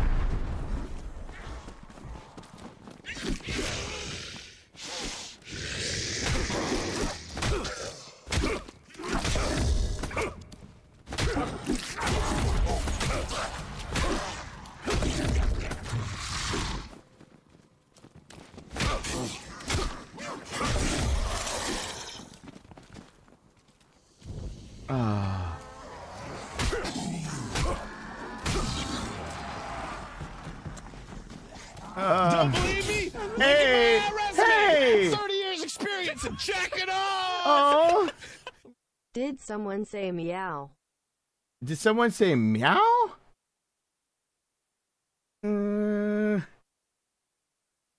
Meow, look here, hungry kitty. Everyone has said Kellen, thank you.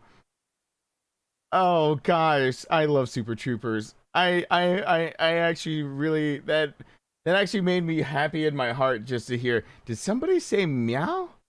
Oh my gosh. I'm hoping that's a Super Troopers reference because like that makes me like, oh Kellen, thank you so much. I also have to change my things.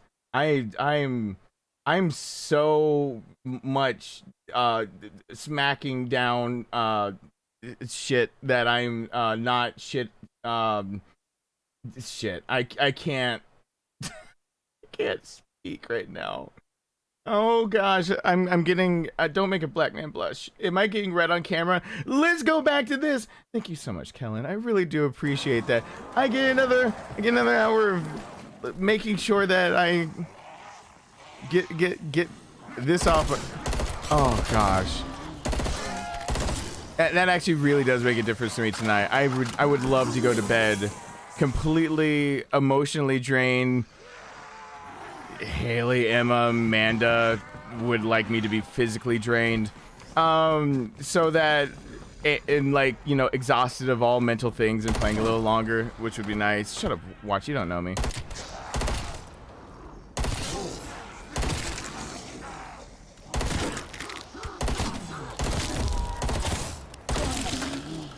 Well, do you see me eating mice?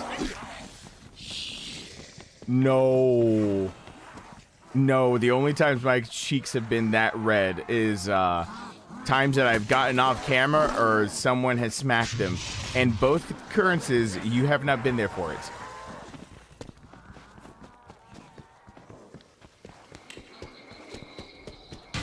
Stay alert. Someone may be That inside. is, you know what though? I did find out. Looks like Omega Group was correct. That is actually. To pick up where the Nazis left off. The doctors recommend a lot of things you would never think about recommending. I saw the tape. The Soviets sealed this place If you have a doctor that's a bit more progressive, you might find that anxiety and all, they've got some weird things that they'll be like, you should do this. Like, for example, I didn't realize that lady doctors would actually prescribe masturbation until I heard it with my own ears.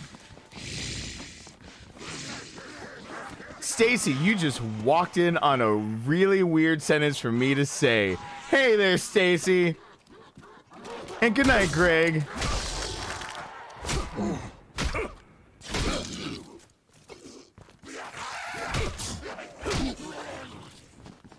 That is probably the worst sentence I've ever said that someone could just randomly walk in on.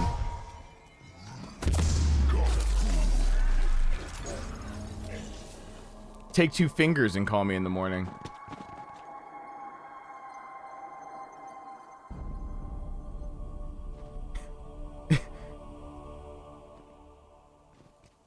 Take 2 fingers, mix in a circular fashion, call me in the morning. I'm listening. I'm listening.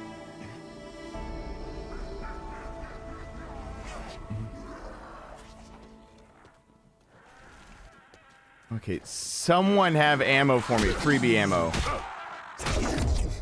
Someone drop free ammo for me.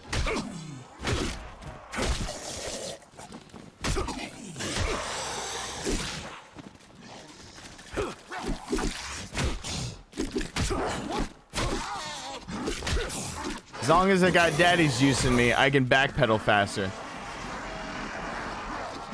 No, but I sincerely mean that. It was for, it was prescribed because of hormonal imbalance or something, and there was something that had something to do with migraines or something like that. And it's like, oh no, for it's like apparently very common for some doctors to just be like, you need to buy a really good toy or have a really good husband or boyfriend.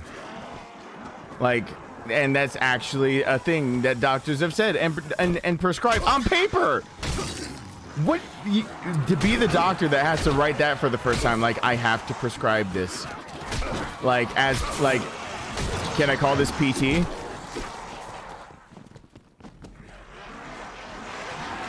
You guys, I'm gonna be in the bedroom. I just saw something that really makes me happy, but the reason I'm doing it, doctor's orders. I can't help it. I got a monkey.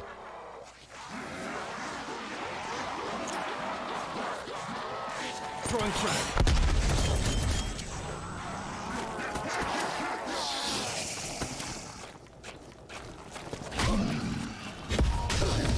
Come mierda.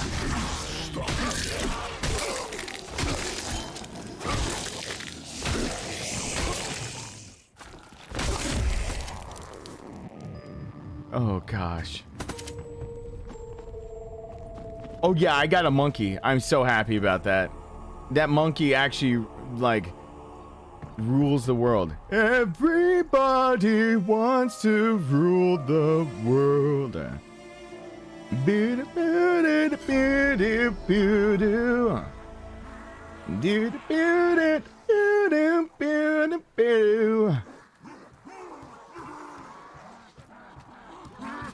No, you're right, and it was a cure in medieval times, and it's hysteria, even being it as a diagnosis, has kept its tone in the cluster B diagnoses of disorders by histrionic as being a very sexist term, because it can apply to men too, but it's usually about women and their needs.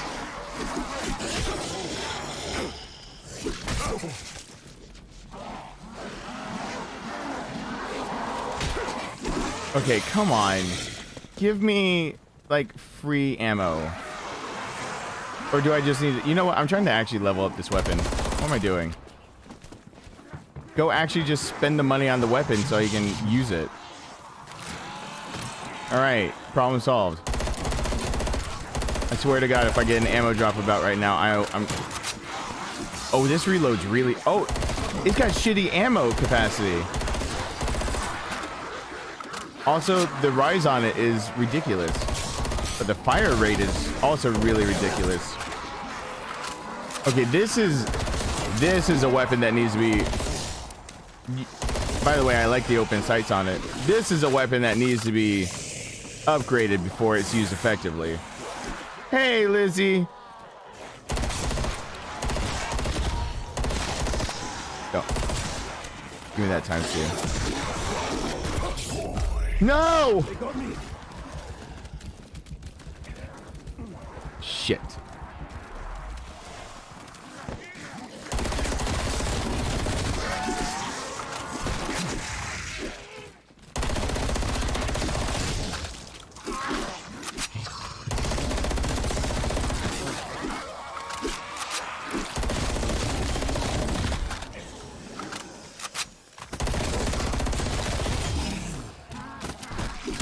Well, there goes all the point reasons, and I hopefully will get a... Oh god, I'm out of ammunition again. Show me what the ammunition is. And I gotta spend more on Daddy's soda. Daddy needs his drink. Jeez, this weapon needs attachments before it can be effective. This thing sucks without anything. It needs help. Elemental pops skills.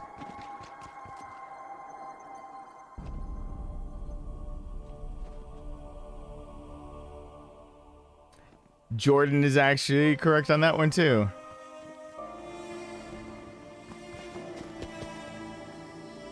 Jordan going off and trying to act all the ignoramus and then coming out with the facts. Spitting the straight facts.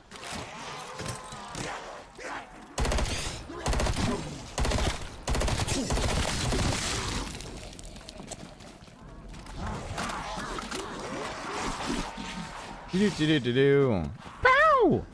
Yeah. Oh, by the way, someone typed in raffle. I'm about to say, like, as Julio as my witness, I'm very honest about that thing. Like, I'm only charging what I paid for, but like, we as a community decided that it would be a raffle. And with that also said, I'm probably, since tonight was more of an event night, I might wait until Monday night to draw, but I really, like, this thing is burning a hole in my soul to keep on, hold on to. So many people getting cheated out because of bots and stuff like that. Like, I would love for someone to actually just have it and it to be out of this house. and to not feel like I'm an asshole. I want it to be in the past. Because honestly, let's be real. I have a PS5 because it's my career. Otherwise, I might not be able to afford. And the second one you guys want me to keep is because my son to be on the channel or to have guests on the channel.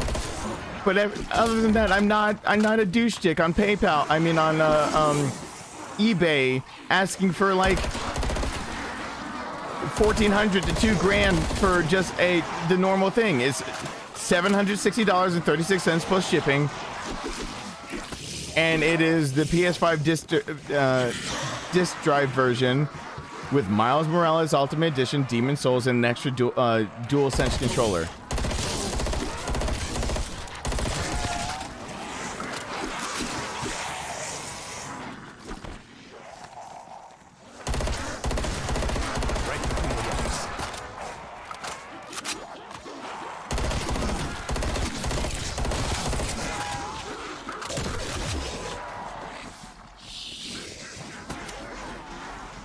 I just saw tapeworm pills and I realized that the chat might be taking a turn. That moment when you realize your chat is taking a turn. Though, if you're talking about the tapeworm pills you used to do for like the pill and then you take the other stuff afterwards to lose weight.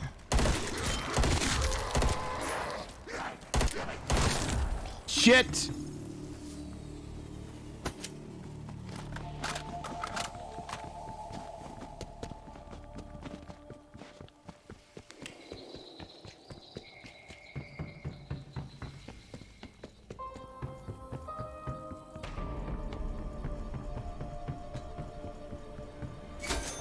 Shit.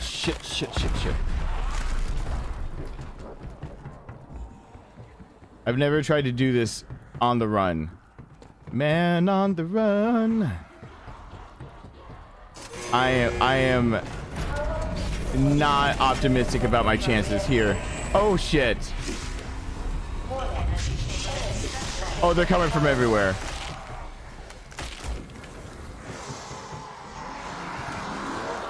Oh god, I jumped over a lot of them. Oh Jesus Christ. Okay. All right.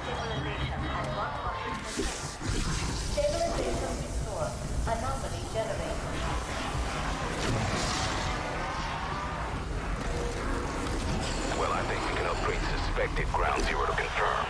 The Nazis used the cyclotron to trigger a breach during the war. This is what a mega group was after. Question is, did they know what would happen when they turned it on? Oh god. Oh god.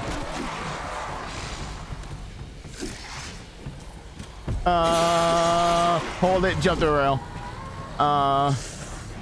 Run away from everything. I need a better weapon. Okay. Oh god. Oh Jesus. Oh Jesus. Oh Jesus. Okay. This is why I've never done this. Oh, okay. No. Oh no. Shut up, Weaver. I don't know what I'm doing here. I'm doing probably the wrong. Just run. Use daddy's juice and run your ass off. Alright, don't run into any problems though, please. Alright. Is that the tunnel I need to go in? Is that the one this time? Alright. Alright.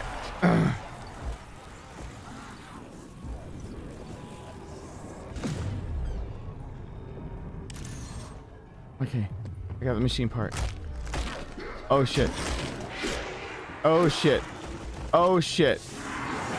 Oh shit. I made a mistake. I had an opening and I blew it. Oh. Oh, I should be on Pornhub with how hard I blew that. Oh.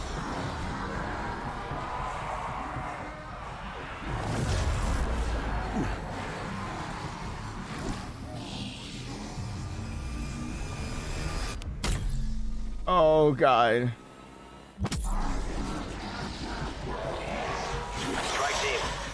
Report. What the hell just happened? Data suggests Oh they traveled to god. the other Oh dimension. god. Okay, I did it.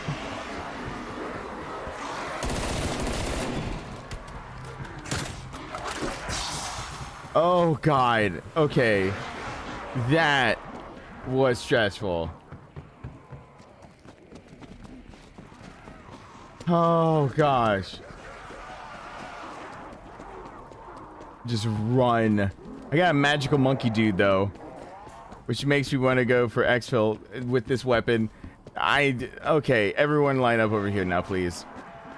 I have a better weapon. Please come line up to your death. Thank you.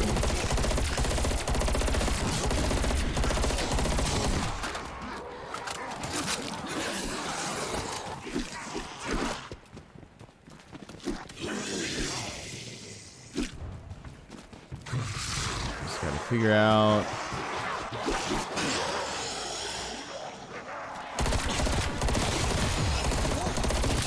No.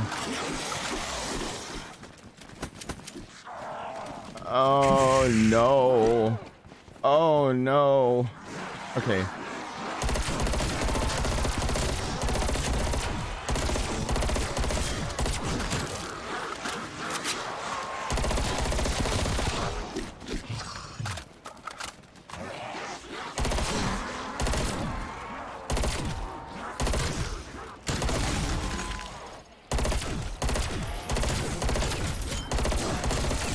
Headshot.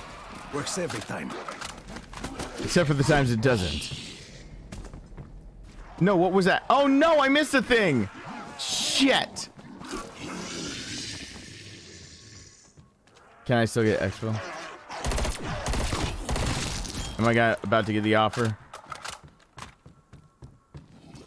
Oh, he's still there. Hi.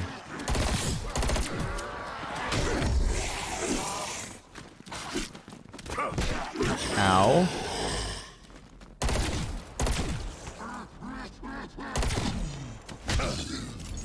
Okay. I'm gonna get the offer. Go for it. Get out. Get out.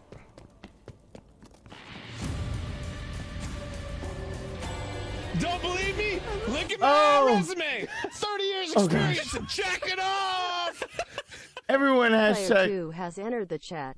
Player 2 is entered. Everyone hashtag Mike L. Thank you so much. You scared me. I was so thinking I'm gonna escape with this weapon that could be so much better if it weren't shitty.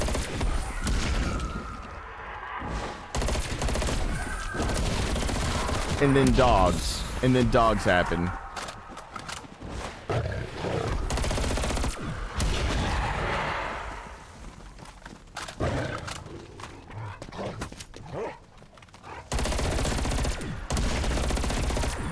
Doesn't that describe way too much of life, though? This could be so much better if it weren't shitty. Raptor 1 is nearby, strike team. Exfil window is short. Oh yeah, I'm getting it. I got a fucking magical monkey dude. Come on with the Requiem actual. We are ready for pickup. Chopper inbound. We got a limited window here. Get a move on. Oh god.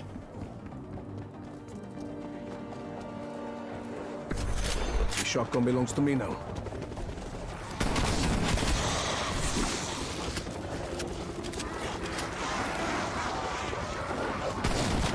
Raptor 1 at the LZ. Soviets have ID'd our position. We gotta move. Need the LZ clear to proceed with extraction, strike team. Okay. 34.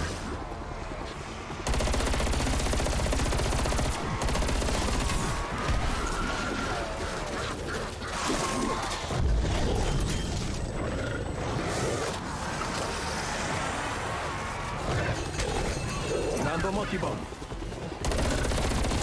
30 seconds, strike team. Enemy missiles targeting our position.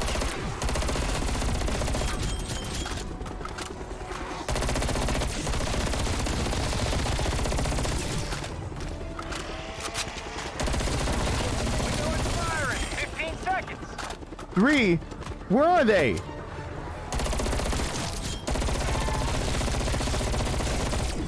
LZ clear. Proceeding with extraction. Extraction success. Got it. Leaving Alpha site. Got it. Solid work. RTV for debrief. Different skill. Hello there. I mean, good night there. Oh gosh. Oh gosh. All right, I know it was only 10 rounds, but that was a weapon that needed upgrading. Oh. That was. Oh. Yay. I did a thing. Oh, I feel accomplished. Oh, I got 2 of them. Okay, I got an optic, a barrel, body. Okay, I got some shit for it. Maybe this weapon can be better. Maybe I should just choose another weapon. Who knows? I do. I actually do know the answer to that, and I can just decide which one is the correct answer. That's the answer. Strafe speed can be up. Hip fire. None of that helps me in the way I would like to be helped with that weapon. Cock and balls. Just cock and balls. Oh. Just cup the nuts. Oh, shitty tits. Can you... Hold on. Can you upgrade the RPG? Are there... Yeah, there's not really... You can just chat it. That's all.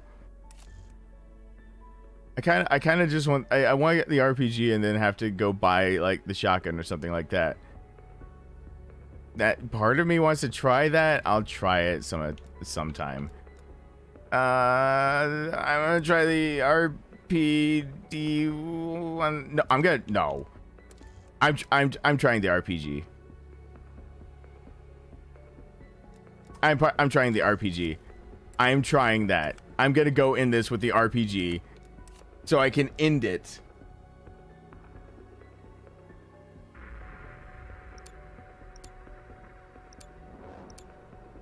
Hey, Dark King. Yes, you got the 5 stars. Oh my gosh, that is... Look at that. Look at that. By the way, I'm about to blow shit up. Every single time I know extra stuff is coming, I'm just blowing up everything.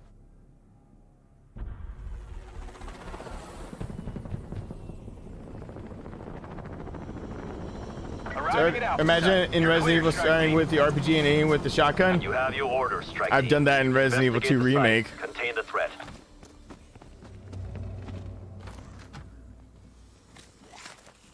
All right, let's see how it works.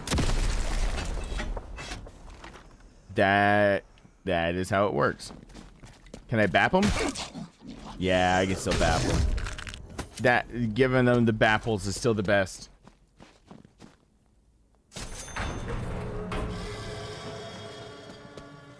Oh gosh. This place is cursed. I should have known Project End Station would come back to haunt me. We believe this location is the cause of the dimensional breaches we've encountered. Strike team, get down there. Yes, the 5-star shields means they've been supporting for 2 years, which is crazy to me.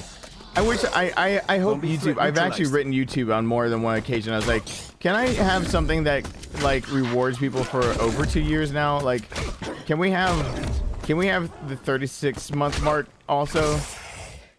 Because this is crazy. But I never thought I would say that. But I would love to like make like, I don't know, something even above a 5-star. Something.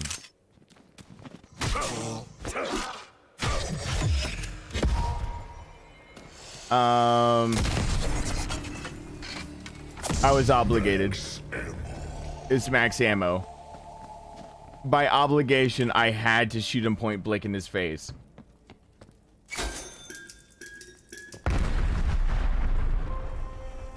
Do we got a lot of Stevens in here? I mean, we always have a lot of Stevens, but... Particularly tonight, do we have a lot of Stevens?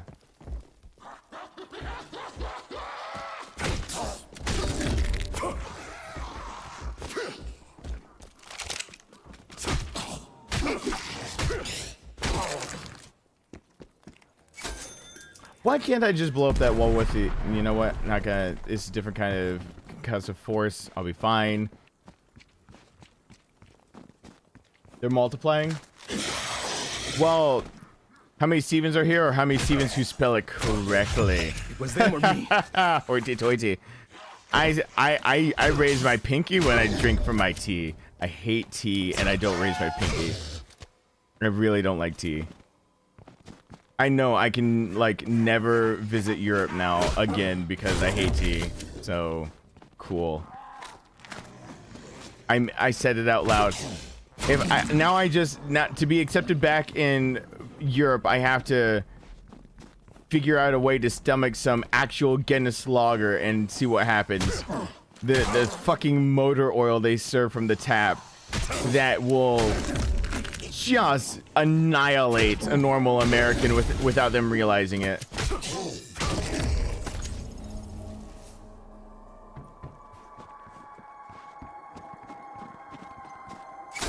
Mike L.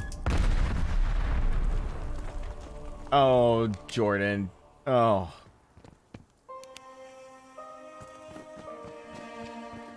Yeah, there's a lot of Michaels, there's a lot of Chris's, there are a lot of Stevens. To me that gets so weird that we're like we're multiplying. Yeah. Okay, I need to buy the shotgun, and then the RPG becomes... What if I put the RPG through the pack-a-punch? Plans changed. The plan is called... Let them all get together, and...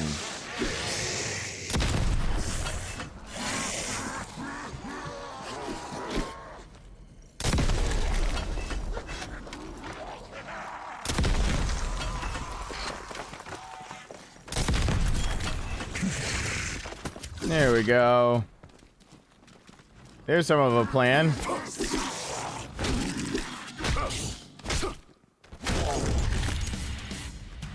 Stab-tastic? I'm stab-tastic while I'm butt-stroking him? Wow. That's the one thing you can say. No. No. Stop it. Stop it. Okay. I can afford... I should get the shotgun first.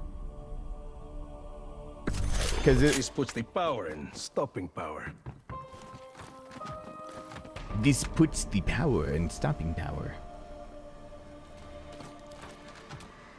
Historically speaking, PH is the correct way. Hoity-toity. That is true, but that's just a translational type deal. But my roots of my name make it so why I actually take the historic route for spelling Steven. It's because it's a family name. I actually am the one that inherited the family name.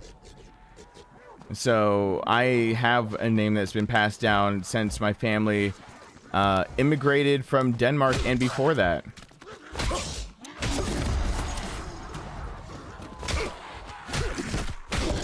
Hey, Shadow. What's going on?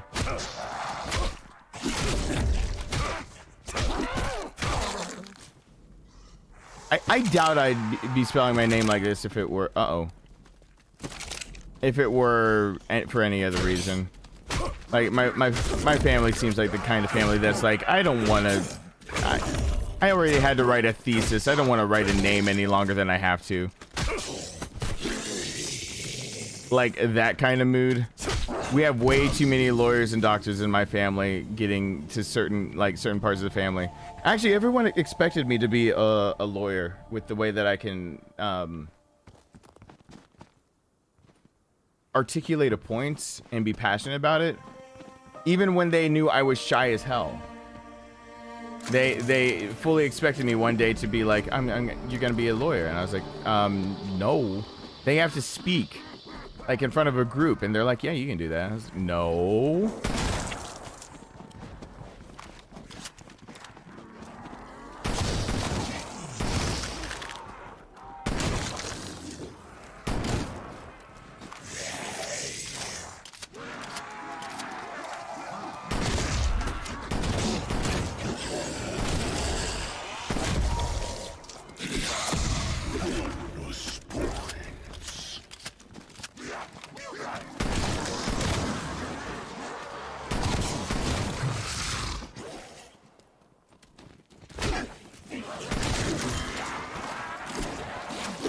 Oh gosh.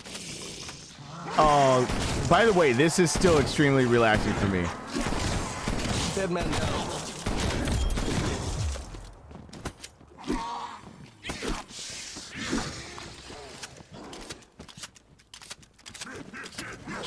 Shut up, Watch. You don't know me. Whoa, that wasn't the usual Watch thing. Hold on. Oh, that. Oh, no! No, Watch. Not fair. Oh my god. Alright. Wait, I'm pausing it. That was an actual thing that I was like, okay, shut up, Watch. You don't know me.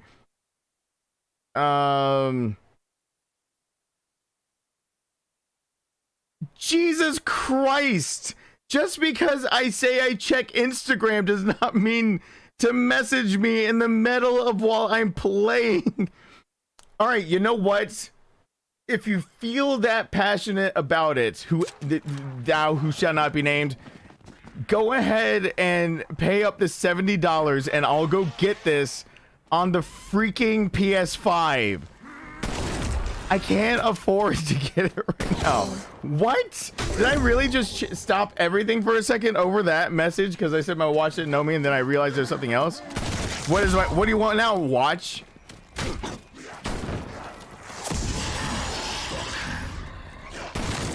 You deserve that.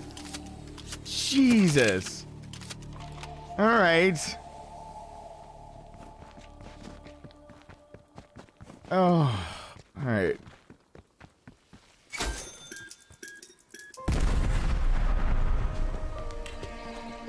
Acting like I'm fucking made of money. Station.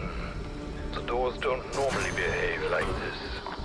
Even my son knows what a budget looks like and that I can't afford everything. Any ideas what Omega Group's interest was in Project N Station? Oh, GJD, focused entirely on atomic research. But I heard stories.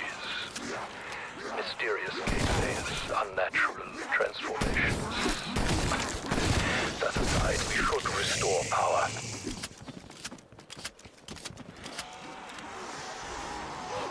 No, I just silenced my thing for right now. Drag the flesh. So at the end of the stream, I will check it again. But I'm not right now. It's ridiculous. I mean, I'd love to play this on PS5, but like I can't just manifest funds out of everywhere and just be like, yeah, $70 is no. Yeah, I mean, I'm kind of up shit creek because of the PS5s in the first. That's the reason there's a raffle. If I want to keep one, I'm up shit creek because I did not mean for all that money to come out of a business account. I can't do that. I took too much money out of a business account, which is called fraud if you take too much out and don't like replace it or do the right thing, blah blah blah. It's got a name.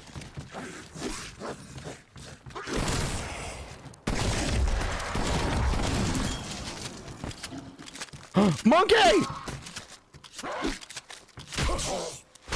It's a magical monkey dude!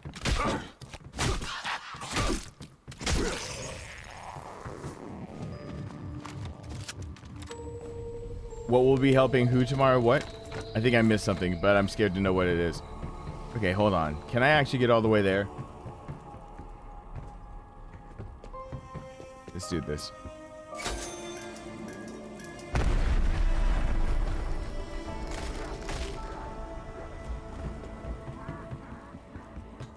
I will check my Instagram after because I realize that letting it known that those messages can come through is probably not the best move I've ever made on a live stream.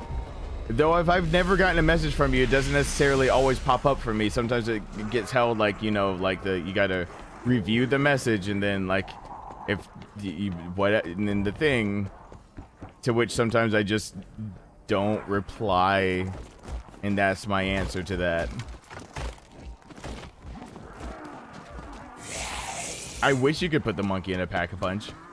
I totally put the monkey. Can I get more intel out of this thing, by the way? I want to know about the intel.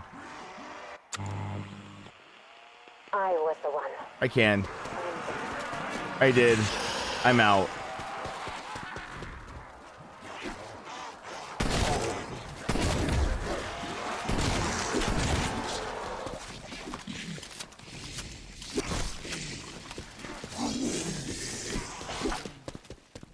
Oh my god, GJD. I see what you did there. See what you're going for. One less walking corpse. You gotta get me up shit creek without the paddle.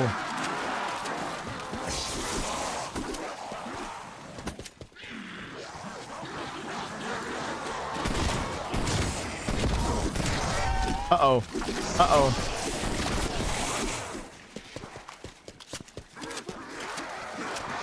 Is that a nuke? Nope.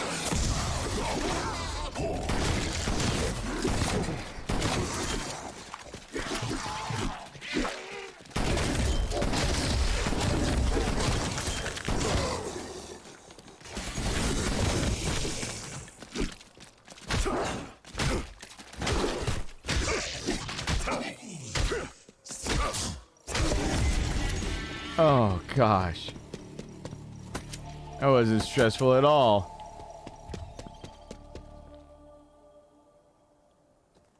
Oh gosh, okay. I mean the hell dogs are after me. Is that wait, if I can get through the hell dogs, it's fine. I'll get all my ammunition back. I got this. TJ, teach you my ways? I don't know how to do that.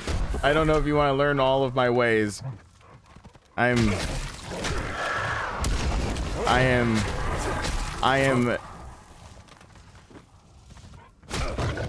by far nothing near something that you might want to aspire to.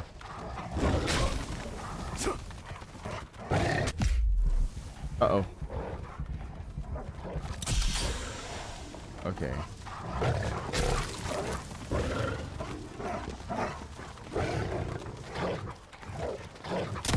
Ow. Oh my god. Did I really just do that? Cool. Did I really?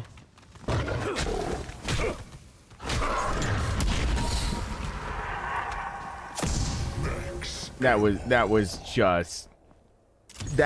was uncalled for, because that was really stupid.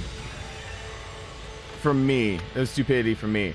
Now I gotta go see if I can put this in the pack-a-punch. I wanna stick that in the pack-a-punch, because I will get exfil really damn fast if I can put this in a pack-a-punch. It'd be fun. I want to be fun. Let's be fun.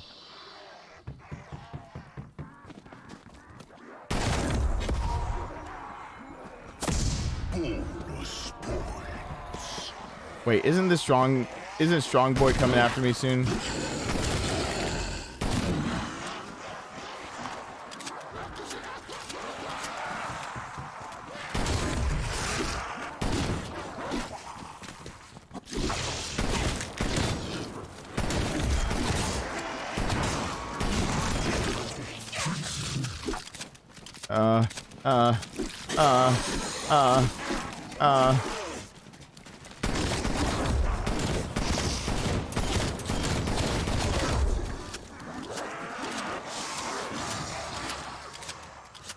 Strong Boy didn't come after me.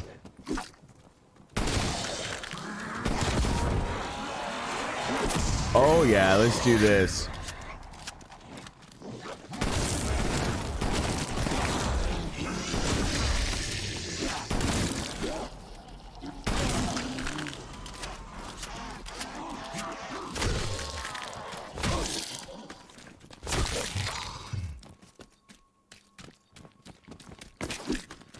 Is that the last enemy alive? Hell yeah. I'm gonna put both through the pack a punch. I got enough. I got the funds.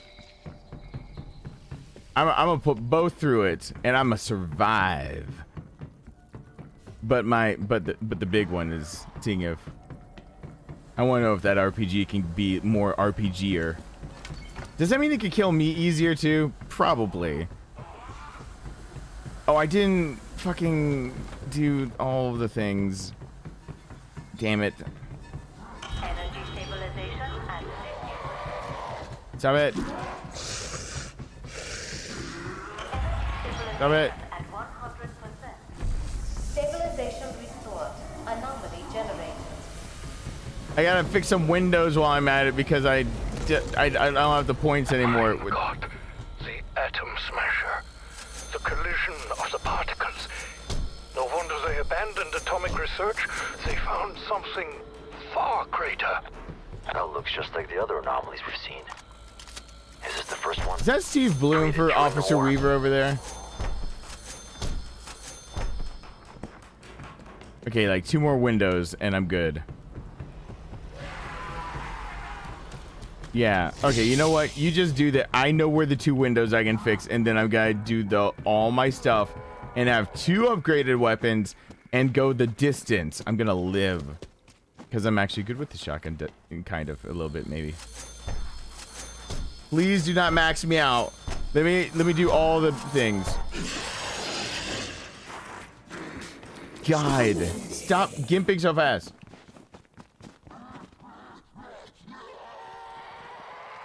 Oh, TJ.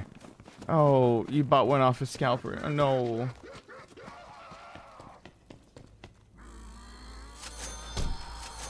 That's the exact thing I'm trying to avoid ever.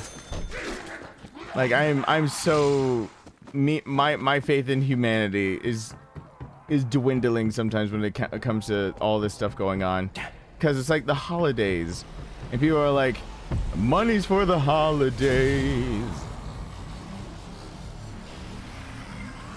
Yeah, $200 extra, but still, like I just, those same people could just, I don't know, not.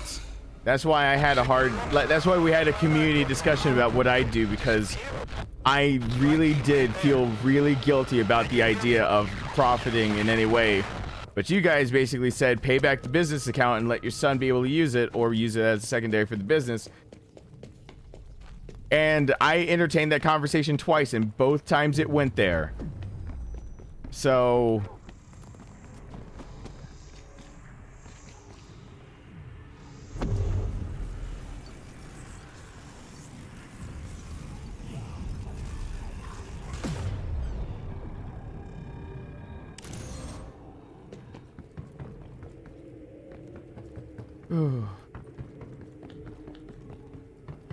I am still surprised though that company sent me all this son of a, I can't wait to out that company as being horrible with customer service, because I'm not gonna be getting a sponsorship deal from them anytime soon.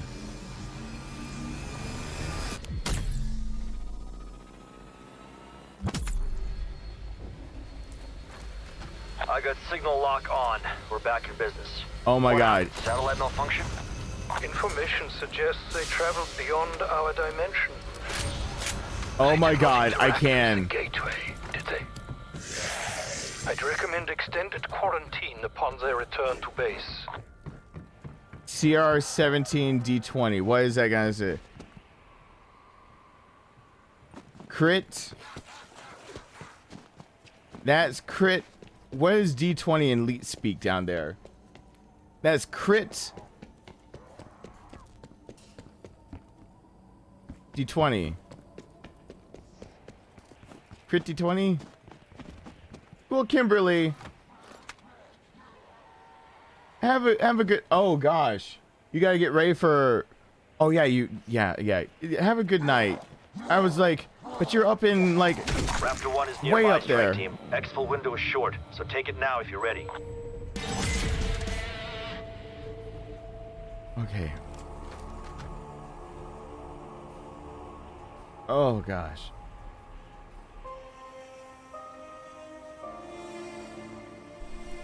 Goodbye, Kimberly.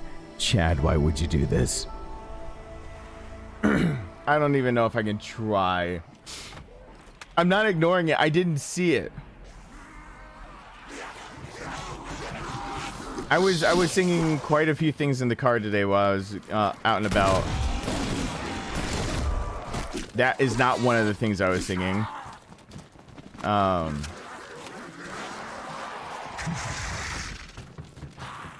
But I tested the limits of my throat way too often.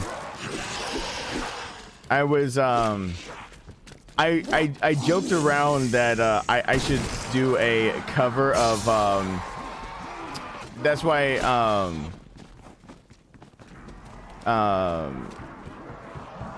Bring Me to Life or by Evanescence, that my falsetto I should just do a I should do that song but as one person with my falsetto being the girl voice and see if people like how much I get lampooned on YouTube for that.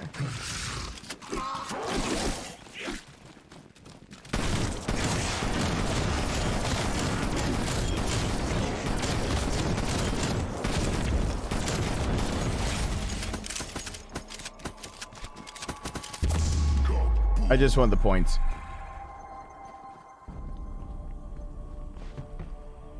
All right, let Daddy get his juice. Exfil window closed. Raptor 1 will circle back later. Now I'll live better, harder, Observing faster, a high stronger. concentration of radioactivity moving on your position. Oh God, that doesn't do shit to him. Okay. J.K. Rowling. Never mind.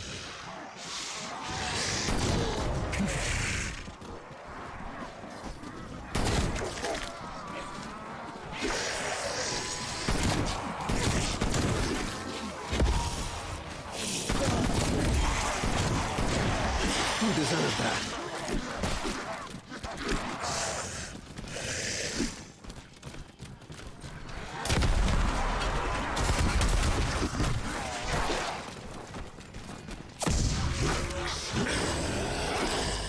Okay.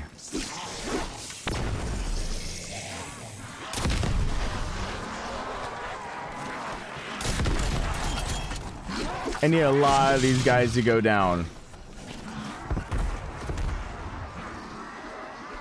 I need a lot of these guys to go down. And stay down. Ow. Oh, ow. No. No.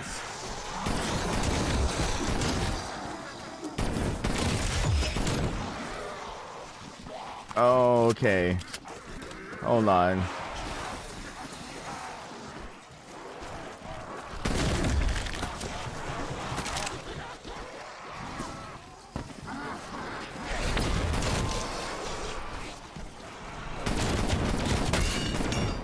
Oh my gosh.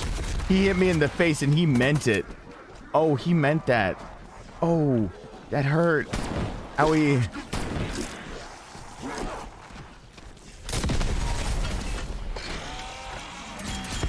Yes, yes, yes, yes, yes, yes, yes, yes, yes.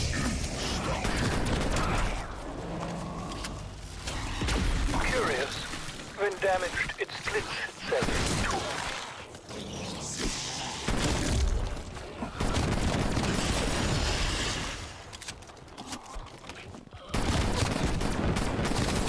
Dead man down.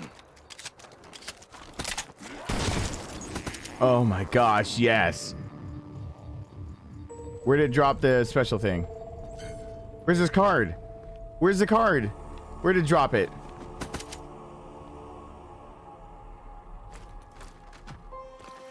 Where's the card? No! Is it somewhere I can't reach? Doesn't matter. Doesn't matter. Doesn't matter. Doesn't matter. Doesn't matter. Fine.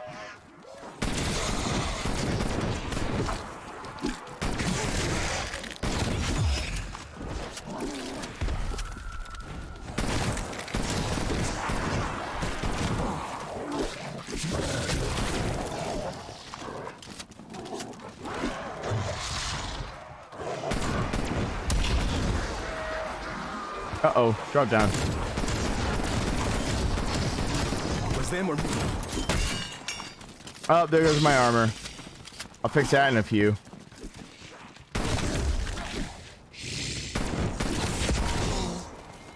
Hammer.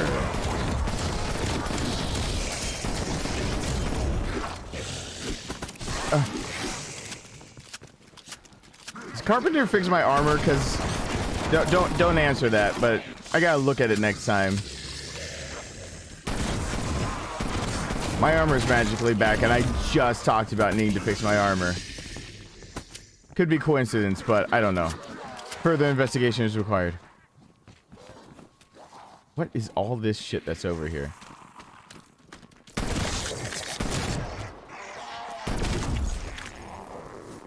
C4. C4. If I can get more C4. Better than the frags. I don't know. Yeah, I want more C4.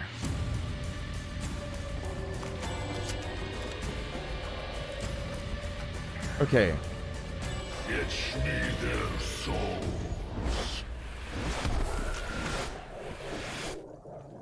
Oh god.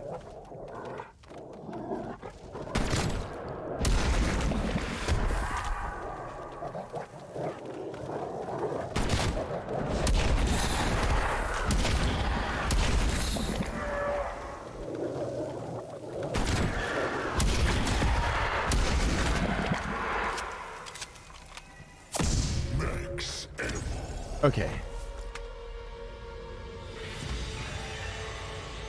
Do I have enough to upgrade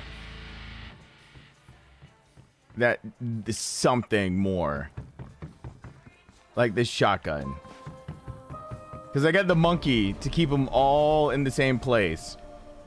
And I can go upgrade my armor again and probably craft another monkey. So I could actually survive with exfil possible if I play all of my cards right. Zombie threat neutralized. Says the man who doesn't know how to play any card games.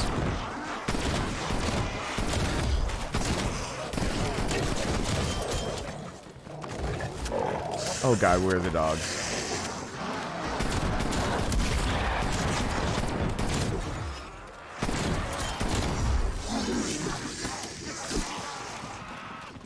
Okay. I'm on track. I'm on track. I'm on track.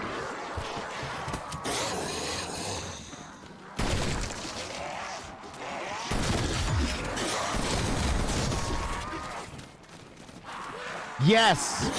Give me that.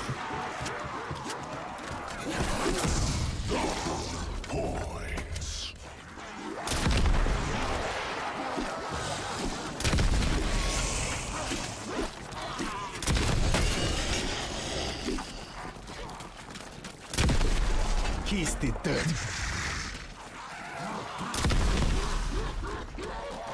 There we go. There we go.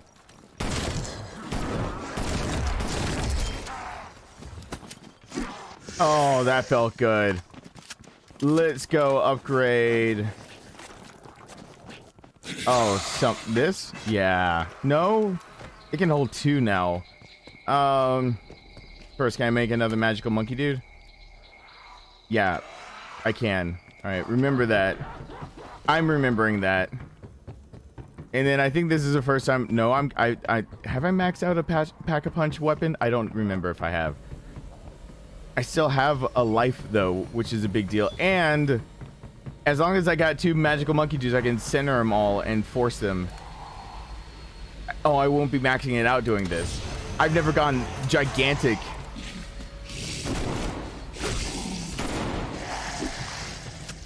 Holy shit, there's another level. And this is to go even further beyond. Oh, shit.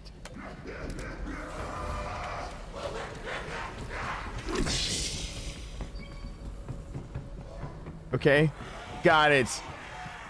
Now it's green. Ooh, good night, Stacy. Thank you so much for stopping on by.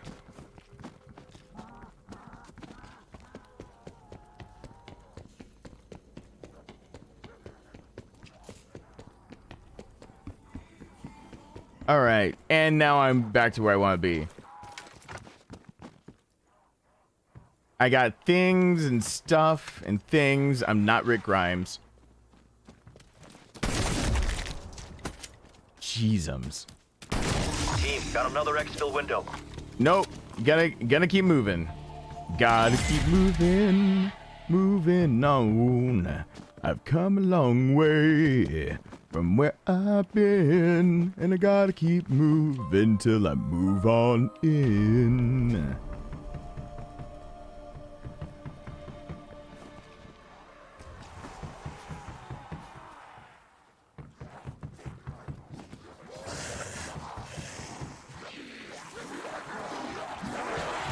Wow, you are encouraging the thirst. I know what you're doing right now. I have things stuffed. Yeah, like I don't know what that's about.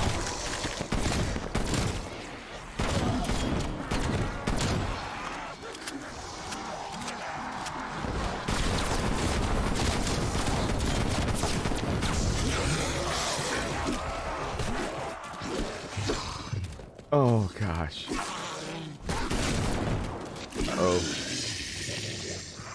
Oh yeah, another Demon's Souls vid is coming out tomorrow in 4K. And hopefully every day after that. YouTube, please stop putting me on your B servers for uploading stuff in 4K. I know I'm new to 4K on your on the platform, but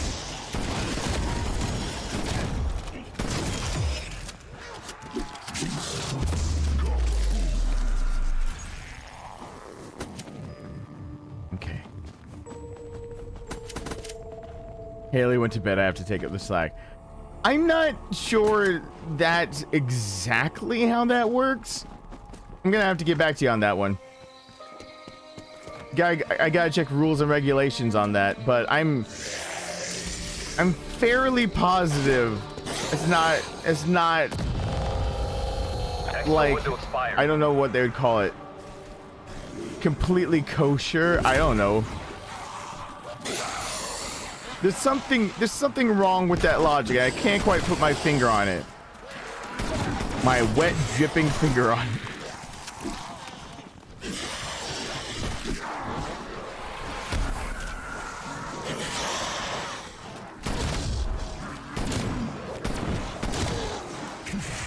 No. It's in the bio list.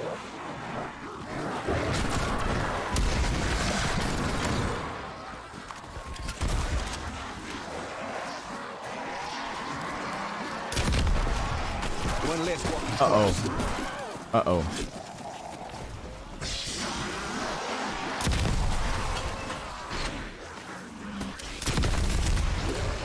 Holy smokes.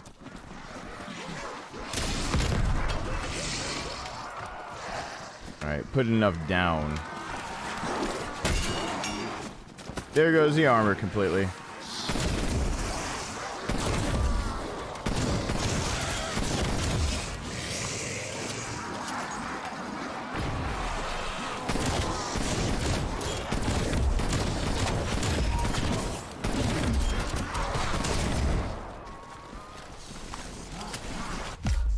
Holy shit.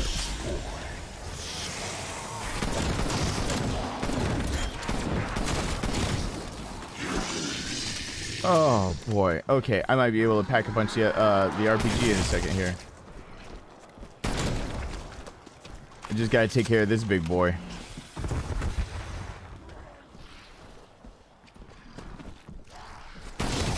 Alright, how many scrub lords do I have to take care of at the same time? Okay. So basically just him now.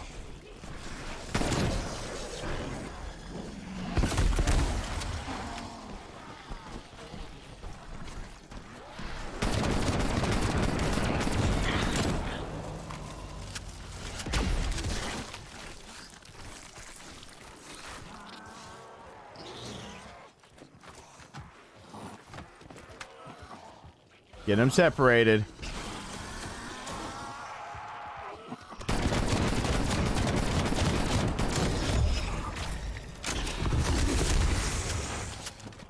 Yep.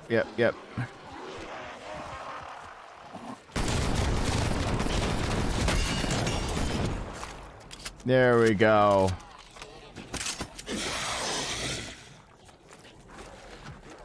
Oh, come on. Where's the... Just not getting cards this time. Okay. There we go. Oh, jeez. Good night, Giovanni. I just saw that over there. Oh, gosh. I'm so glad you guys stuck around even after my rant and everything.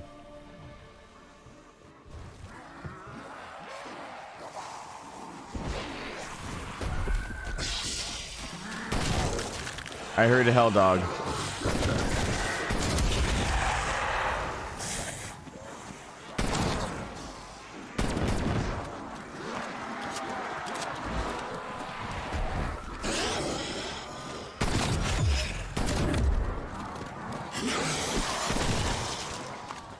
Is this called running and gunning?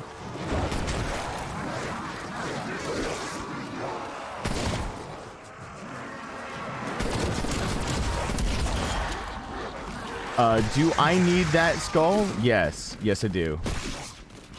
Why would I possibly need an insta-kill skull when I have a giant freaking RPG? I don't know. Maybe from that.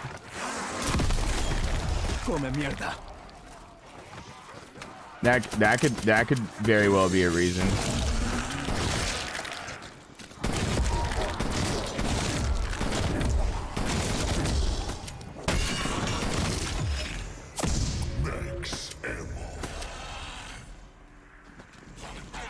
Ooh, pack a punch the other one. Pack a punch the other one. All right, for ammo and pack a punch.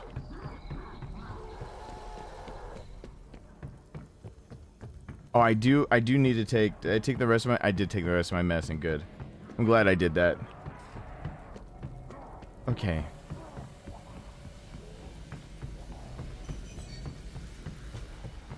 I got 2 monkey dudes. I'm really set for being able to get out at some point.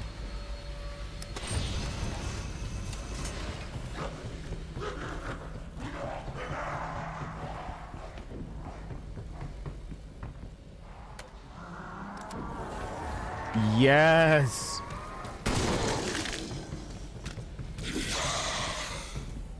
Okay. Going back topside. Some of these things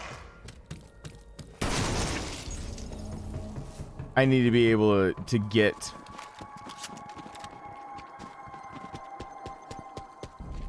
Because I need to be able to reload faster. Just get shit done faster. Is there...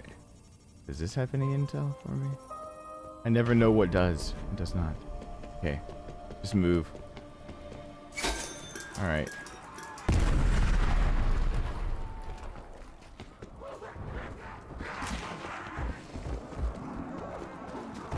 Here we go.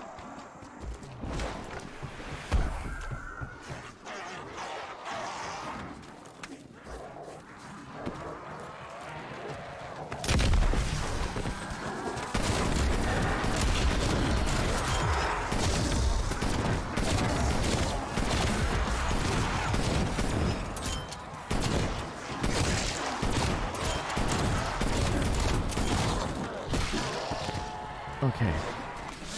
Ooh, boy. Oh, God. All right.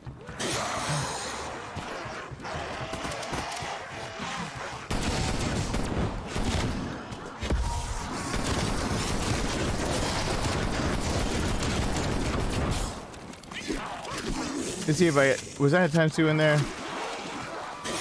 No, I thought it was all green. That's a lot of them, though. That's a lot. Oh, the Taiju was up there. No. Oh, come on. Oh well. I thought I did see it. I just saw it in the wrong spot.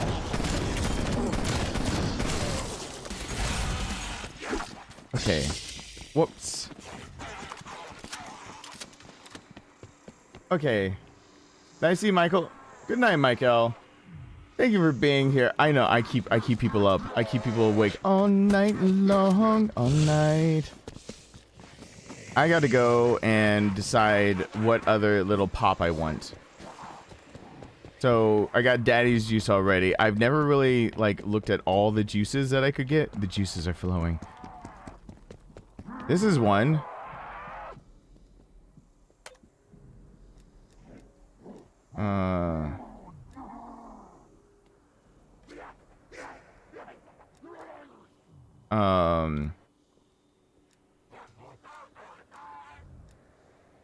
So there's one. I can grab that one. And then I can come up here and grab the other ones. Yay! I didn't actually know that existed right there. Okay. Where's this guy going crazy at? I left this guy to just lose his mind on his own. Okay.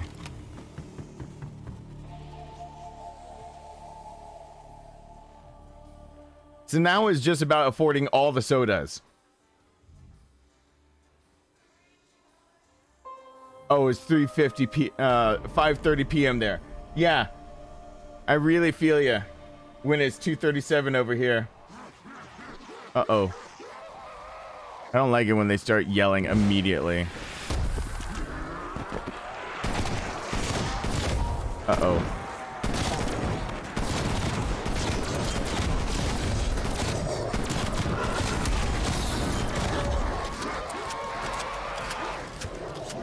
Oh, it's the armor dudes. Yes! I think Carpenter does restore my, my armor. I looked that time. I had less armor, now I have more armor. I think that's the answer. Thank you for coming to my TED Talk. I might need to weaken them a little bit first this time, so just gonna...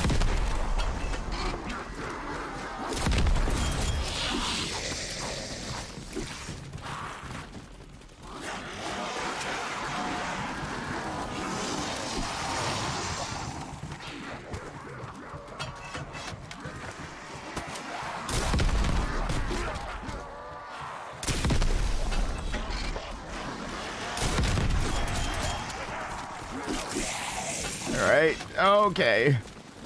Alright, everyone gets a chance. Okay.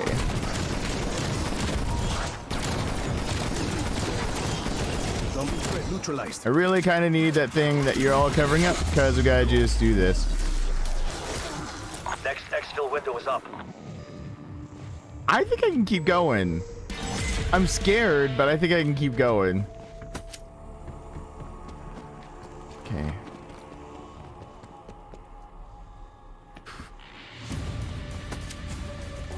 Like, it feels like a bad idea suddenly, but if it's just the dogs, then I get my ammo back.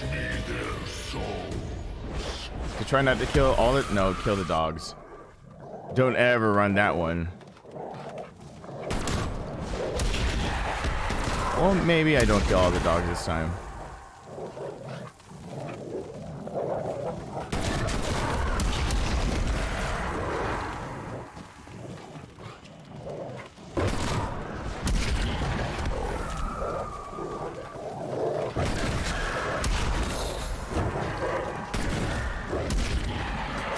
Okay. Now with a dog on my ass, I need to remember how to get to the cola. I need to end up at the cola.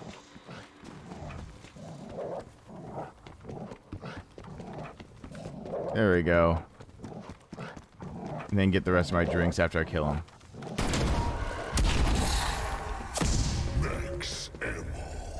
Okay.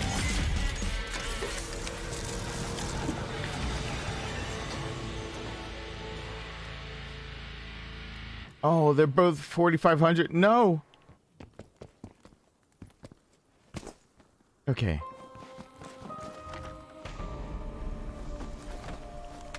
Okay. This is the furthest I think I've made it.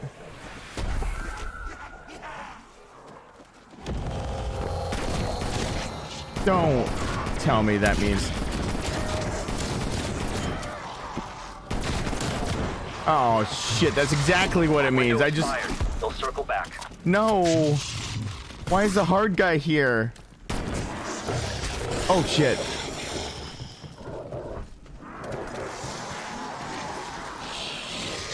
Soften him up right there. Holy shit. I'm running the fucking gauntlet.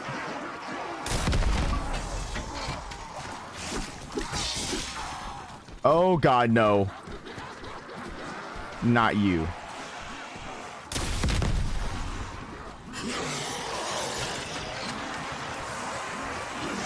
Oh, this makes you run a lot slower.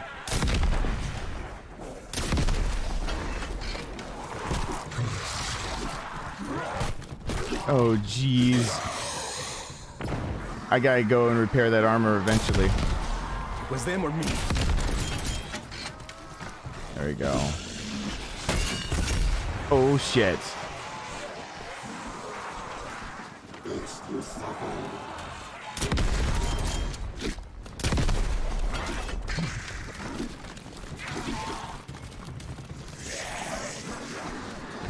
How about we just lead everyone away from where I'm gonna get my ammo back? If it's still there. Got it. Got it. Got it. Oh, God.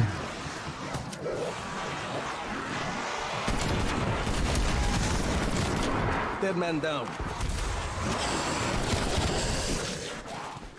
Oh, Christ.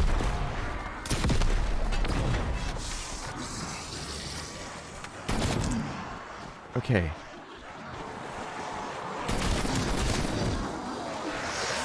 Oh.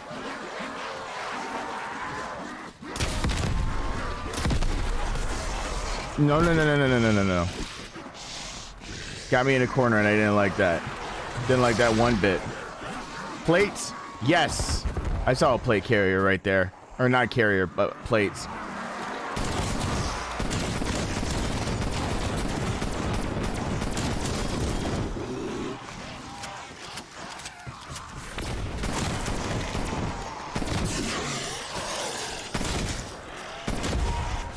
Money!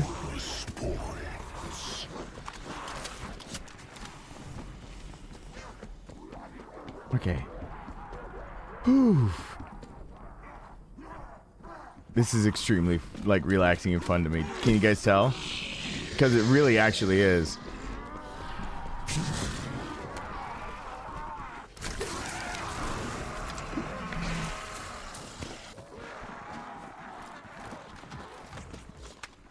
Alright, where's the big dude?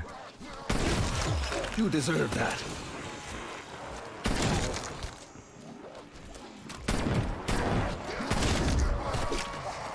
Uh-oh.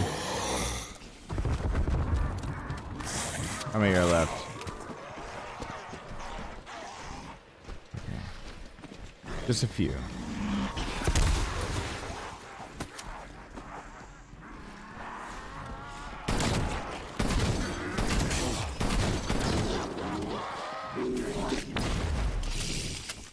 All right. Time to go ahead, dude. Don't smack the shit out of me too hard. What did I just fucking say?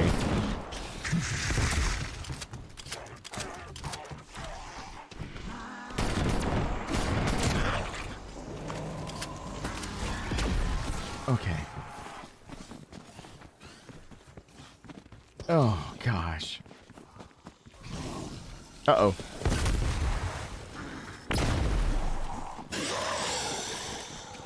I'm gonna go repair my shield. I feel this is a opportune time to go over here and just Get a little refresher. Just tappy tap that and repair that armor. No particular reason why. Just feel like the armor should be repaired.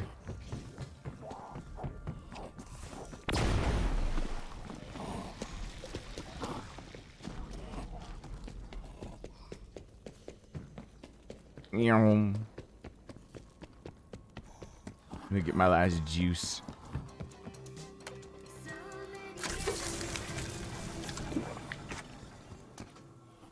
Okay. Where are they? I hear that thing.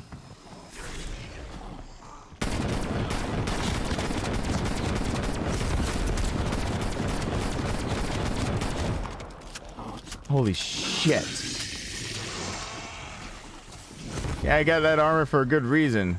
Jesus H. How much is he gonna take?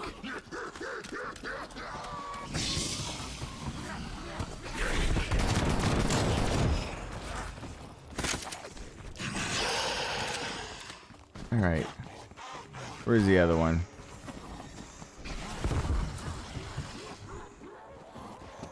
Come here. Where are you? You up there?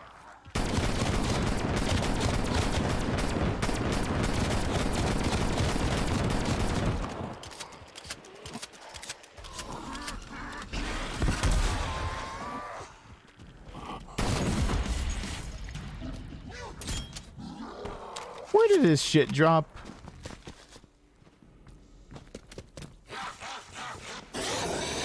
Okay. There we go. Oh boy. Whew.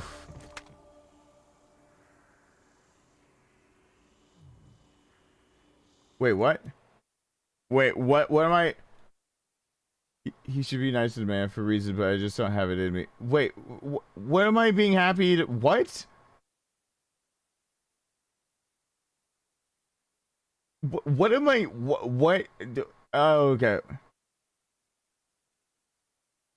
What is? Okay.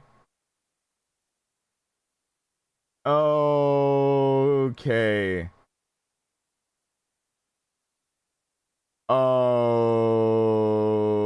Okay. Welp, that is what happens when I don't look over at chat. Oh boy. At least I can take it. Man, at least you can take it. Oh wow. I bet you can't. Oh, that's what chat said to me. Don't take that out of context. I immediately took it out of context. Wants to even pay attention to be like, what did man take? Yep, that's yep. By the way, I just want to let everybody know that I can see retracted messages. So Chad saying he's innocent. Me? Oh. Well, that was retracted for a good reason. There we go. Yep.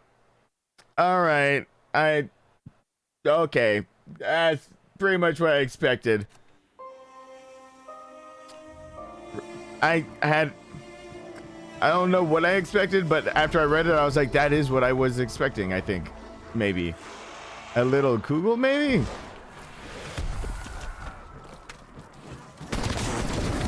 Oh, shit.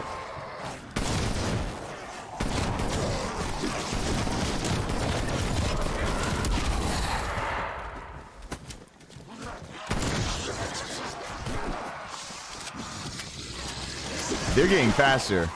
They're getting faster.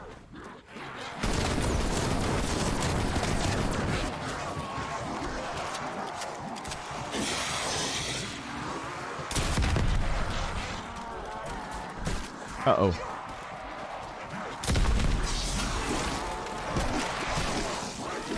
Uh-oh. Uh-oh.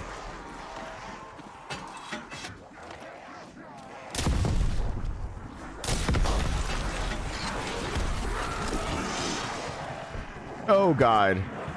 Getting out of this hellhole might not be so. Uh-oh.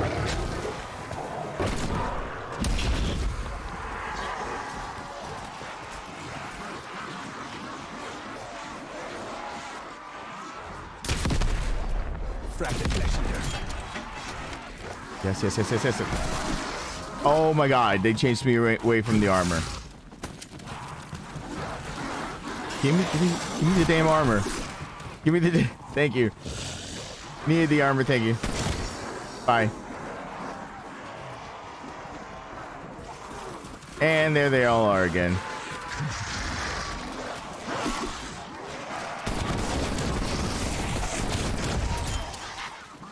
I want that.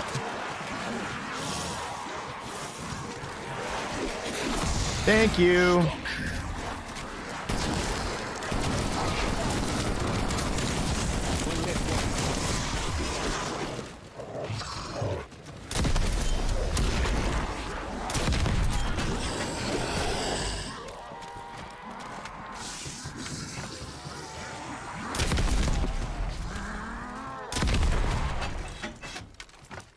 Oh, the ×2 comes up right after that.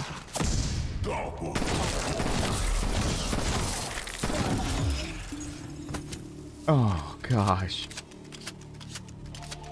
Oh, this is apeshit bananas. Okay. BANANAS. I wish I could upgrade this weapon even more now.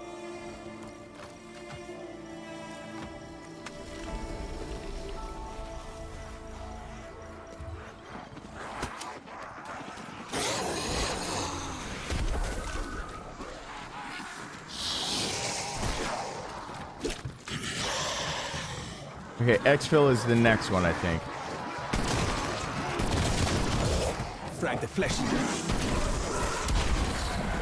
Oh shit.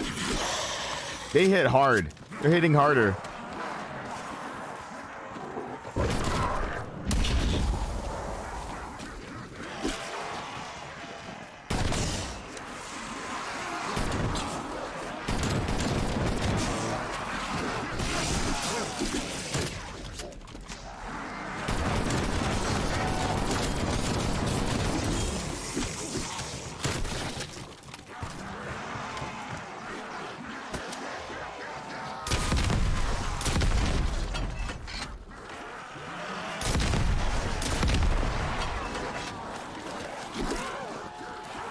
Oh boy.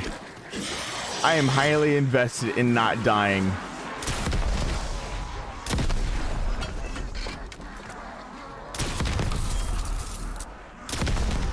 You deserve that. Uh-oh.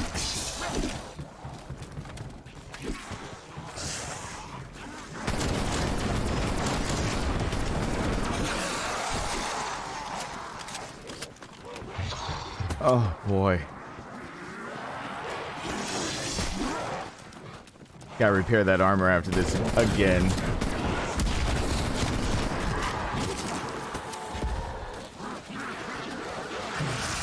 Uh-oh. No, no, no, no, no, no, no, no, no, no, no.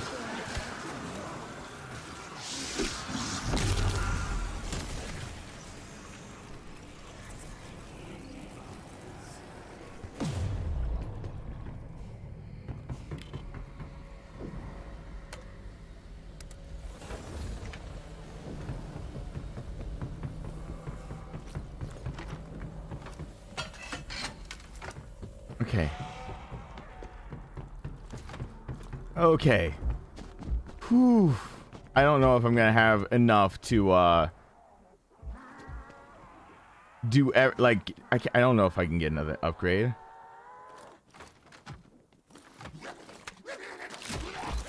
I bought the ammo. Let's see if I regret it later.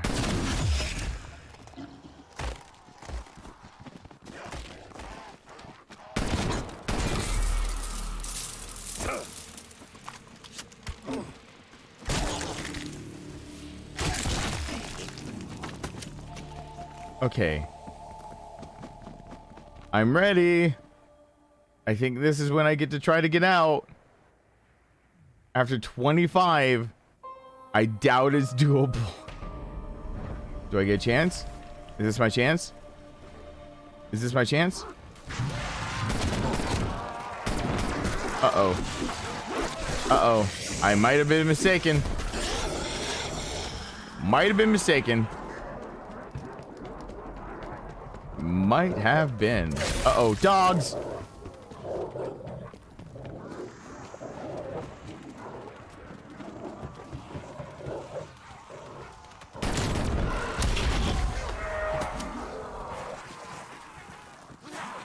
Holy shit.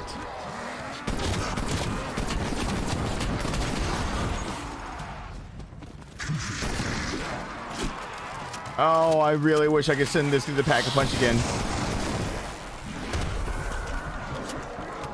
Wait, did I just see the damn jugger fucker? Or is that just the dog? Possibly just the dog.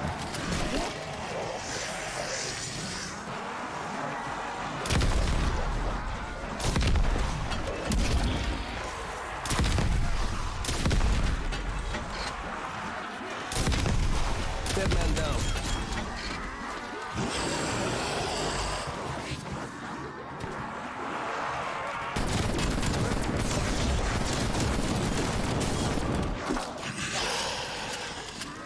Oh gosh.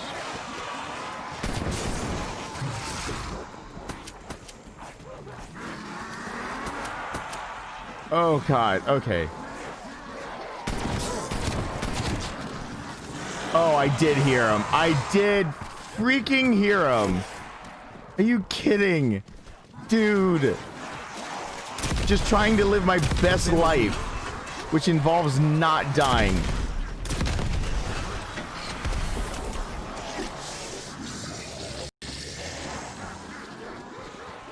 What is that? Oh, it's a simple monkey. Monkey blown up.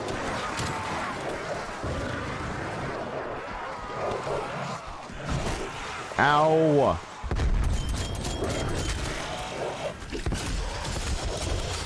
Where'd the fucking monkey go? The fucking monkey go?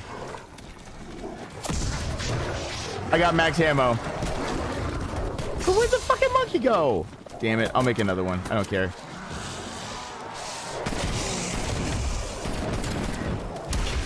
I gotta kill that guy. That's what matters. I'll make another monkey.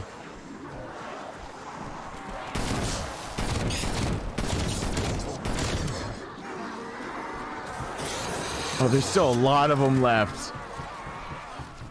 Oh, God. Okay.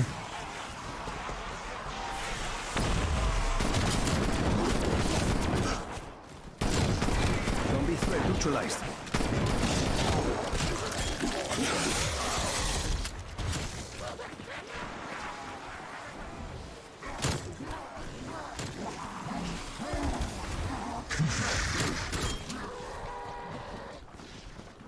Okay.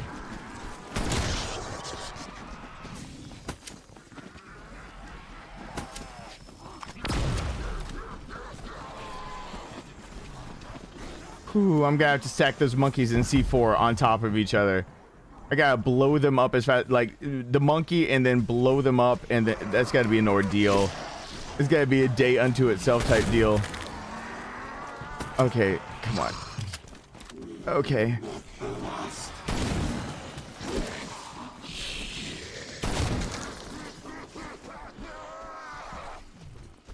Okay, how many? Just a 3. Ow! All right. This is how I want it.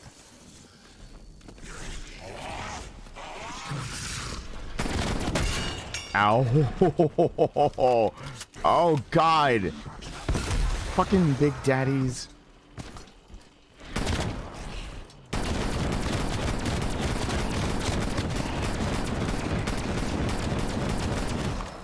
Uh-oh.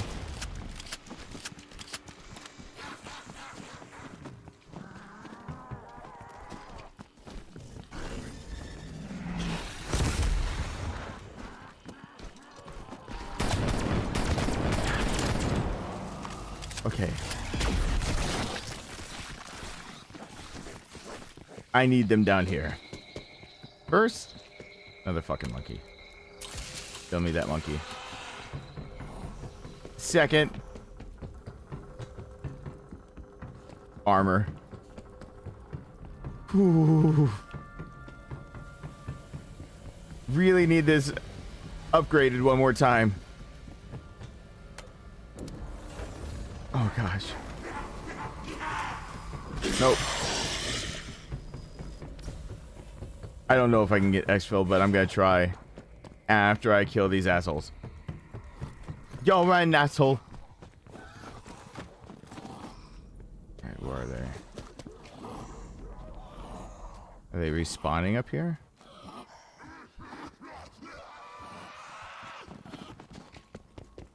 Oh god. Let me see. Sorry, you already said you gotta play the campaign mode for this game. Yeah, I've been chilling out with what I thought it was gonna be multiplayer, because I used to just chill out at night with multiplayer, and now it's this because this has just been a pleasant surprise.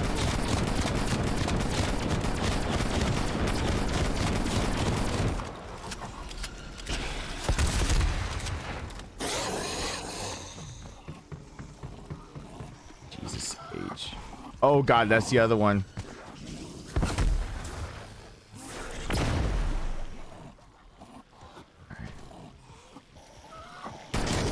Kiss the dirt. All right.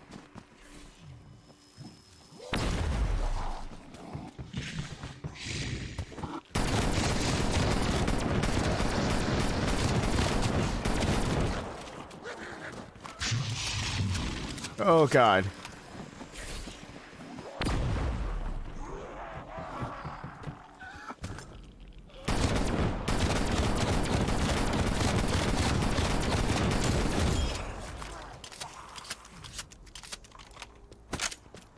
All right.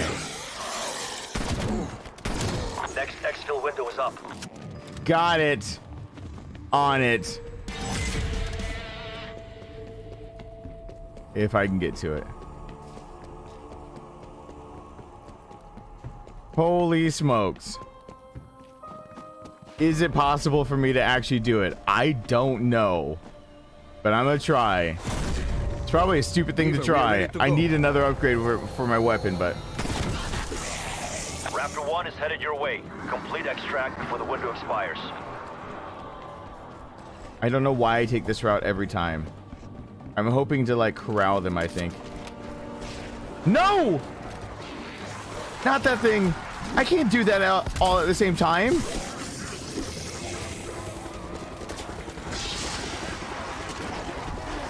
Raptor 1 has reached out for stuff. Man the monkey bomb. Soviet.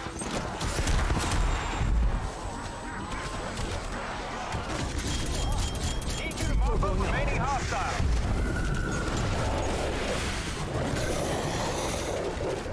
Are you kidding? No, no, no, no, no, no, no.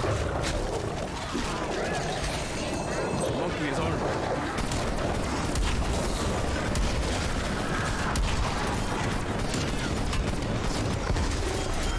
What is happening? What is happening? No! 30 seconds until enemy has missile lock on. Strike team. What?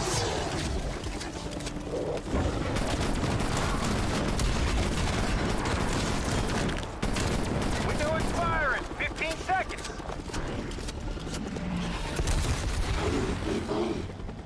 Where's the other enemies? Where's the other 4? No! Where are they? They were nowhere near me! Helo's hit. Dead stick. We're going down. They were nowhere near me. They were nowhere near me. Those zombies are assholes. I was where I was supposed to be. Oh gosh. I have no downs or anything. Oh boy, I got a long way. Oh. Brigadier General. Holy smokes. Oh, but I unlocked even more for the shotgun. Because this is my... Oh yeah, I gotta check. Oh god. Oh god. I did a lot. I got camo for that. I got camo for... Oh, I gotta be a blue tiger. Meow. Row. I gotta put the monkey. The fucking monkey. Oh gosh. That is hard. I should have had tier 3. I should have waited until I had 30,000 and been able to do that. Because I need to be able to rip through their assholes. Let's see. I have 6. Armor penetration is starting to sound real good right now.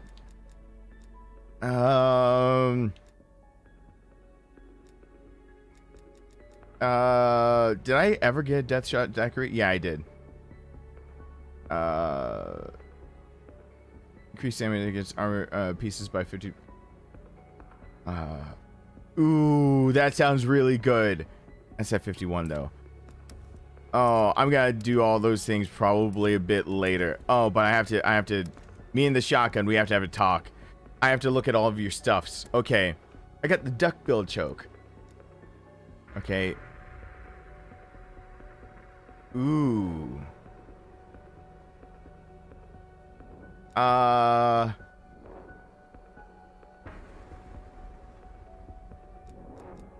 That technically, I think I want to go that direction. What?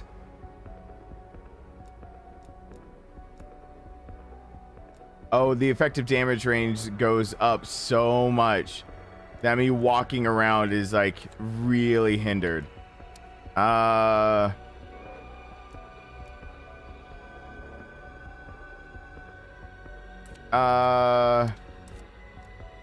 Okay, speed tape. I flinching is not my problem. Okay, well, there's not much. Wait, ooh.